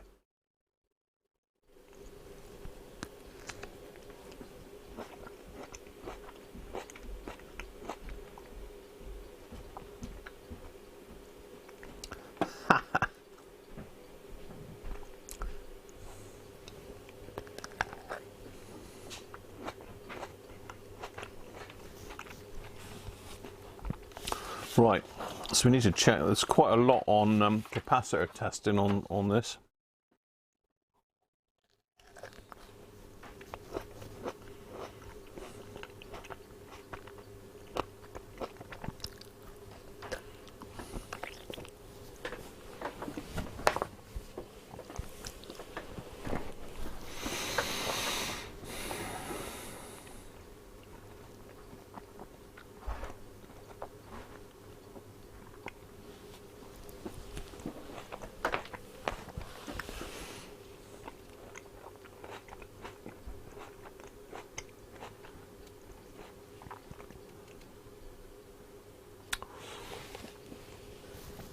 Okay, so Theo is saying to check the output voltages when the leakage test switch is in the 525 volt positions. We'd lower than shown around the switch. Hi Tim, how are you?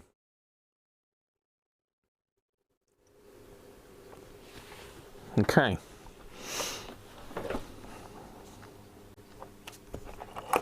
So what we'll do for the capacitance test is obviously switch the black one around into the capacitance position. And what Theo is suggesting, which is a good call, is to check the output voltages.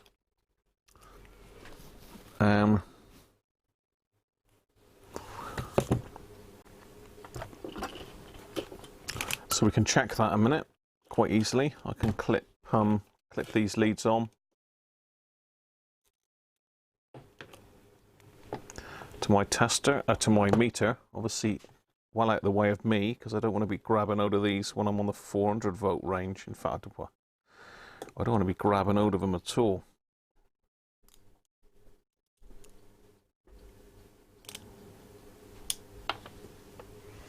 Make sure they can't short against anything. Or me.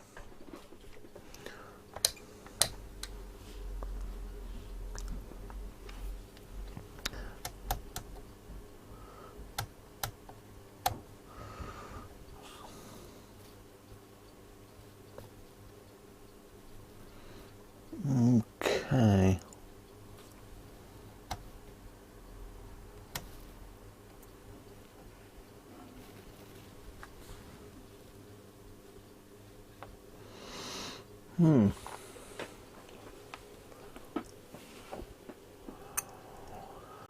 Right, am I doing something wrong here? Do I need to go across the leakage test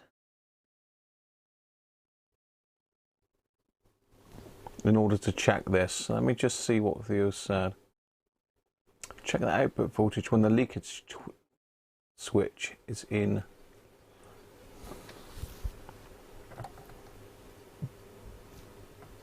So on the 5 volt scale, then I've got 10 volts, 25 volt scale. Let's get my hands away from these leads. 45 volts or 46 volts. On the 150 volt scale, I've got 151 volts, 250 volts, 253, and the Big Daddy 400 volts, 460. So it's only on the lower voltages it's out. Hi Jeff, how are you?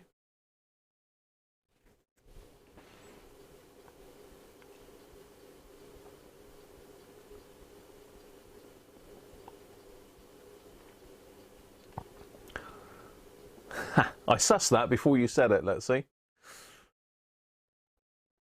So are we okay with that? So again, we'll do that again. I'll work my way back. So 400 volts, 460 volts, 250,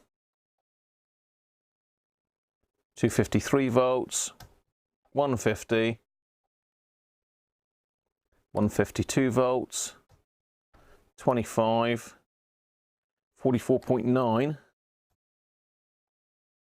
and 5 volts, 10.4.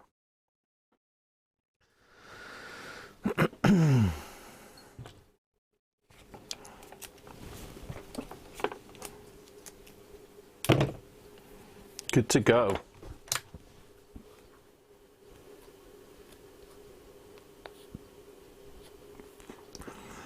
Right, so let's have a look. So to measure, ranges are in logical sequence.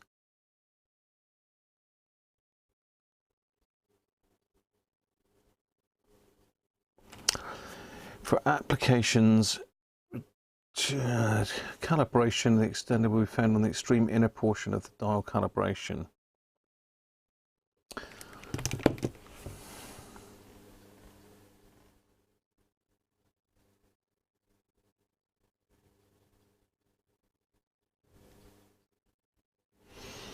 Okay, yeah, so we've got 3 capacity ranges. We've got inner, middle and outer by the looks of it, just to confuse me.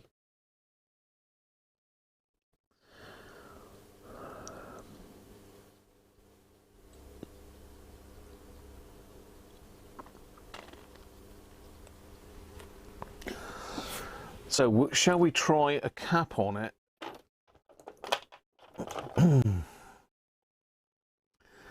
This is supposed to be 400 volts working, so I'm going to stick it. It's going to go on more than 400 volts, isn't it? Because I've only got 450, but 0.05 microfarads should be over here. 0.05, 0.1 to 0.5.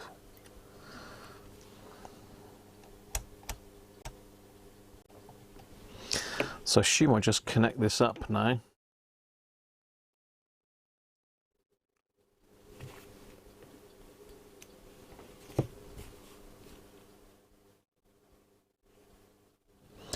Oh, it's weak, that one. It's weak and it's reading high. No surprise there.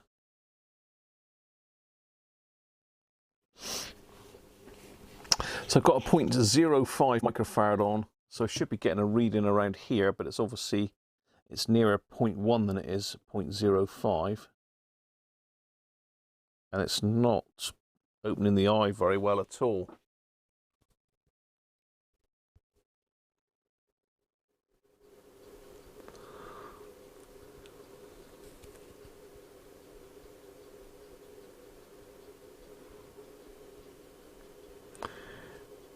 It is a Hunt's.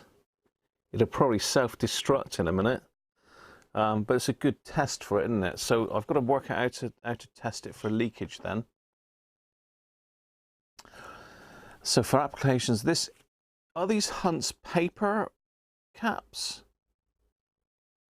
The power factor control should be rotated at its maximum counterclockwise until a click of the switch is heard.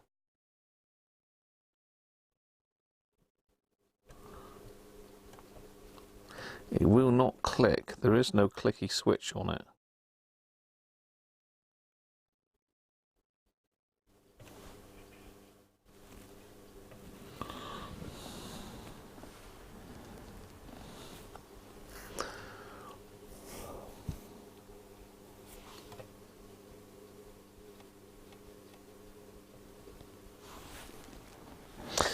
Yeah, it won't click that because we've got this dicky switch here.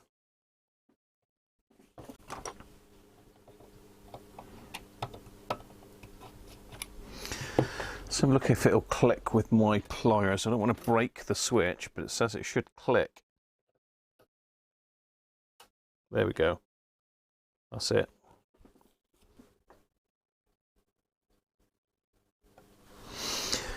It's not far off.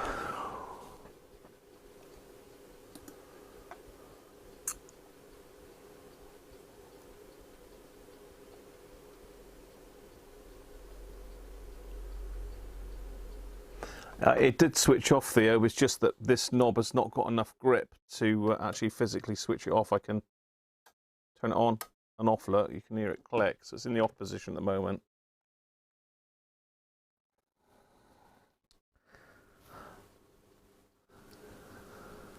So it's gone high, this one, which we would assume anyway.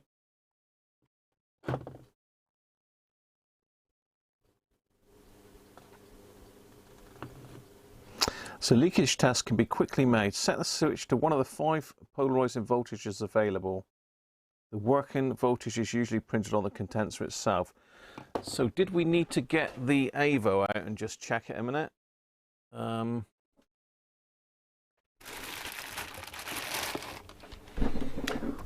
I can get the AVO out. I've got the voltmeter there, but I've smashed it to pieces when I was doing the loft.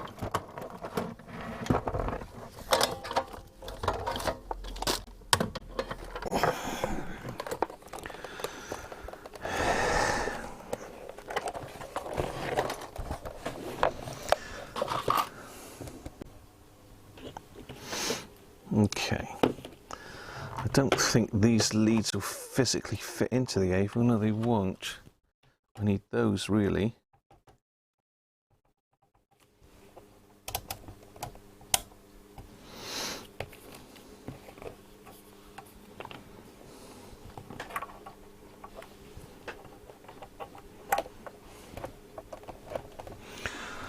So let's give you a bit of AVOage, shall we? I know to be fair, I started out with an AVO meter, so I love the things.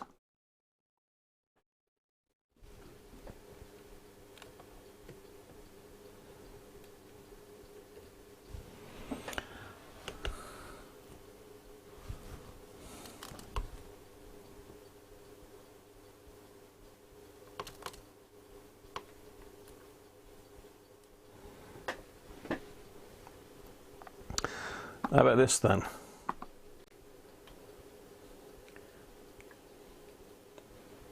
How about that? Okay, so let's pop it onto voltage then. So we want to be in the 600 volt range.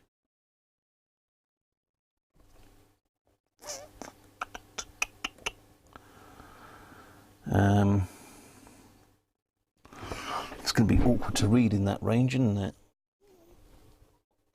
Let's put it into the 1000 volt range DC. And can I back these off? Yeah.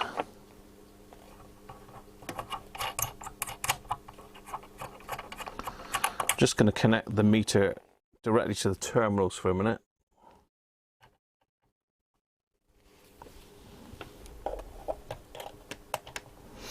And we'll do those tests again.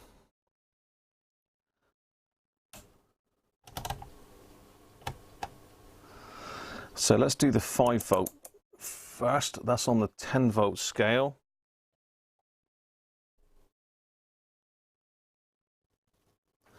So on the AVO, it's reading 2.5 volts on the 5 volt scale. 25 volts.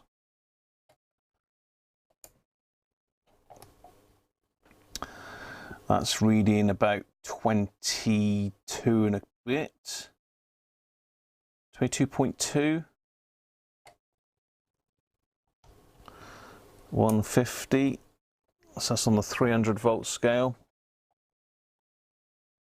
Reading about 140. 250 volts actually, yeah, we can still do that. It's reading about 235. The 400 volt scale, I'm going to check that up to the 1K, so this is 1 to 1000 volts now. Bang on at 450. There you go. All you meter needle swingers.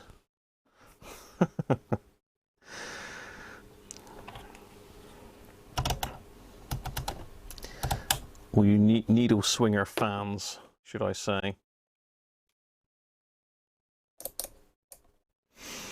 There you go. AVO. Lovely bit of kit. Ah.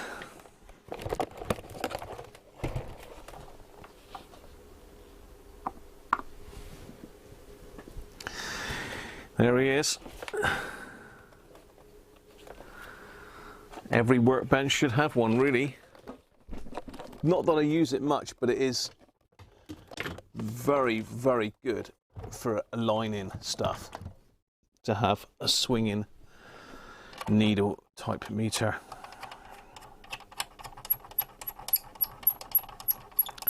So I'm just tightening these back up again, so I have to connect the leads directly to them. Okay.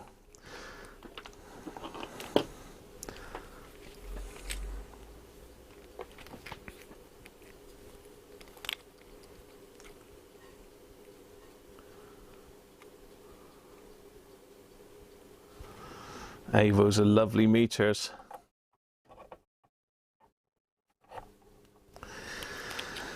Okay, right. So now we've determined that we have actually got over 400 volts. So I think what we'll do is we'll go up gently on this one. We'll start it at, say, 25 volts. I just need to work out how to read off the leakage.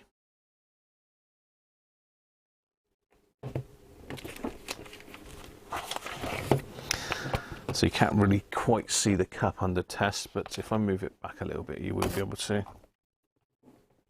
So this is the one we got under test at the moment. It's a Hunt's. It's a 0.05 at 400 volts. DC working voltage. So I don't know whether I can stick that up to 450. I doubt it, but we'll see. So for leakage, a leakage test can be quickly made. Set the selector switch to one of the 5 voltages. Rotate the leakage switch to the leakage position. Observe action of the electron beam indicator. A sudden closing and then return to normal angle would indicate a satisfactory condenser. A partial closed or fluttering condition would indicate a leaky condenser. If the eye closes entirely or overlaps, the condenser is shorted.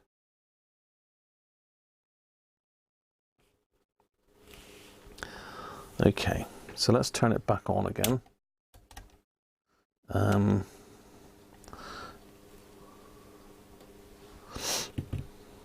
Let's wait for it to warm up.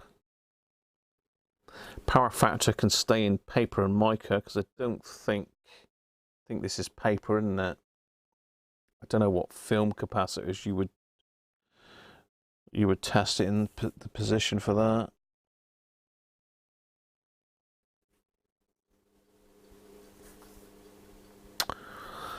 Okay, so our eyes back up. Let's zoom in on the eye then, and we'll concentrate on the eye so you can see it opening and closing. You have to rely on me to sort of tell you. Ooh, wrong way. X marks the spot.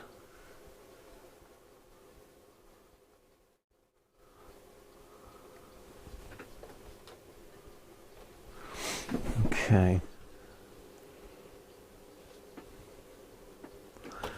So close shadow indicates excessive. So at the moment I'm just in this you can see it's a very weak. It's very weak there. You can't really see it. When I was in resistance, it was really sharp. You can't see that really. It's my other light there is just blowing it out a little bit.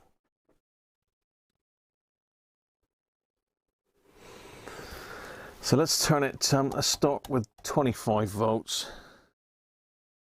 Let's get my hands out the way of this thing. Okay, so it's snapped shut and then it's open again, so it's okay at 25 volts. 150. So it hasn't opened. So 25 volts. Shuts and opens again. So let me just double check what that means then.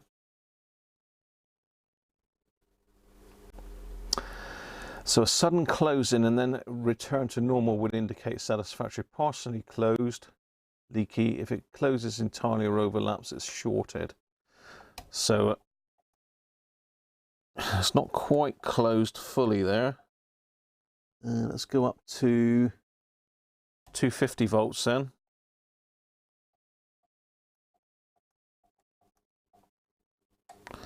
I think that's overlapping, to be fair.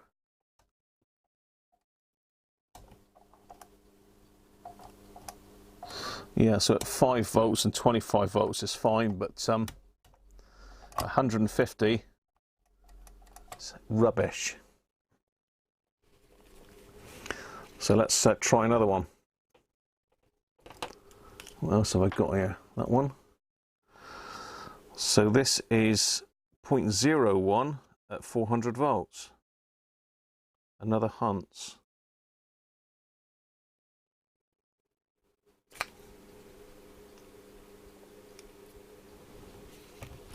So let's first of all check 0.01. So it should be back here. Oh, that one ain't very good. Virtually no eye movement at all on that one. It's roughly around there though. So it's between 0.01 and 0.02, it's nearer 0.02, but the eye's just not even trying to open really. Let's try leakage then. So 5 volts. That's a very quick close and open, 25 volts. It's not fully opening, but it is. 150. No. Shotlet.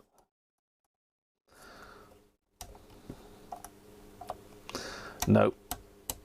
Rubbish. It's a no.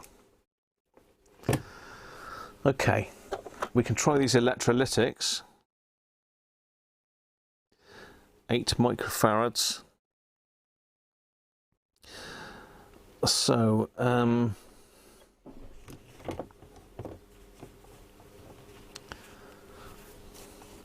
to balance a bridge, it's necessary to balance such resistance with resistance in series with a standard condenser.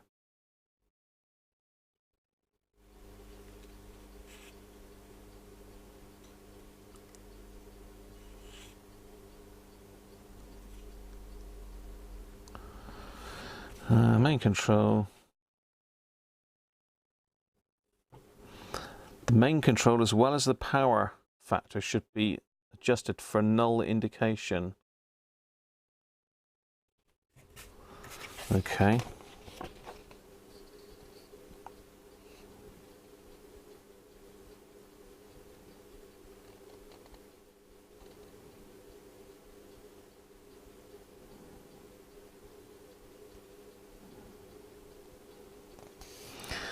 I don't know, can we still do the leakage test on an electrolytic? I know we've got observed polarity, you're dead right there, George. So we need to have that switch now in the on position.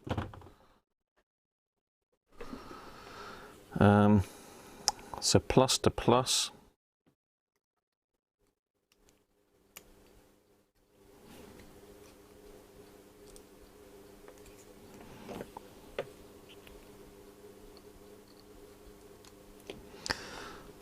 Okay, so we want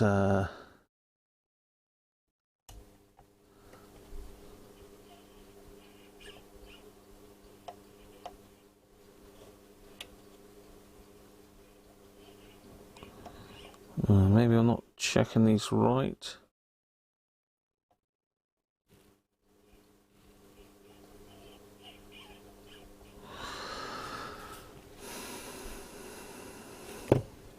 It's quite a low capacitance actually, 8 microfarads, isn't it?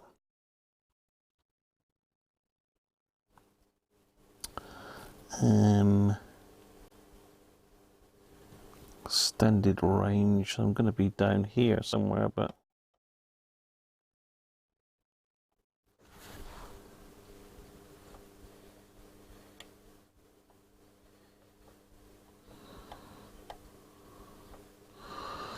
that doesn't appear to be doing anything. Let's try 100 microfarad cap a minute electrolytic, see if we can get any reading on that.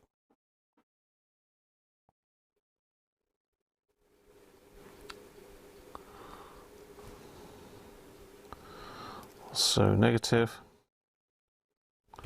and positive. So I'm on the 20, so I need to be on, I was on the wrong scale before.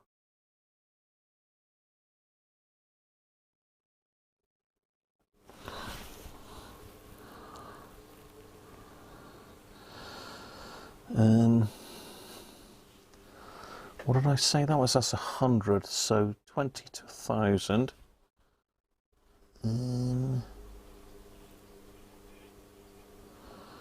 That's bang on. So what's this rated at? This is rated at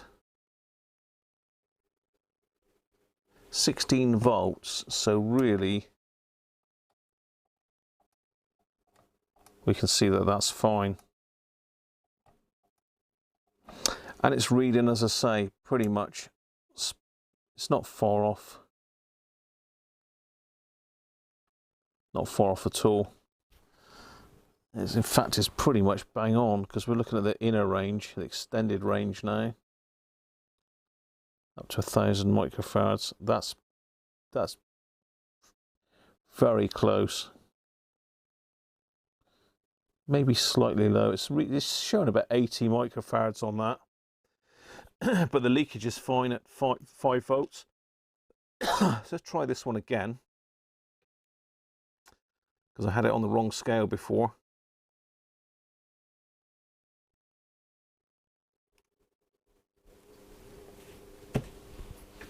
So it needs to be on that scale.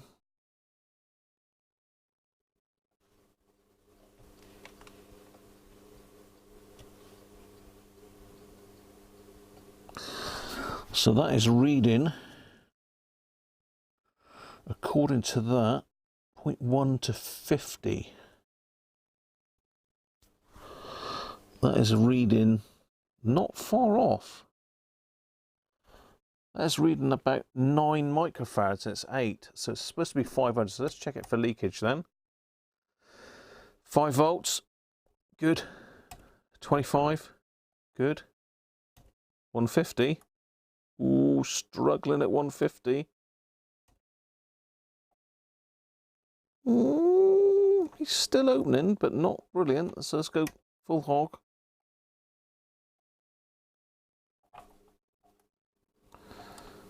I wouldn't say that's that leaky.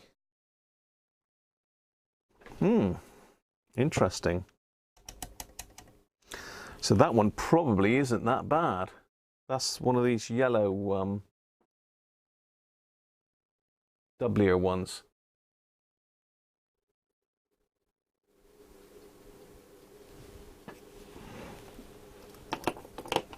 Let's try the other one. Same again. Positive, negative.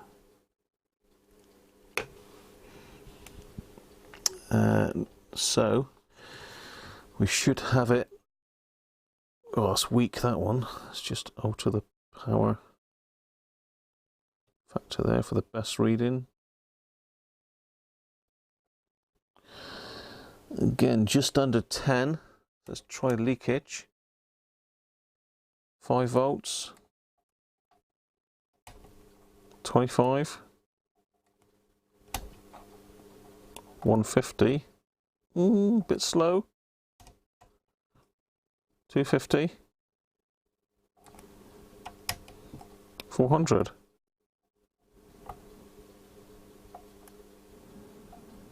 Still opening. Struggling. He is struggling, but yeah. Well. Okay. Let's try one of my new caps, shall we? Let's try an offering from China. See what they're like. Just grab a random couple.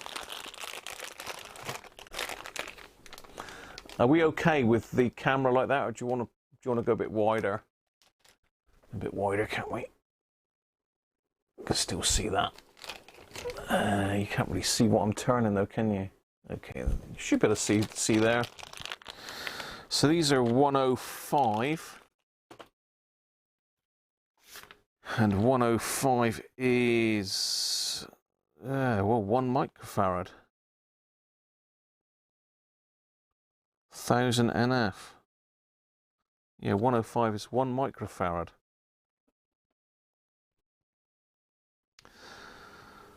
So again, so I need to be down in the paper mica position, I think. So again, we don't need to worry about polarity on these.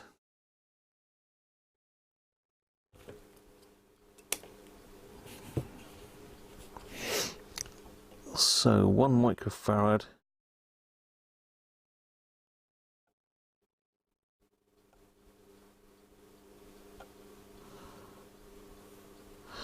What am I looking at here? I'm trying to get to grips with this. Yeah, that is 1 microfarad there. So we've got the eye opening very slightly under, but the fraction. So let's check for leakage then. 5,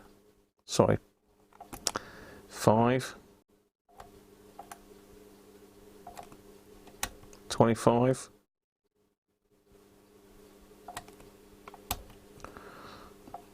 150. Taking a while to open. I take it that's correct. 250. And all the way up 450. Yeah, fully open at 450. So no issues with that whatsoever. Hopefully you could see that with my arm in the way, couldn't you? You see that open? Hopefully you could.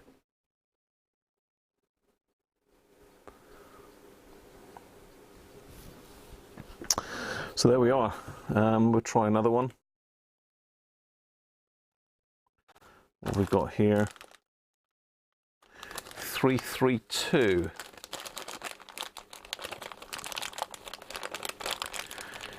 332 is 0033 microfarads.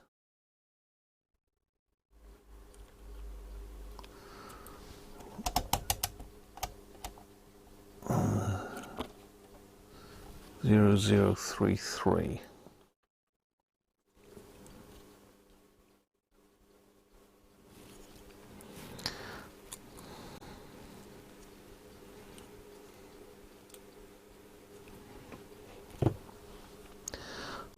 So we should be somewhere down here.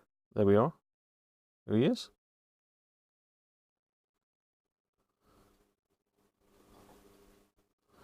That's pretty much spot on. So again, I think we can go probably straight to 150 leakage. Fine, eye is snapping open immediately, really. Get a bit closer, you can have a look at the eye.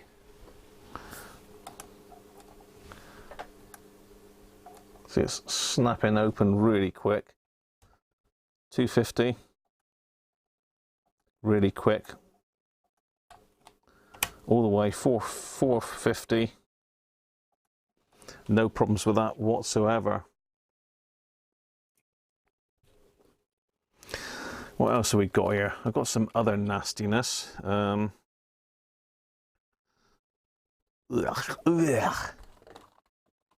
Let's check some of these ones that came out of the what was it, P45. These things here, we got all sorts. We got a 0.1 microfarad TCC.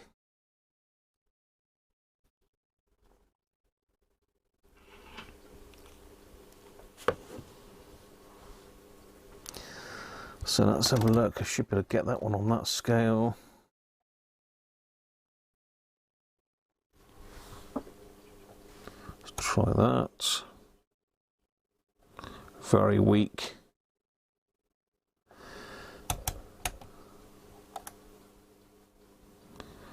That one's not even opening at 25 volts. 5 volts? Barely.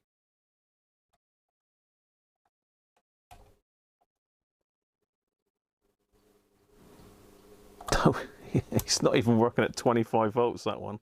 That's one of those wax nasties.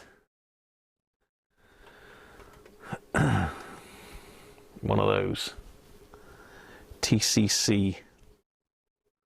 You can't really see the eye that well when I've got the light on, which is a shame. Let's try this one here then. This is 0.05 at 500 volts.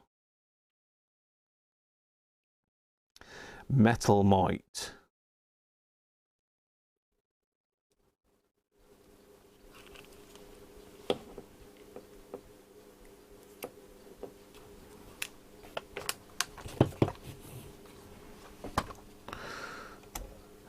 So 0.05.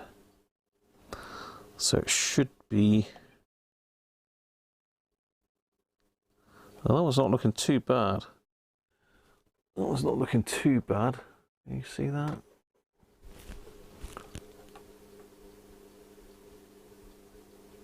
See the eye opening there?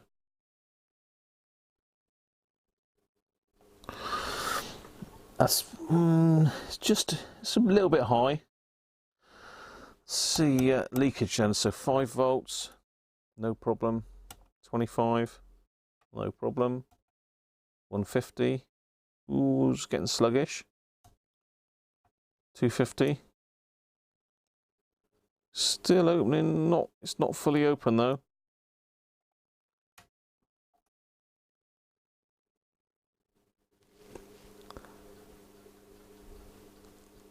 That's not opening at all at 400, 450. So again, shot. Should we try another waxy if we got one with long enough leads? That one might do it.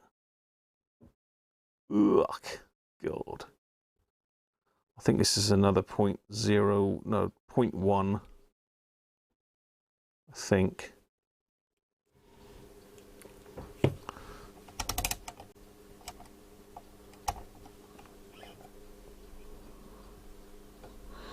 I was reading about point. It's not even registering really. Barely. It's leakage 5 volts. Ooh, he's leaking it. He's only just opening. It's not opening at all at 25 volts. So it just shows that these waxies are absolute rubbish. So I think that's enough cap testing. I need to turn this around, don't I? So so the magic eye is the correct way round. I'll do that later, and I need to sort that switch out. Now, like Paul says, that's a nice nice little toy, that one. Nice little toy. I'm back. So let's catch up with the chat a minute, because I was sort of looking at the chat, and I need another beer. Not really a beer, is it? Heineken 0. Nothing. Nada.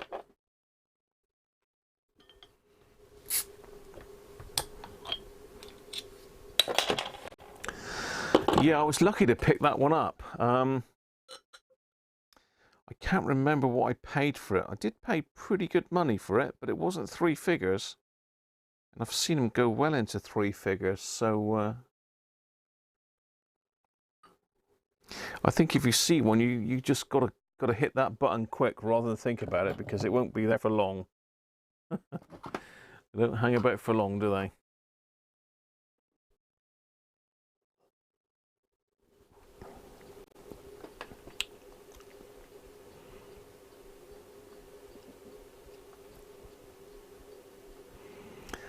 I'm not going to get a 10 volt and test it at 450, George, because my ears won't take it.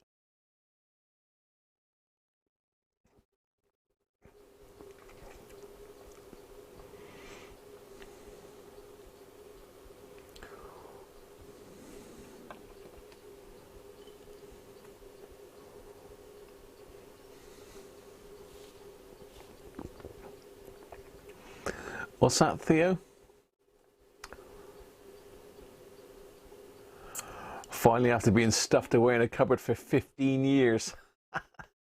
I probably have had it for 2 years, Theo. I reckon I've had that for 2 years. To be fair, I'm really chuffed that I pulled it out and sorted it, to be honest. And it's thanks to you guys, because without your enthusiasm for all things Volve and vintage, I probably wouldn't have messed with it much.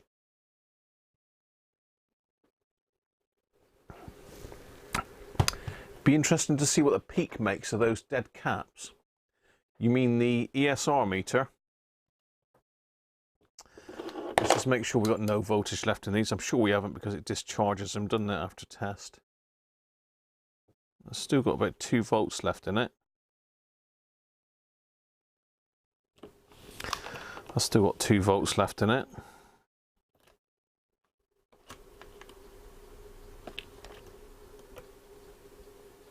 That's got nothing in it.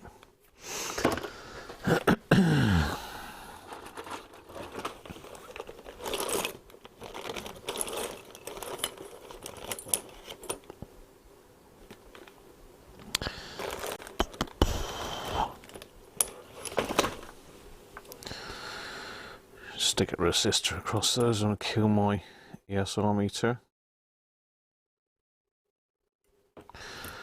Let's see what the peak then makes of these 8 microfarads.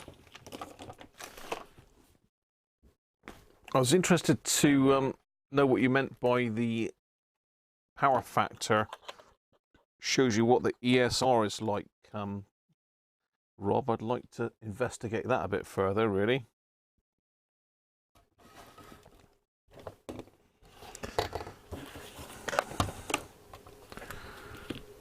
So let's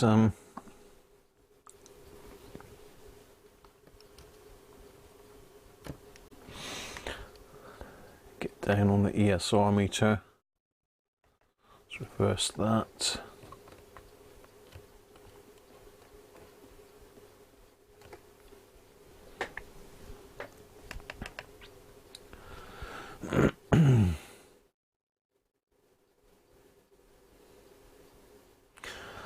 Yeah, they're pretty rare.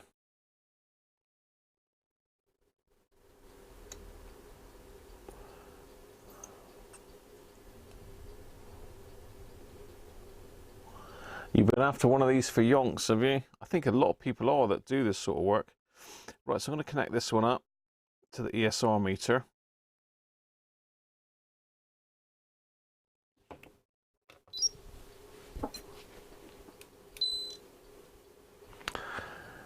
So it's not too bad. See, it wasn't too bad, was it? If you remember when we tested these on the other meter, they weren't too bad.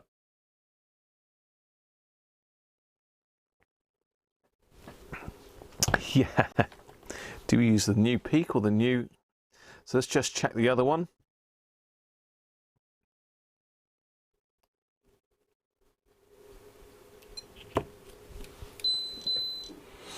That one's even better, lower ESR. So, you know, I think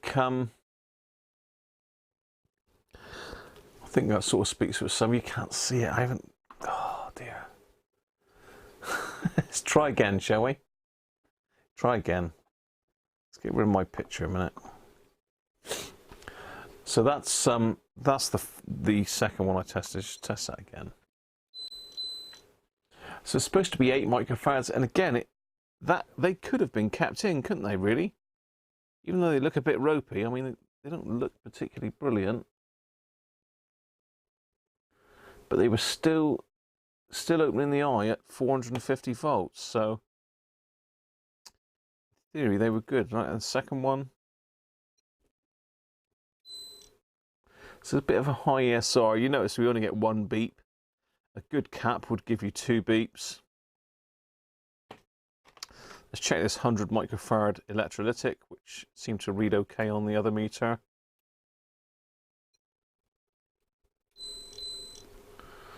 Again, fine. Very good, 97. There.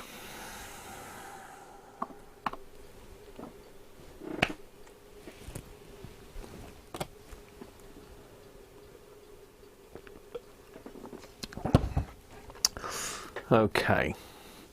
Well, I'm really pleased with that. That was a good little project. Last week wasn't really the time to do it, so I'm glad that I've spent the time and done it properly today. Just going to quickly check to see there's no voltage on this magic eye anywhere, and I'm going to just turn that one around while I'm here. Then we can put the case back on that. Turn the magic eye around. There's nothing on that. Okay, so we need to turn it.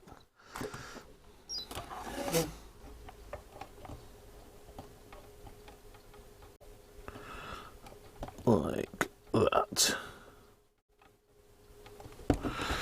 There we are.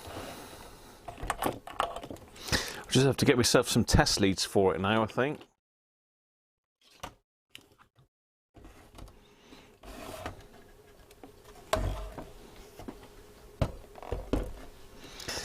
You know, this isn't brilliant. Could do with a proper something to retain that with. Stop it ripping the leads out and shorten it off. I could probably put a couple cable ties around that. I know it's a bit of a botch, but it would stop, pardon me, stop it being pulled clean out the bottom, wouldn't it?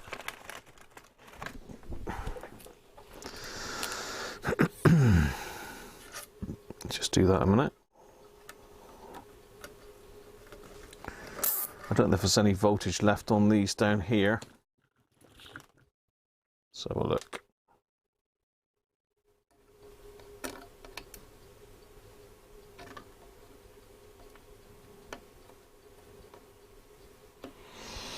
No, there's no voltage left in that.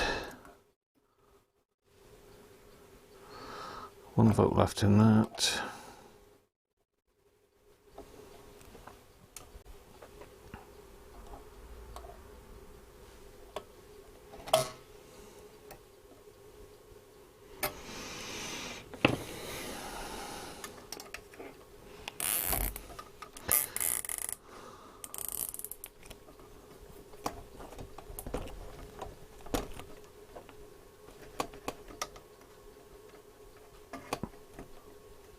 There, that ain't going anywhere now. It's not going anywhere.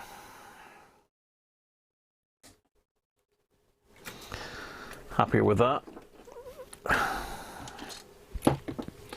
Thanks to Richard for all the cable ties. You guys do spoil me, you really do. So my plan for this knob is I'm going to plastic weld it basically with the soldering iron, and then in these gaps I'm going to fill them with epoxy. I've got some epoxy putty, but I might be able to just put normal epoxy in there actually, and hopefully that will fix that knob and I'll be able to have it as original. It's got a little bit of paint flaking off of it. I'm not really sure how I can stabilise that. I might have to give it a coat of clear or something. But anyway, I'm happy that that's not going to pull out the case now.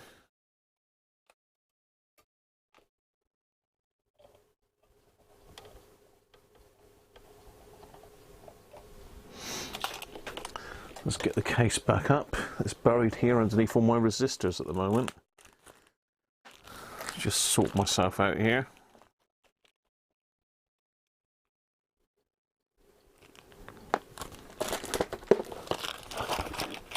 £100K. forget my 220Ks that I used to calibrate it. Not that the calibration is that exact, is it really? I don't think there's any pots in underneath. No, there's no way of calibrating it apart from the spindle.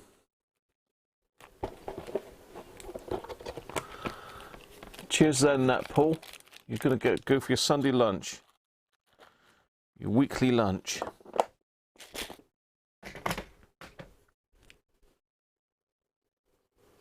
Can get the knobs off eBay. George. Yeah, thanks, George. That'd be great if you could.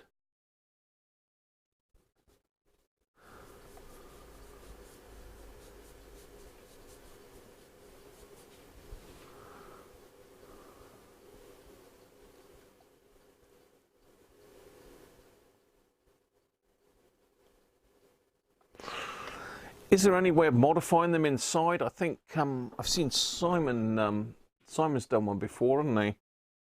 Where he's Simon's done one before where he's put another transformer piggybacked with the other one or something to give the right voltage.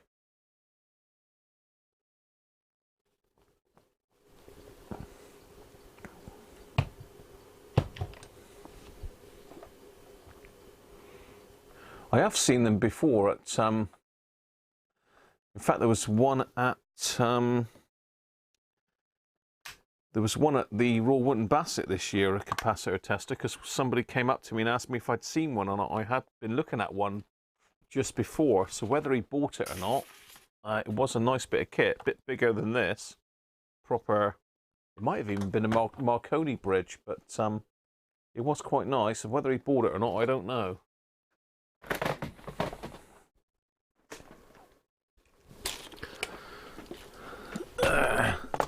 Just let me put all my bits and pieces back here. I can get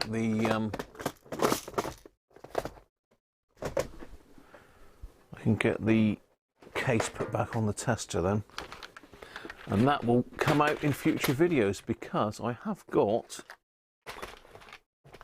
about another three or four Valve radios coming up soon when I get round to it. Can actually do with a longer lead. That's a piddly little lead on it, so that's going to be another little job to do. Can I get that in there? I'm going to have to take that back off again, so please bear with me, people, while I just put this back together.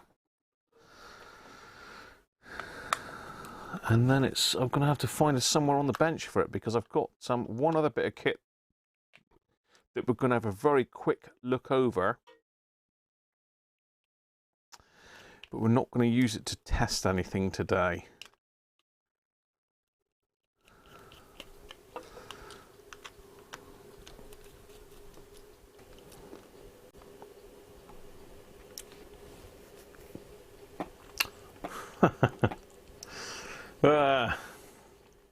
I should be back, bear with me. I'm just opening Chrome again to get the browser back. So restore.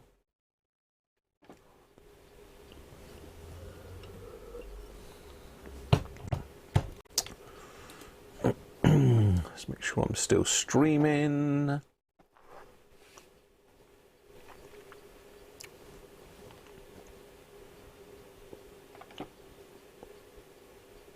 And there's me live chat. Excellent. I'm back, people. Sorry about that. I don't know how long I went out for. The problem is I never really know until I look back at the screen and nothing's happening. I did sneak some food in then quick as well.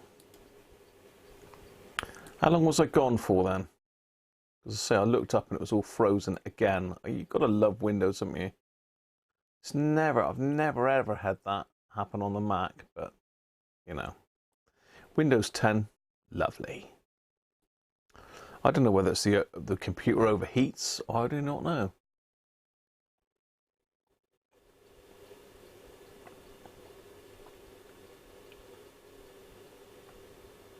Yes, yes, right. 2 to 3 minutes. So that's not too bad then. That's not too bad.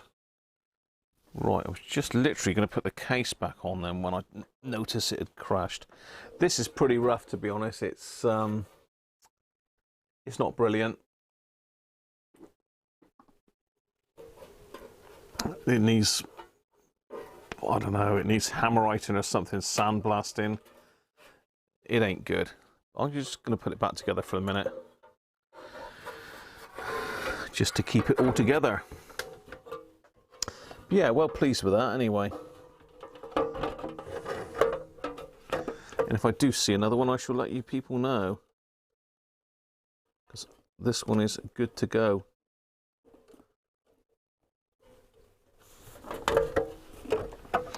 Make sure I don't pinch any wires. We don't want to do that.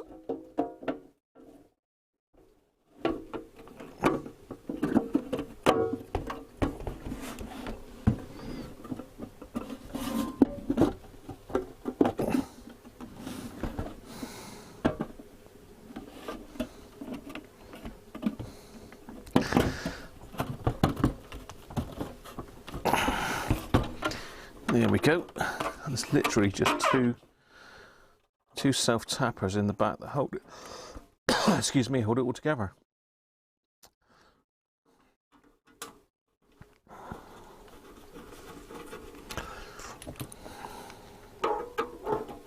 Hello. Coco's kicking off about something. He's seen something. So there we are.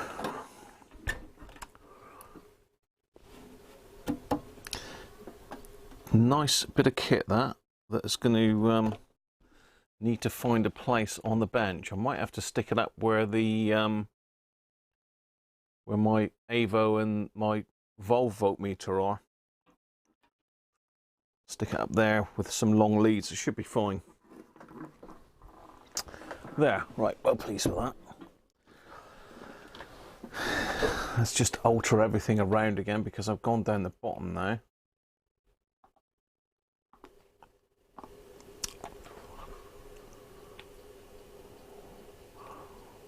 Da, da, da, da. So it's Windows, is it? Over an hour.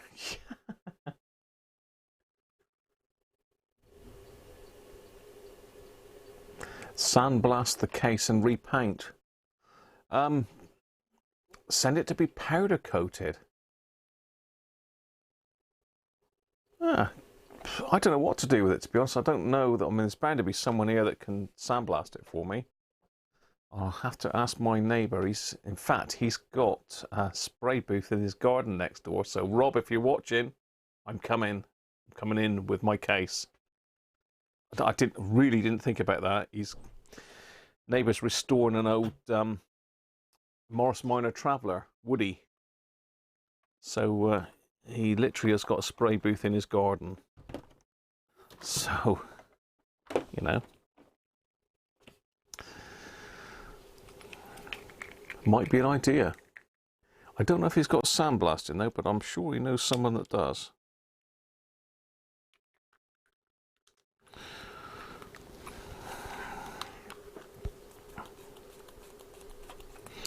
Right, let's put that back there, put that there, because I need to make some room on the bench. Just get my tin bulb tester out the way.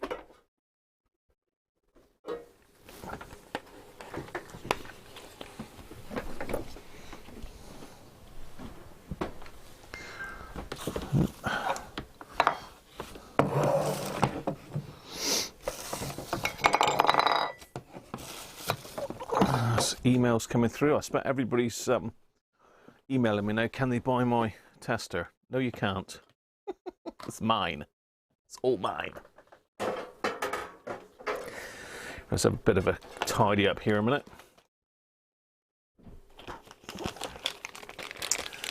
Bit of a tidy up. You got Mac G4. A nice old bit of kit, George. That would have been mega money back in the day, a Mac G4. Have you seen the price of the actual Macs now? I don't know what they call them. Do they call them Power Mac or something like that? They're ridiculous money. absolute fortune. I'm just having a bit of a tidy up on the bench here so I can get something else up very briefly to show you. So I'm not going to go mental today. I'll just have a quick overview of this last thing and then I shall be calling it a day for today. So I'm doing okay at the moment. I've got my little snacks. Thanks to you that are looking out for me. Appreciate it.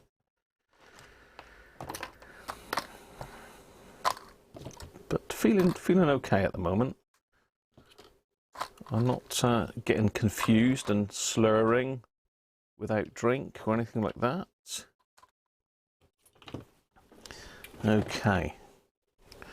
We're getting back to normality. I don't need any tools, I don't think, for this next one.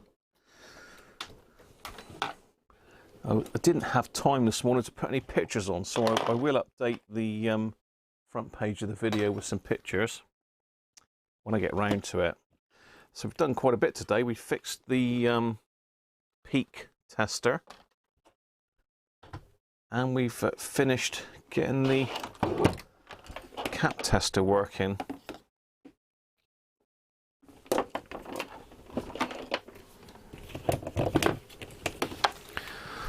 All right.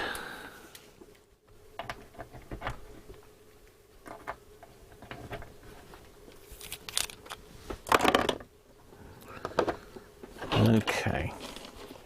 Nearly there, nearly there. Cool next door. Yeah. Plums. I've actually got popcorn. I've got a banana.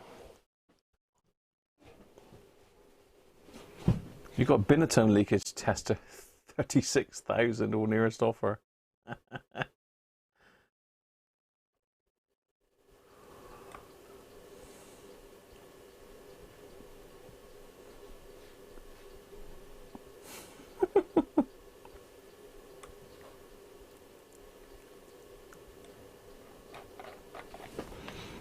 Right.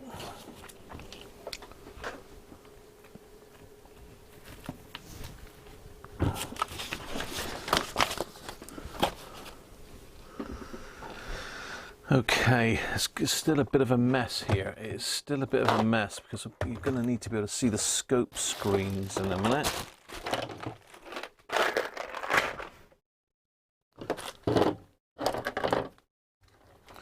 Might have to look at the analog scope.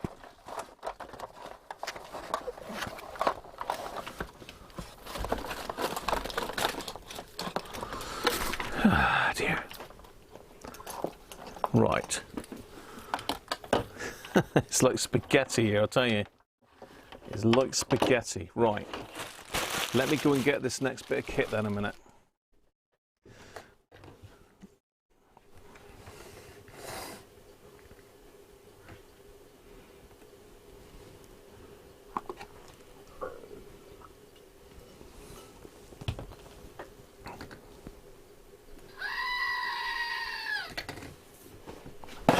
Screaming goat. Birthday present from Cody's. Thank you, Paul, for the screamer. Right. Last thing then. Last thing.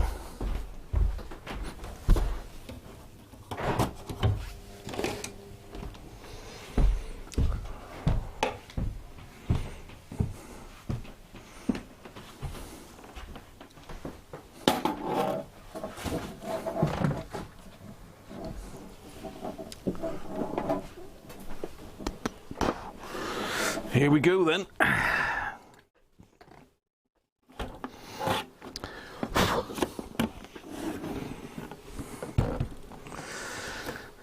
Gonna need to do a bit of cam alteration for this. Get it in shot because it's a monster. Well, it's not actually that big, to be fair. One of the reasons for buying this, it was quite compact.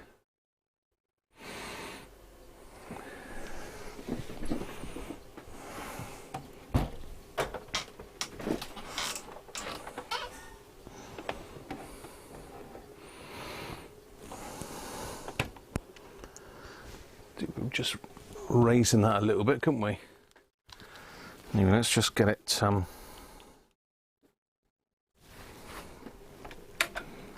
hooked up.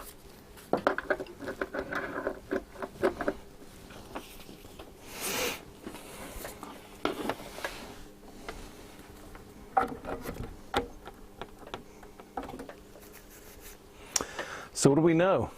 What do we know about this? Simon has one of these.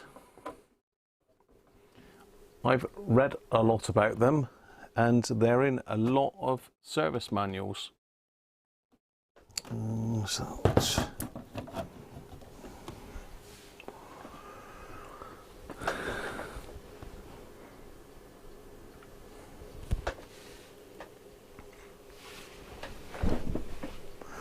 Hi Victor, how are you?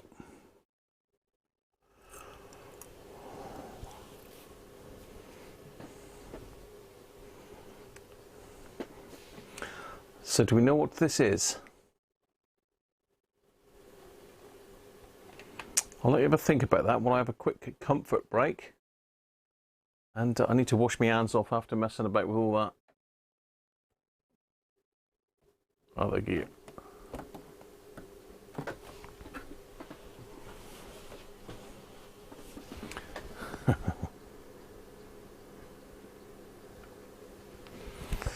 I'll be back.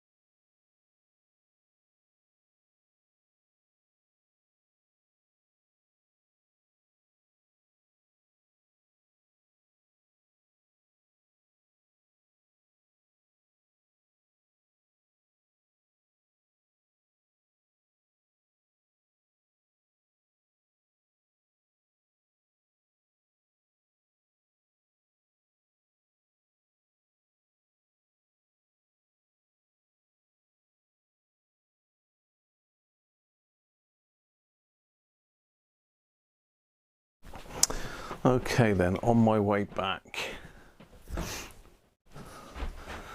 So do we know what this is? Well, Simon definitely knows, because it was all Simon's fault that I got this. This is 100% Simon's fault, this.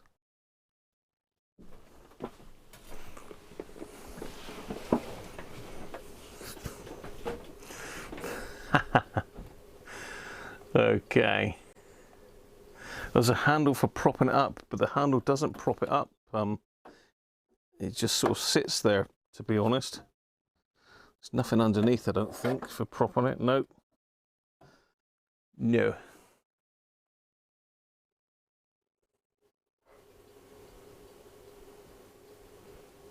Rise of the wobulator. It's an LF signal generator, not much good for UHF.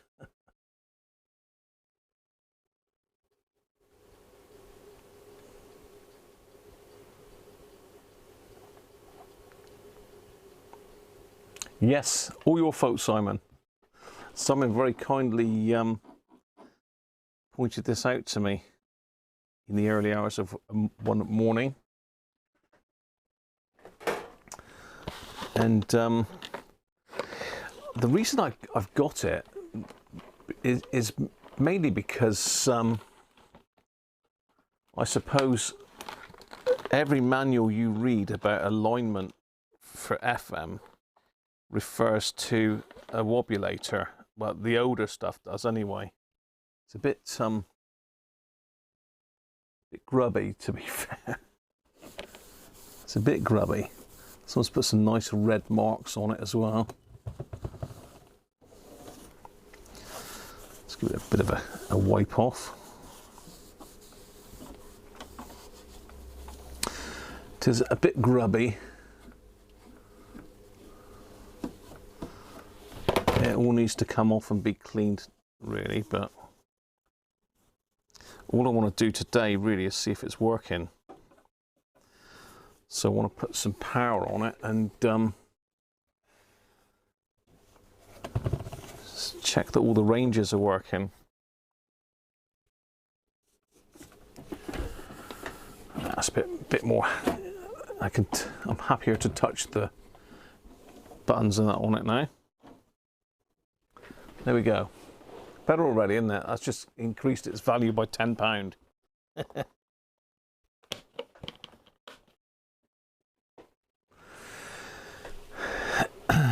Wobulators are us.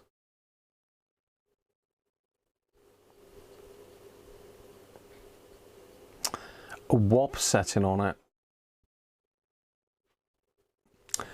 I have got frequency counter. I've got a couple actually.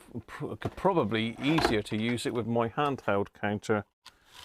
I don't know if anyone's got one of these, but very, very useful bit of test kit. Sits on the bench just like a multimeter. Battery powered. Perfect for frequency counting. TTI. Again, I bought that new from RS a couple of years ago. Well, no, about a year ago actually. It might be 2 years. I don't know. Time flies by. But I originally bought that as I was trying to align a bit of ham radio gear. And then eventually I bought the Rayco Dana 1998. I don't know where that plugs into at the moment. Is it that one? No. Ah, well, it plugs in somewhere over here, but it's not plugged in for the minute. 50 ohms output impedance. I don't know. I haven't got a manual for it. It's either 50 or 75. I'm not sure.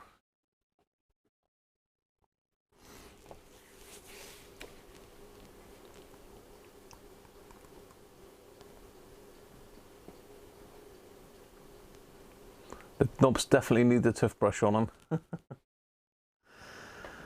them. You can't see because my ugly mug's in the way, but we've got HF amplitude, HF out, 1 kilohertz stroke sweep out, and we've got LF in sweep width. Don't ask me how this works. As I say, I haven't read the manual. I've watched Simon's video that he did on his. Looks like we can feed in external.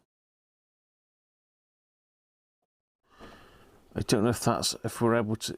Is that to feed in a marker? I don't know. As I say, all I want to do today is get this fired up. Just check that it's working. So let's pop the power on. I'm just going to wind it up on my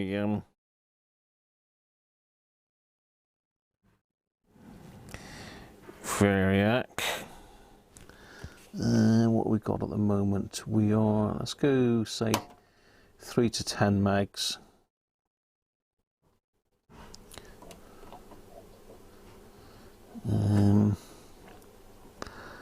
And I'll take it this is modulation on this side, isn't it? 1 kilohertz modulation AM, 1 kilohertz FM, or external modulation, I assume that is. Okay. And the calibrate button, I think Simon said that was to enable you to calibrate it according to the marks on the dial. I think Simon said there was a null on this meter. I don't know, as I say. It's a bit of a mystery to me, but we have got a light on. Let's keep winding it up. It's drawing 20 milliamps.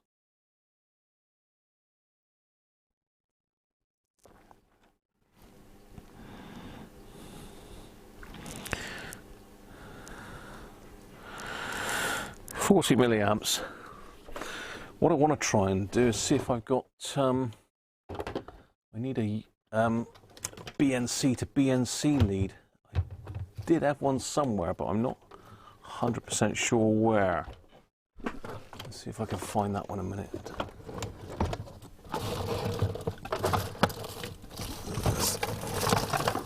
There we go. I have got one. That's useful.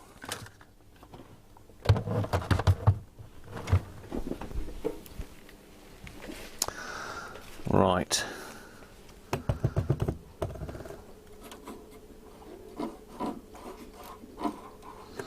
Let's put the calibrate in.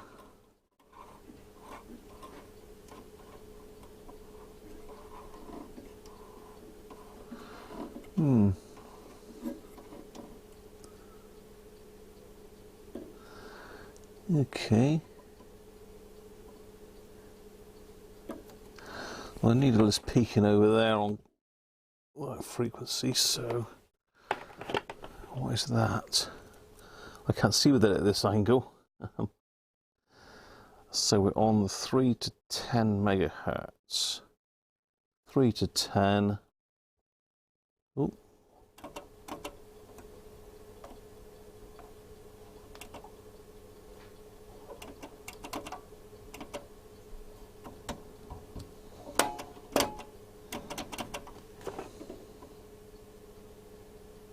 Drifting a little bit, I think.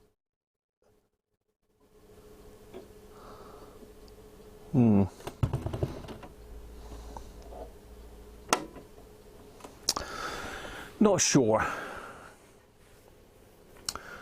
So he's saying, I think it's 50. You've got the manual there, have you? Hi, Philippe. How are you?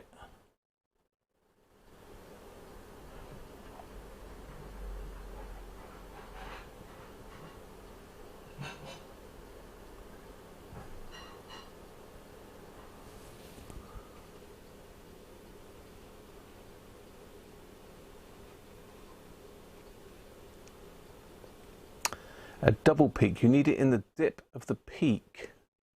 Full recap, you reckon? Yeah, get off, George.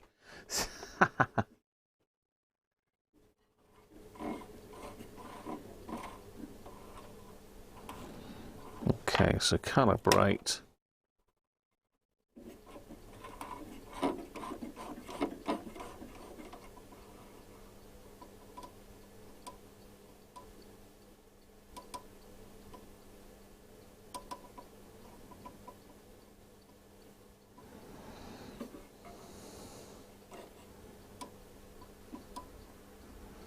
I take it the outer one is coarse tune and the inner one is finer tune.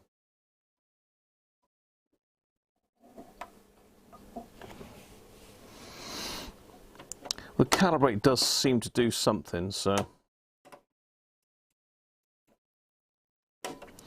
what I need to do is connect it up to the scope, I suppose, and see if it's doing anything.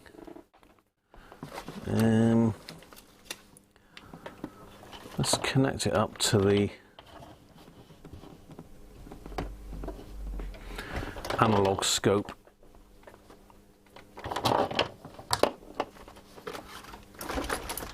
I gotta tell you what, I've got leads everywhere. It's like spaghetti junction.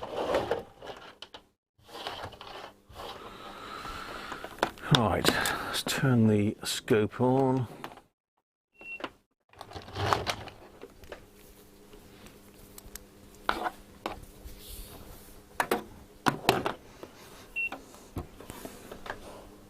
Smells warm.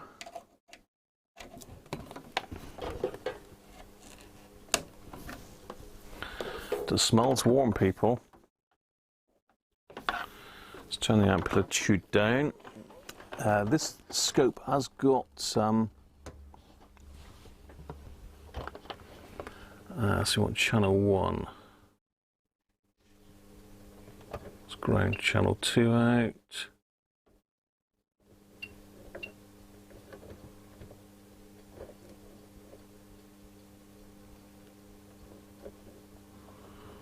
Okay.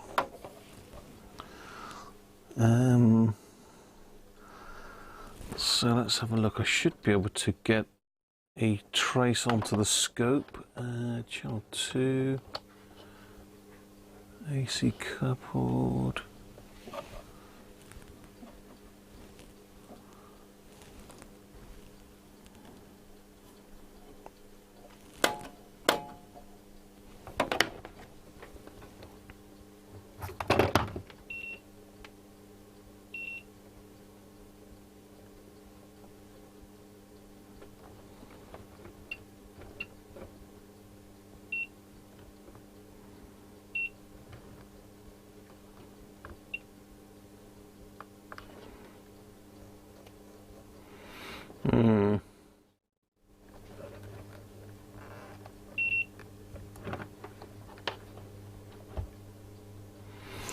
Got to try and get this onto the scope now. I've HF out, HF amplitude.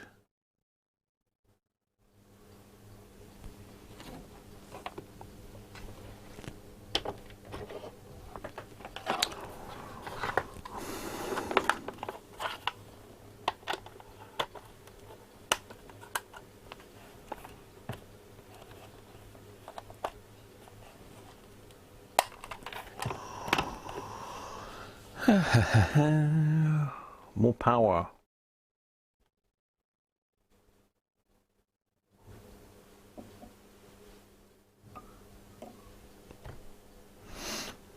Okay. I'm just looking at it on the you can't see that. I've not got it in shot.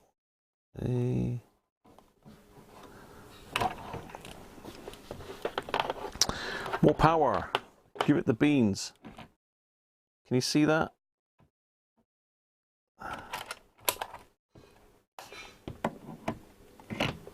Let's try and replace this. You can't really see that, can you? Let me see if I can stick it on the other camera, picture in picture a minute, so we can see what we're doing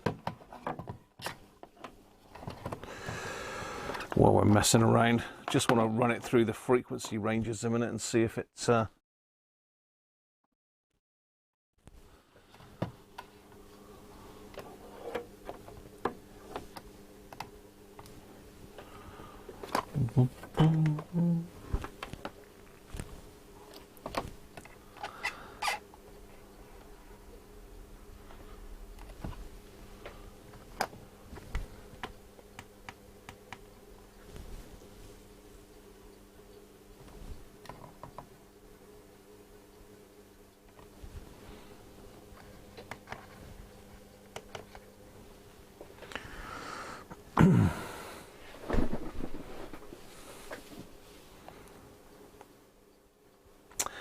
at the moment it's reading 800. Well, it's a bit wavering all over the place, and it was fairly steady just now.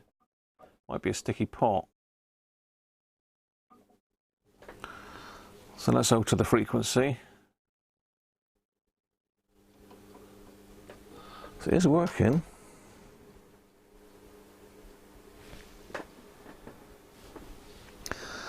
Where are we? This is kilohertz at the moment.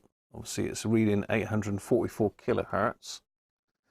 Where are we on the scale? So it's 0.3, so it's 300 kilohertz to 1 megahertz. What scale are we on? The 0.3 to 1.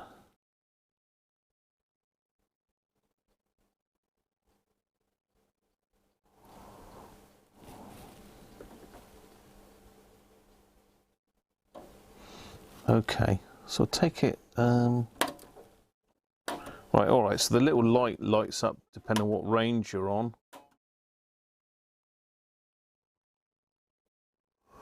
So let's go something a bit more, so let's go say to exactly 2 megs on there.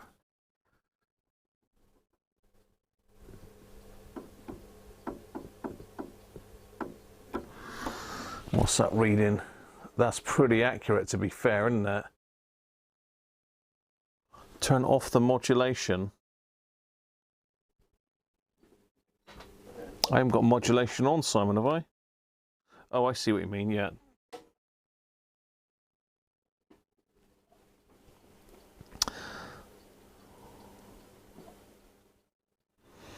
That's pretty good.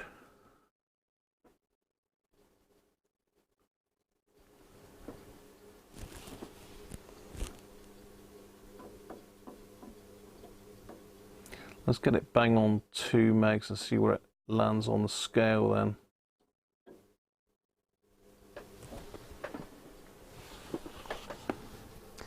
Okay, it is slightly out. I mean, that's 5 or 6, 7, 8. It's 1.95 megs on the scale, so it is a little bit out. Assuming my was never to say that my frequency counter isn't right, but it should be fine, that one. To get the Raycle plugged in, really, but saying that, it's easier to see it there anyway. Let's try another scale then. Let's go 3 to 10 megs. Let's dial in 6. 6 megahertz is there. Again, reading slightly high.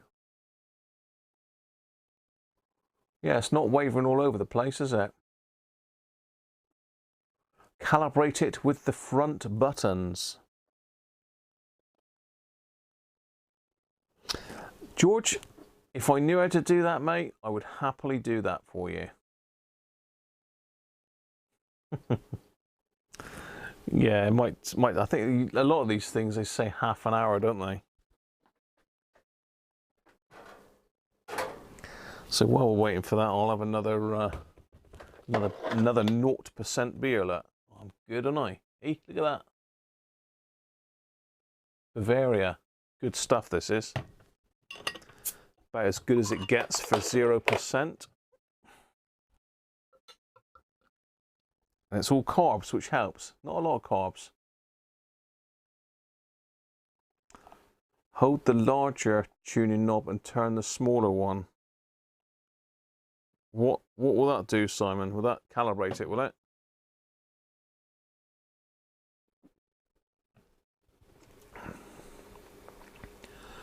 Okay, hold the frequency outer button and turn the inner button.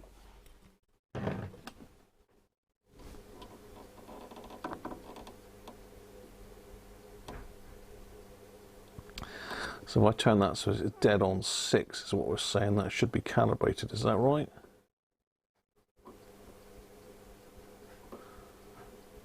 Yeah.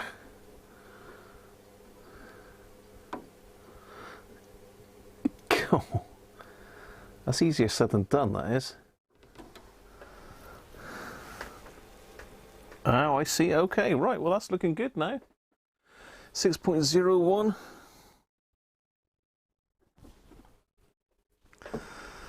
Is it as simple as that, is it? I thought you had to do something fancy with the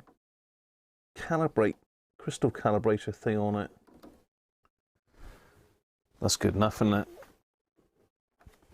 So let's wind it on to 7 megs.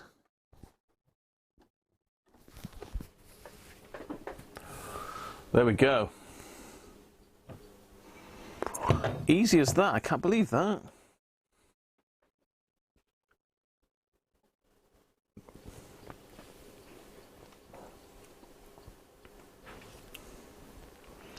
Eight megs.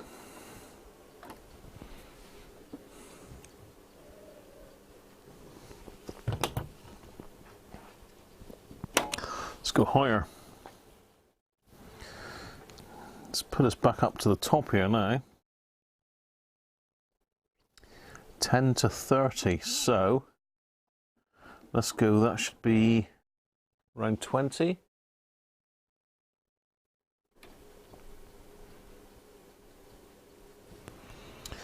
Pretty good. That is pretty good, to be fair. Up to 30 then. I'm looking at it at a bit of an angle, so yeah, maybe it's going slightly out there. So back to 10.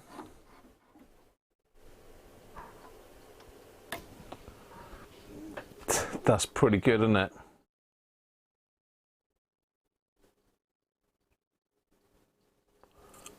Yours had a full calibration, Simon, did it?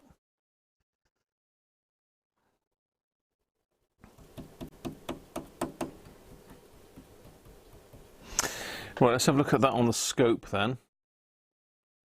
Let's just turn that off. So yeah, handy little frequency counter that. If anyone's after something nice and portable, that's the way to go. And they're not expensive compared to that. I think I paid a lot of money for that Raycall.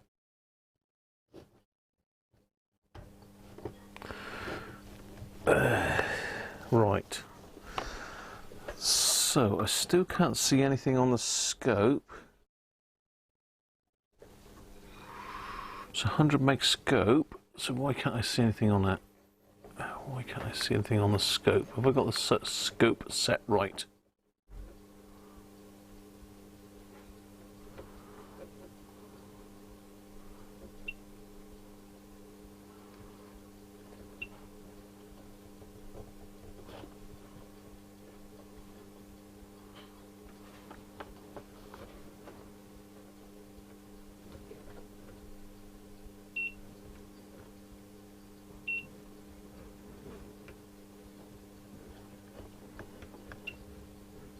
Ah, okay, right, yeah. It does help.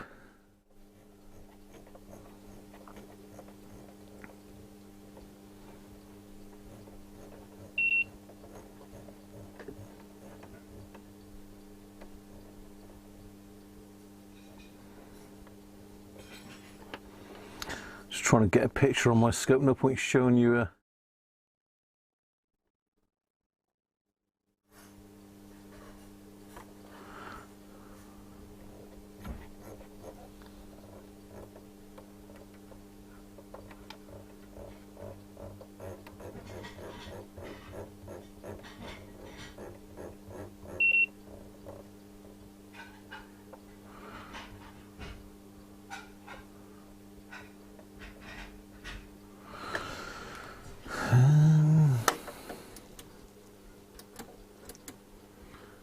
it is wobbling. Okay. Oh, pretty.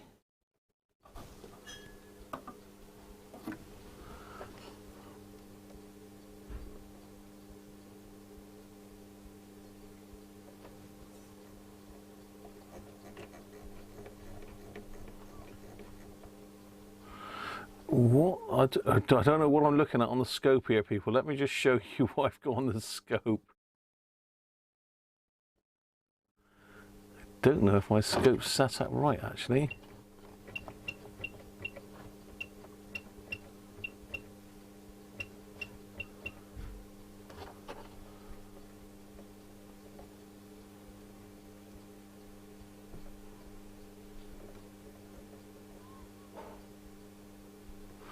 What a strange I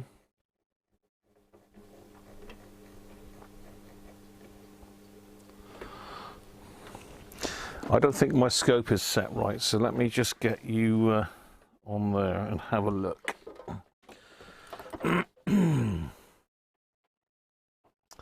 It's not the sort of pattern I'm looking for.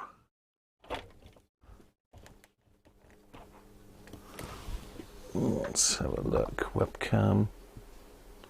That's difficult to see because of the refresh rate of the screen, but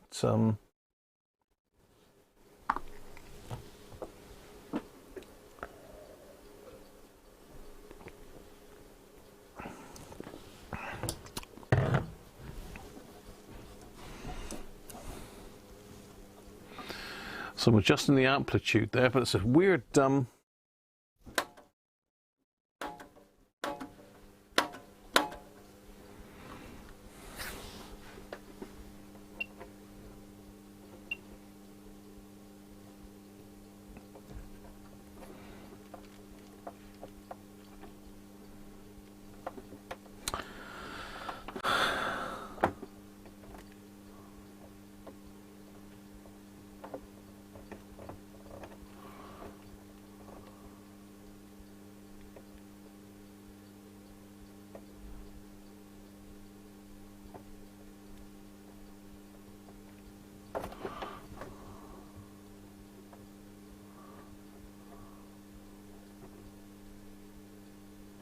trying to get it to trigger and stop if it will. Come on.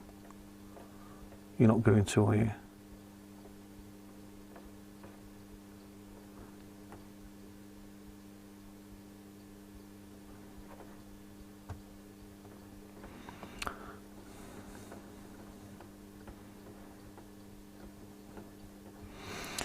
Yeah. What am I seeing there, people? That's a weird trace, that.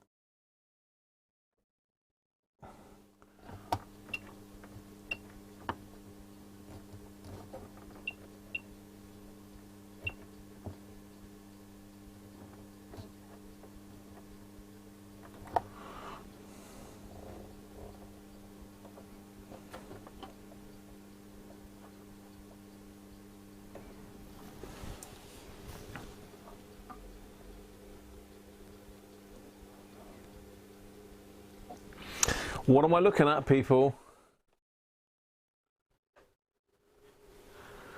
Modulated. That's not modulated. That's modulated.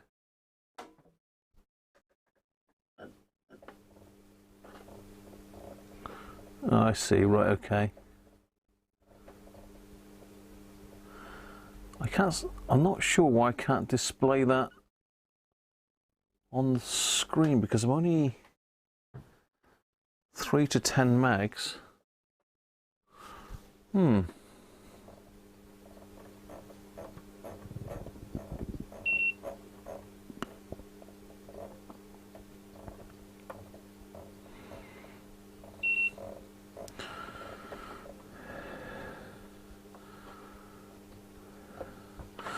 I would have expected to be able to see the waveform on the screen there, but so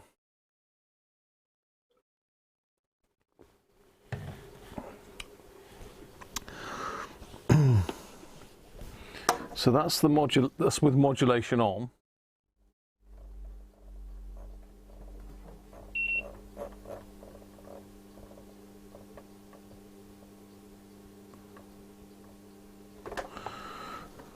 Modulation off. Why can't I see the full waveform then? That's what I'm wondering.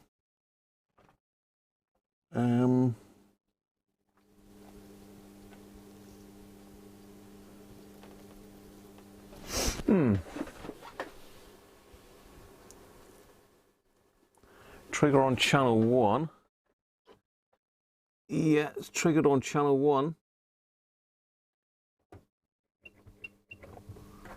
You see coupled.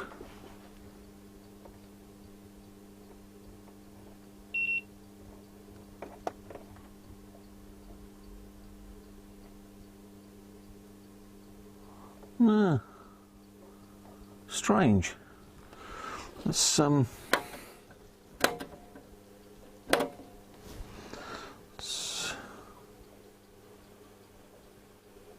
that's modulated. Okay, so 0.1. So I can get a display on that there. Let's turn the cursors on. Get off.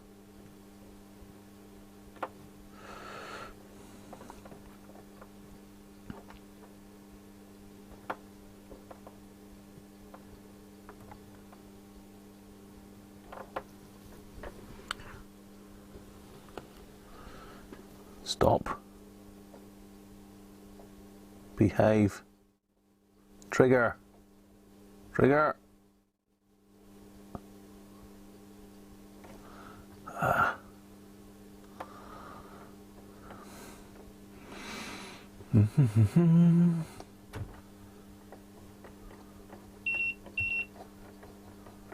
had it there just now. Oh, there it is again. There we go.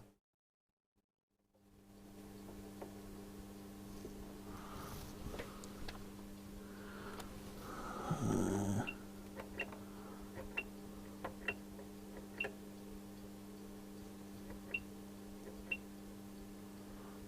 50.2 kilohertz according to that.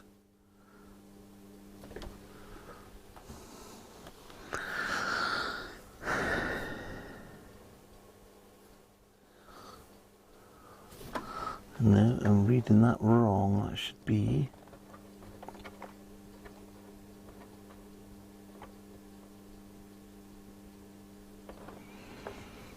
102 kilohertz.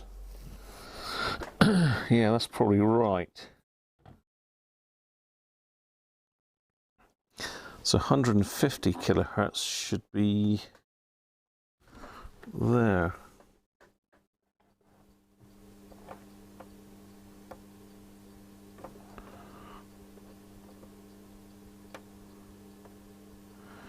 Yeah, that's pretty spot on.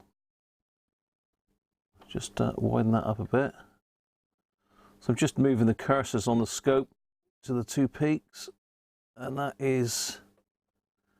to be fair, is pretty accurate. 150 kilohertz. Look at that. You probably can't see that, unfortunately. I can't get you a lot closer with that, but yeah, very good.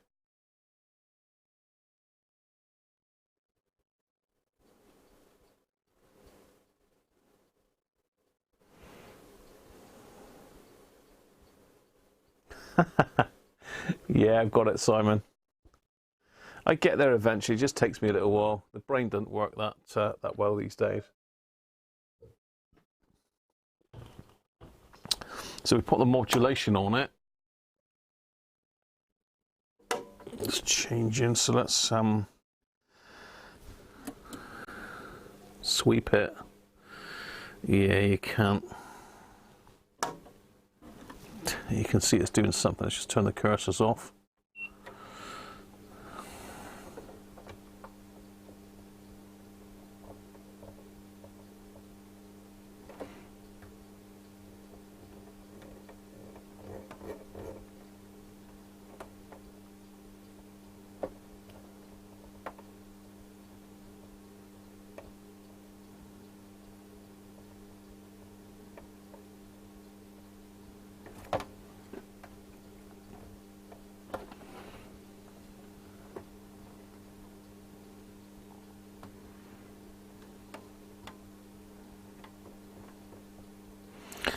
No, it's working.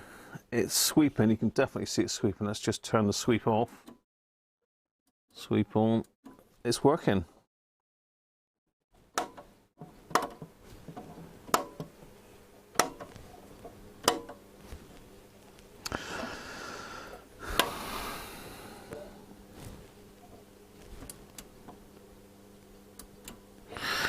Okay, well the next thing will be, and it won't be today, we'll be trying to actually work out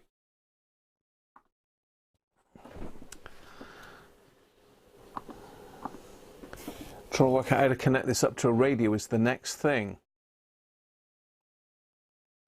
Cheers, Simon. Thanks for joining us, mate. Slow the time base down to see the modulation. Yeah.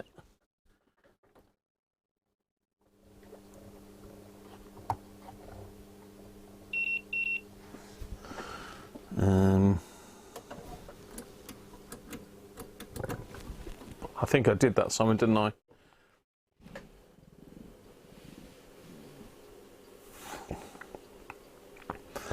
Cheers, Brett. Catch you soon, mate. Thanks for joining today. What are you up to down the workshop then, Simon? Anything interesting?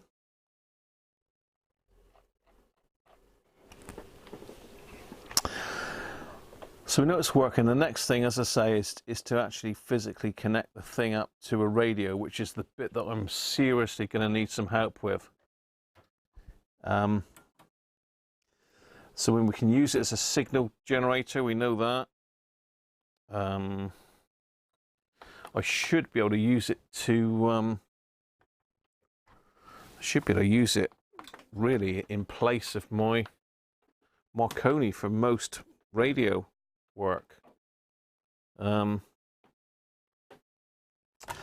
this will go down into the long wave band, won't it? Should do. Let's pop that on again. Let's go in the 0.1 to 0.3. So radio 4 is 198, isn't it? Which is just up before 2. So yeah, we should. We can certainly check the frequency of radio 4 with this one, and it goes right the way down. It actually goes down to 94 kilohertz. And up the far end, so it goes 75 to 110 megs, which it will. So that's a useful bit of kit. Sorry, you can see there it's so it's 110 megahertz, and on the lowest end 94 kilohertz. So it's 94 kilohertz to 110 megahertz. So this 100 kilohertz to 110, bang on. There we go. Wobulator. Wobulator. So I know everyone likes me saying wobulator.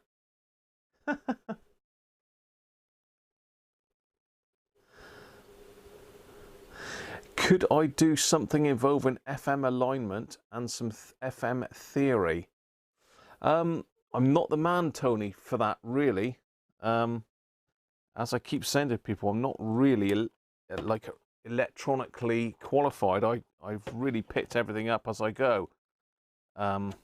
Reading books, watching and listening to other people. I think George is your man for FM theory. He is the oracle as far as theory goes.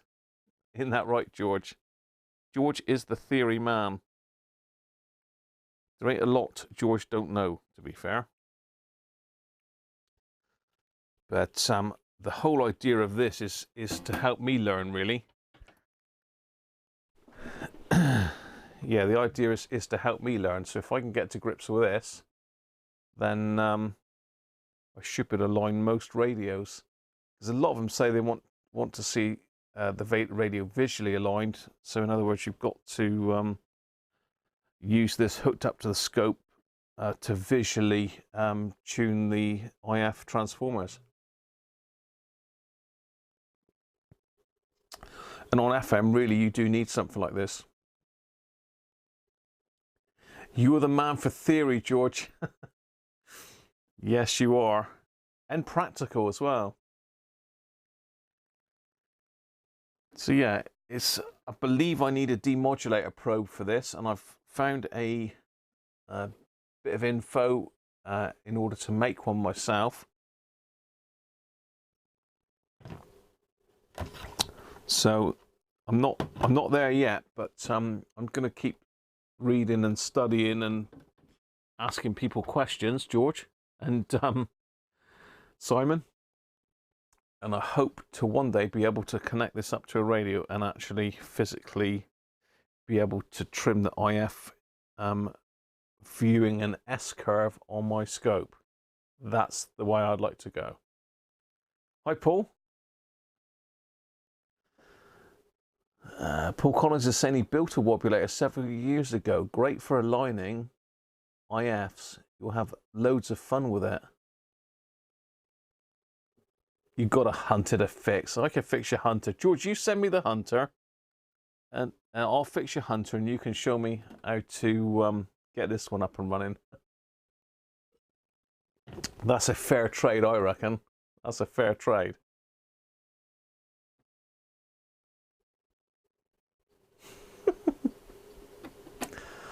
My tea's not quite ready yet, Paul, but I am going to be calling it a day very soon. This was the last bit of kit I was going to look at today.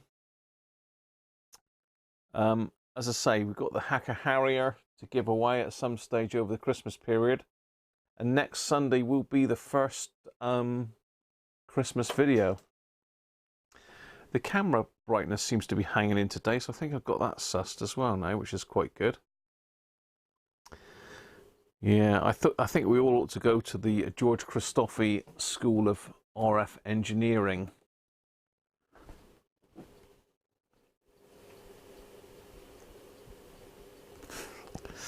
Yeah, I think we all need to go into Master George's classroom. You've got gluing and sticking to do, George, have you? What are you gluing and sticking? I haven't seen your latest video yet, so I'm a little bit behind you there. But I will watch it in a minute when I go down. Well, Mrs. Cruncher's finishing off the tea. Cheers, Mike. Thanks, mate. Catch you again soon. Yes.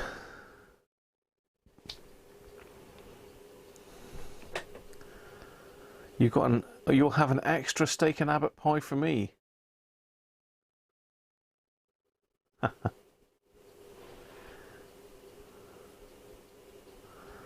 hunter.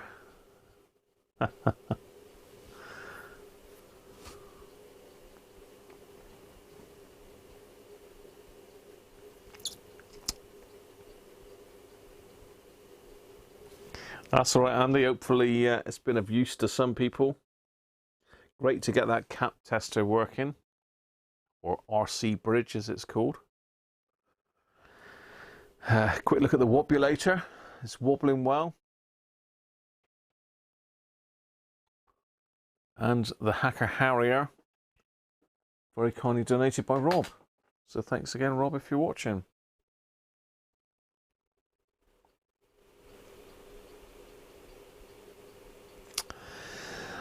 Yeah, as I say, there's lots of people out there showing you what's happening on the scope and what they're doing with the like SIGGEN. But what a lot of people forget to do is show how they're connecting it into the radio, where they're connecting it. You know, where do you connect this bit of kit into the IF strip? Do you connect it on the base of the first IF transistor?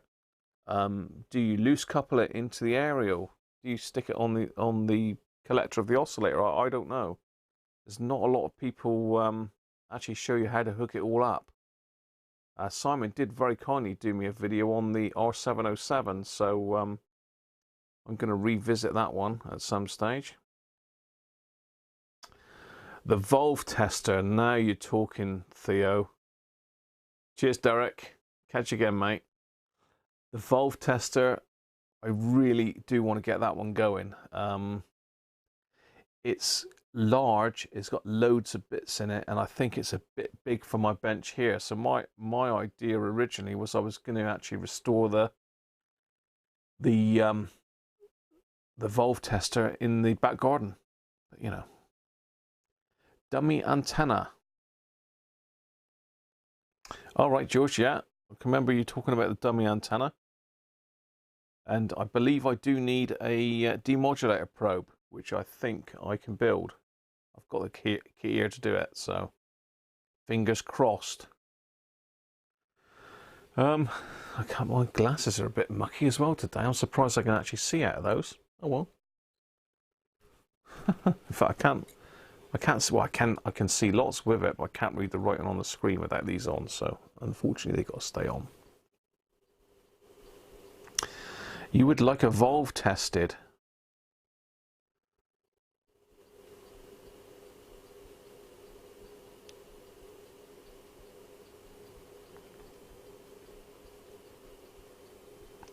Oh, cheers. Thanks for that, Doug. And Doug sent me another package all the way from the USA. So thanks for that, Doug. We're looking forward to that coming. Hi, Stephen. Yeah, connect a big caller wire and place it near to act as an aerial. I mean, I've got I've got some wire which I've wound around some cardboard tubes, which I use for aligning radios in general. But it's whether that's enough to get a swept signal in, I don't know. Clock on the filing cabinet is not working. Oh, it is, but it's very slow. No, it's saying 8:30, Theo. So yeah, it's gone a bit fast, hasn't it? That was my gift from the Man Cave Workshop.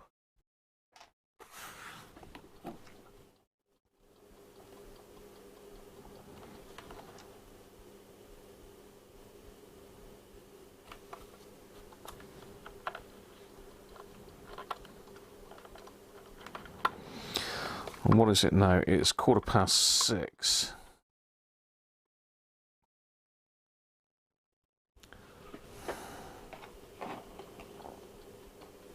Well, 6:19 according to the computer.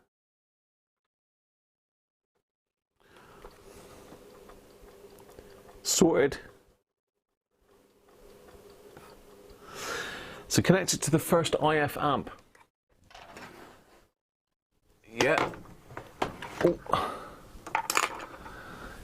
Base of the first IF amp, Simon.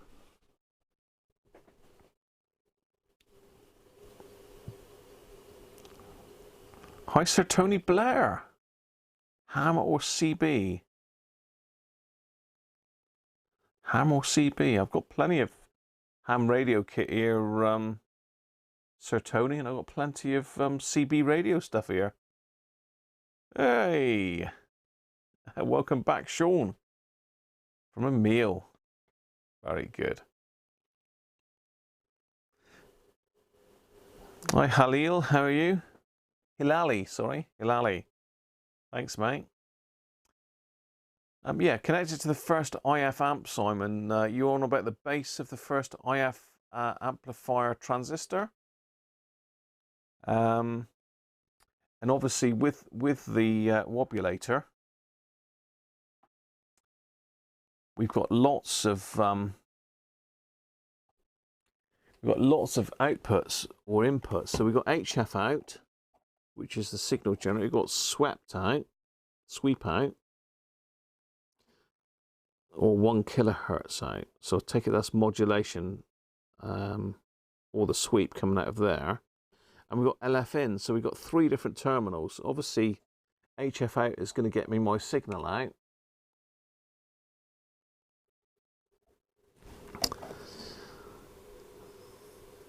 I'm not sure why I've got 3.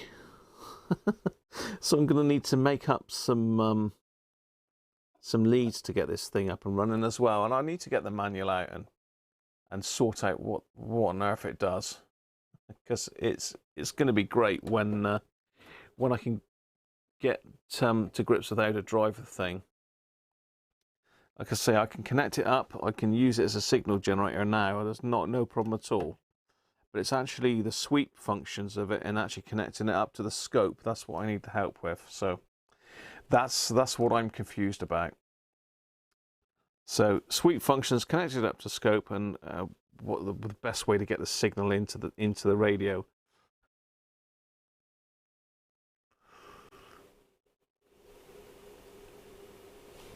So I don't know if the chat is frozen, but I'm still live by the looks of it.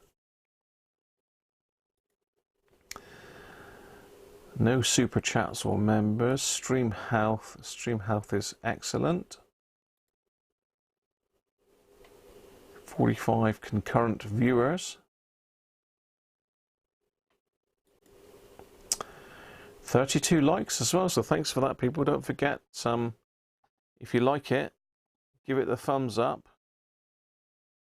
if you would, and please leave comments. I've been a little bit slack over the past couple of weeks answering comments. I've had a lot on, but I've caught up now. So if you've got any comments, questions, or general comments about the show, things you think I could improve, ideas for Christmas, because again, as from next Sunday, I'm possibly going to do a stream every day, but we'll see.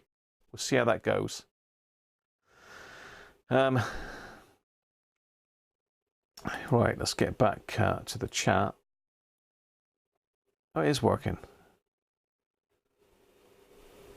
Yeah, it's just a bit slack, that's all. A bit slow. It is working. Testing, testing, 1, 2, 1, 2. Okay. Well, I think I'm going to call it a day there, people, unless anyone's got any other questions. Full recap and faffing you want, do you? You want a full recap? I don't know if it needs a recap, to be fair. It is working all right, but saying that, it probably does, doesn't it? I mean, what age is this thing? It's got to be 70s? 70s, maybe 80s? I don't know. It is a good bit of kit, and it will come in very useful. If I can work out how to visually align it, then I visually align a radio. That would be great. That is my ultimate goal. I think once you've cracked that, there ain't a lot that you're not going to be able to align, really. Christmas giveaway is a box of mince pies.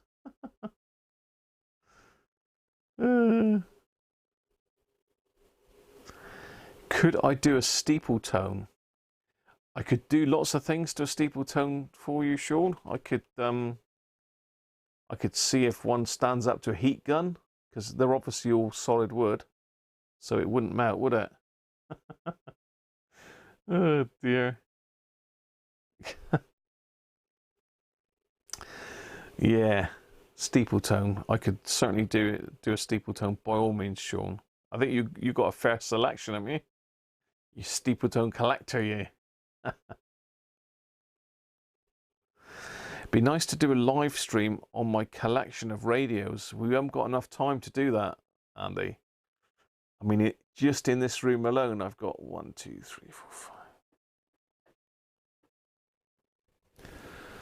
I've probably got 40 radios just in this room.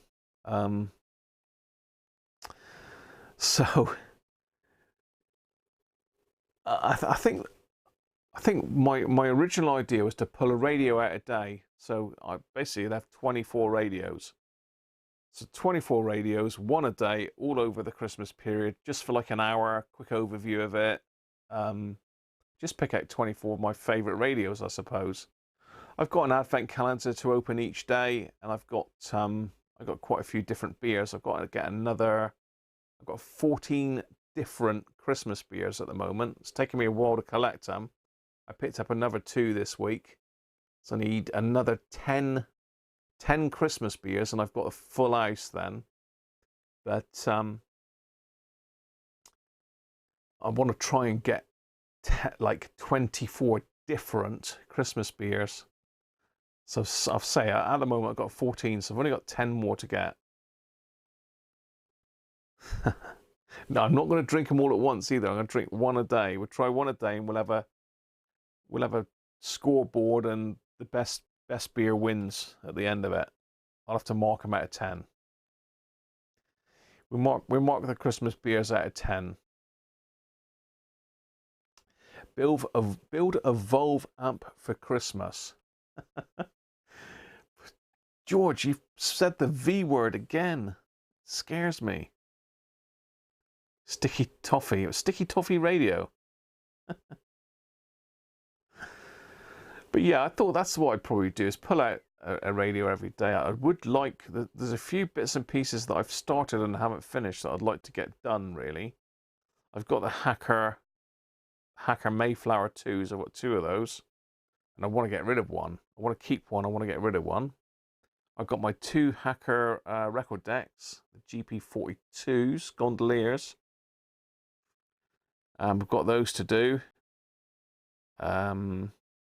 Loads of bits and pieces that I've started and haven't finished, so might be we can revisit some of those.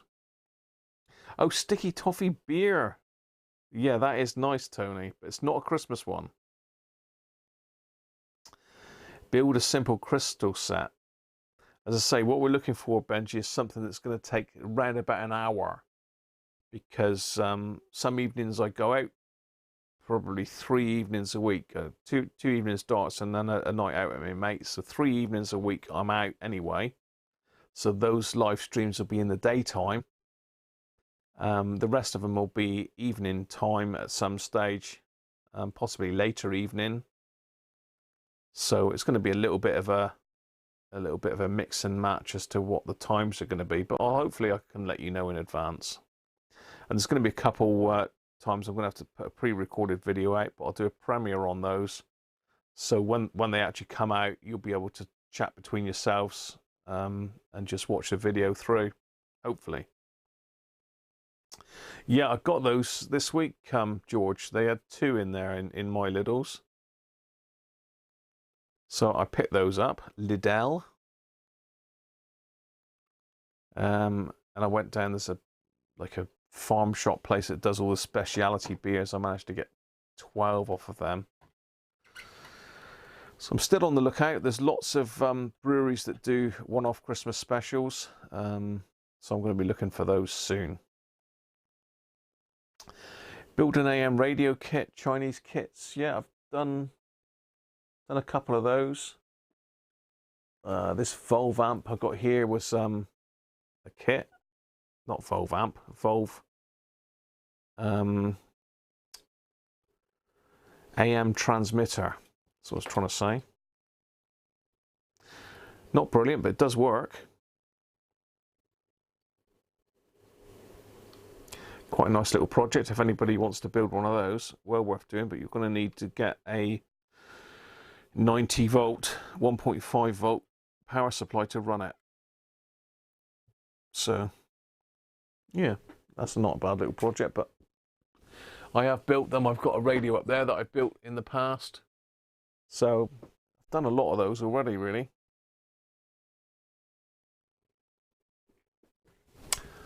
This is... So that one I've... you can't see that with the camera. That me mum bought me a few years ago for Christmas. That was a digitally controlled FM radio, which works well.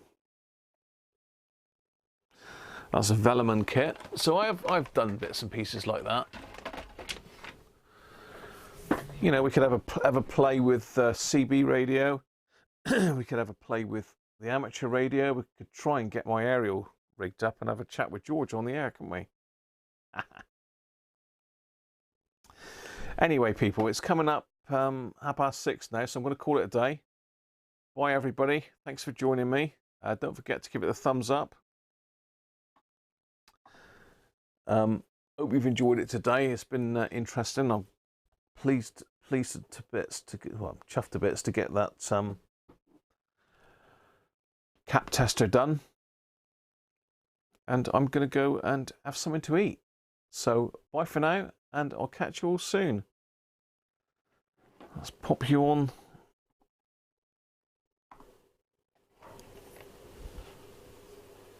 Bye, everybody.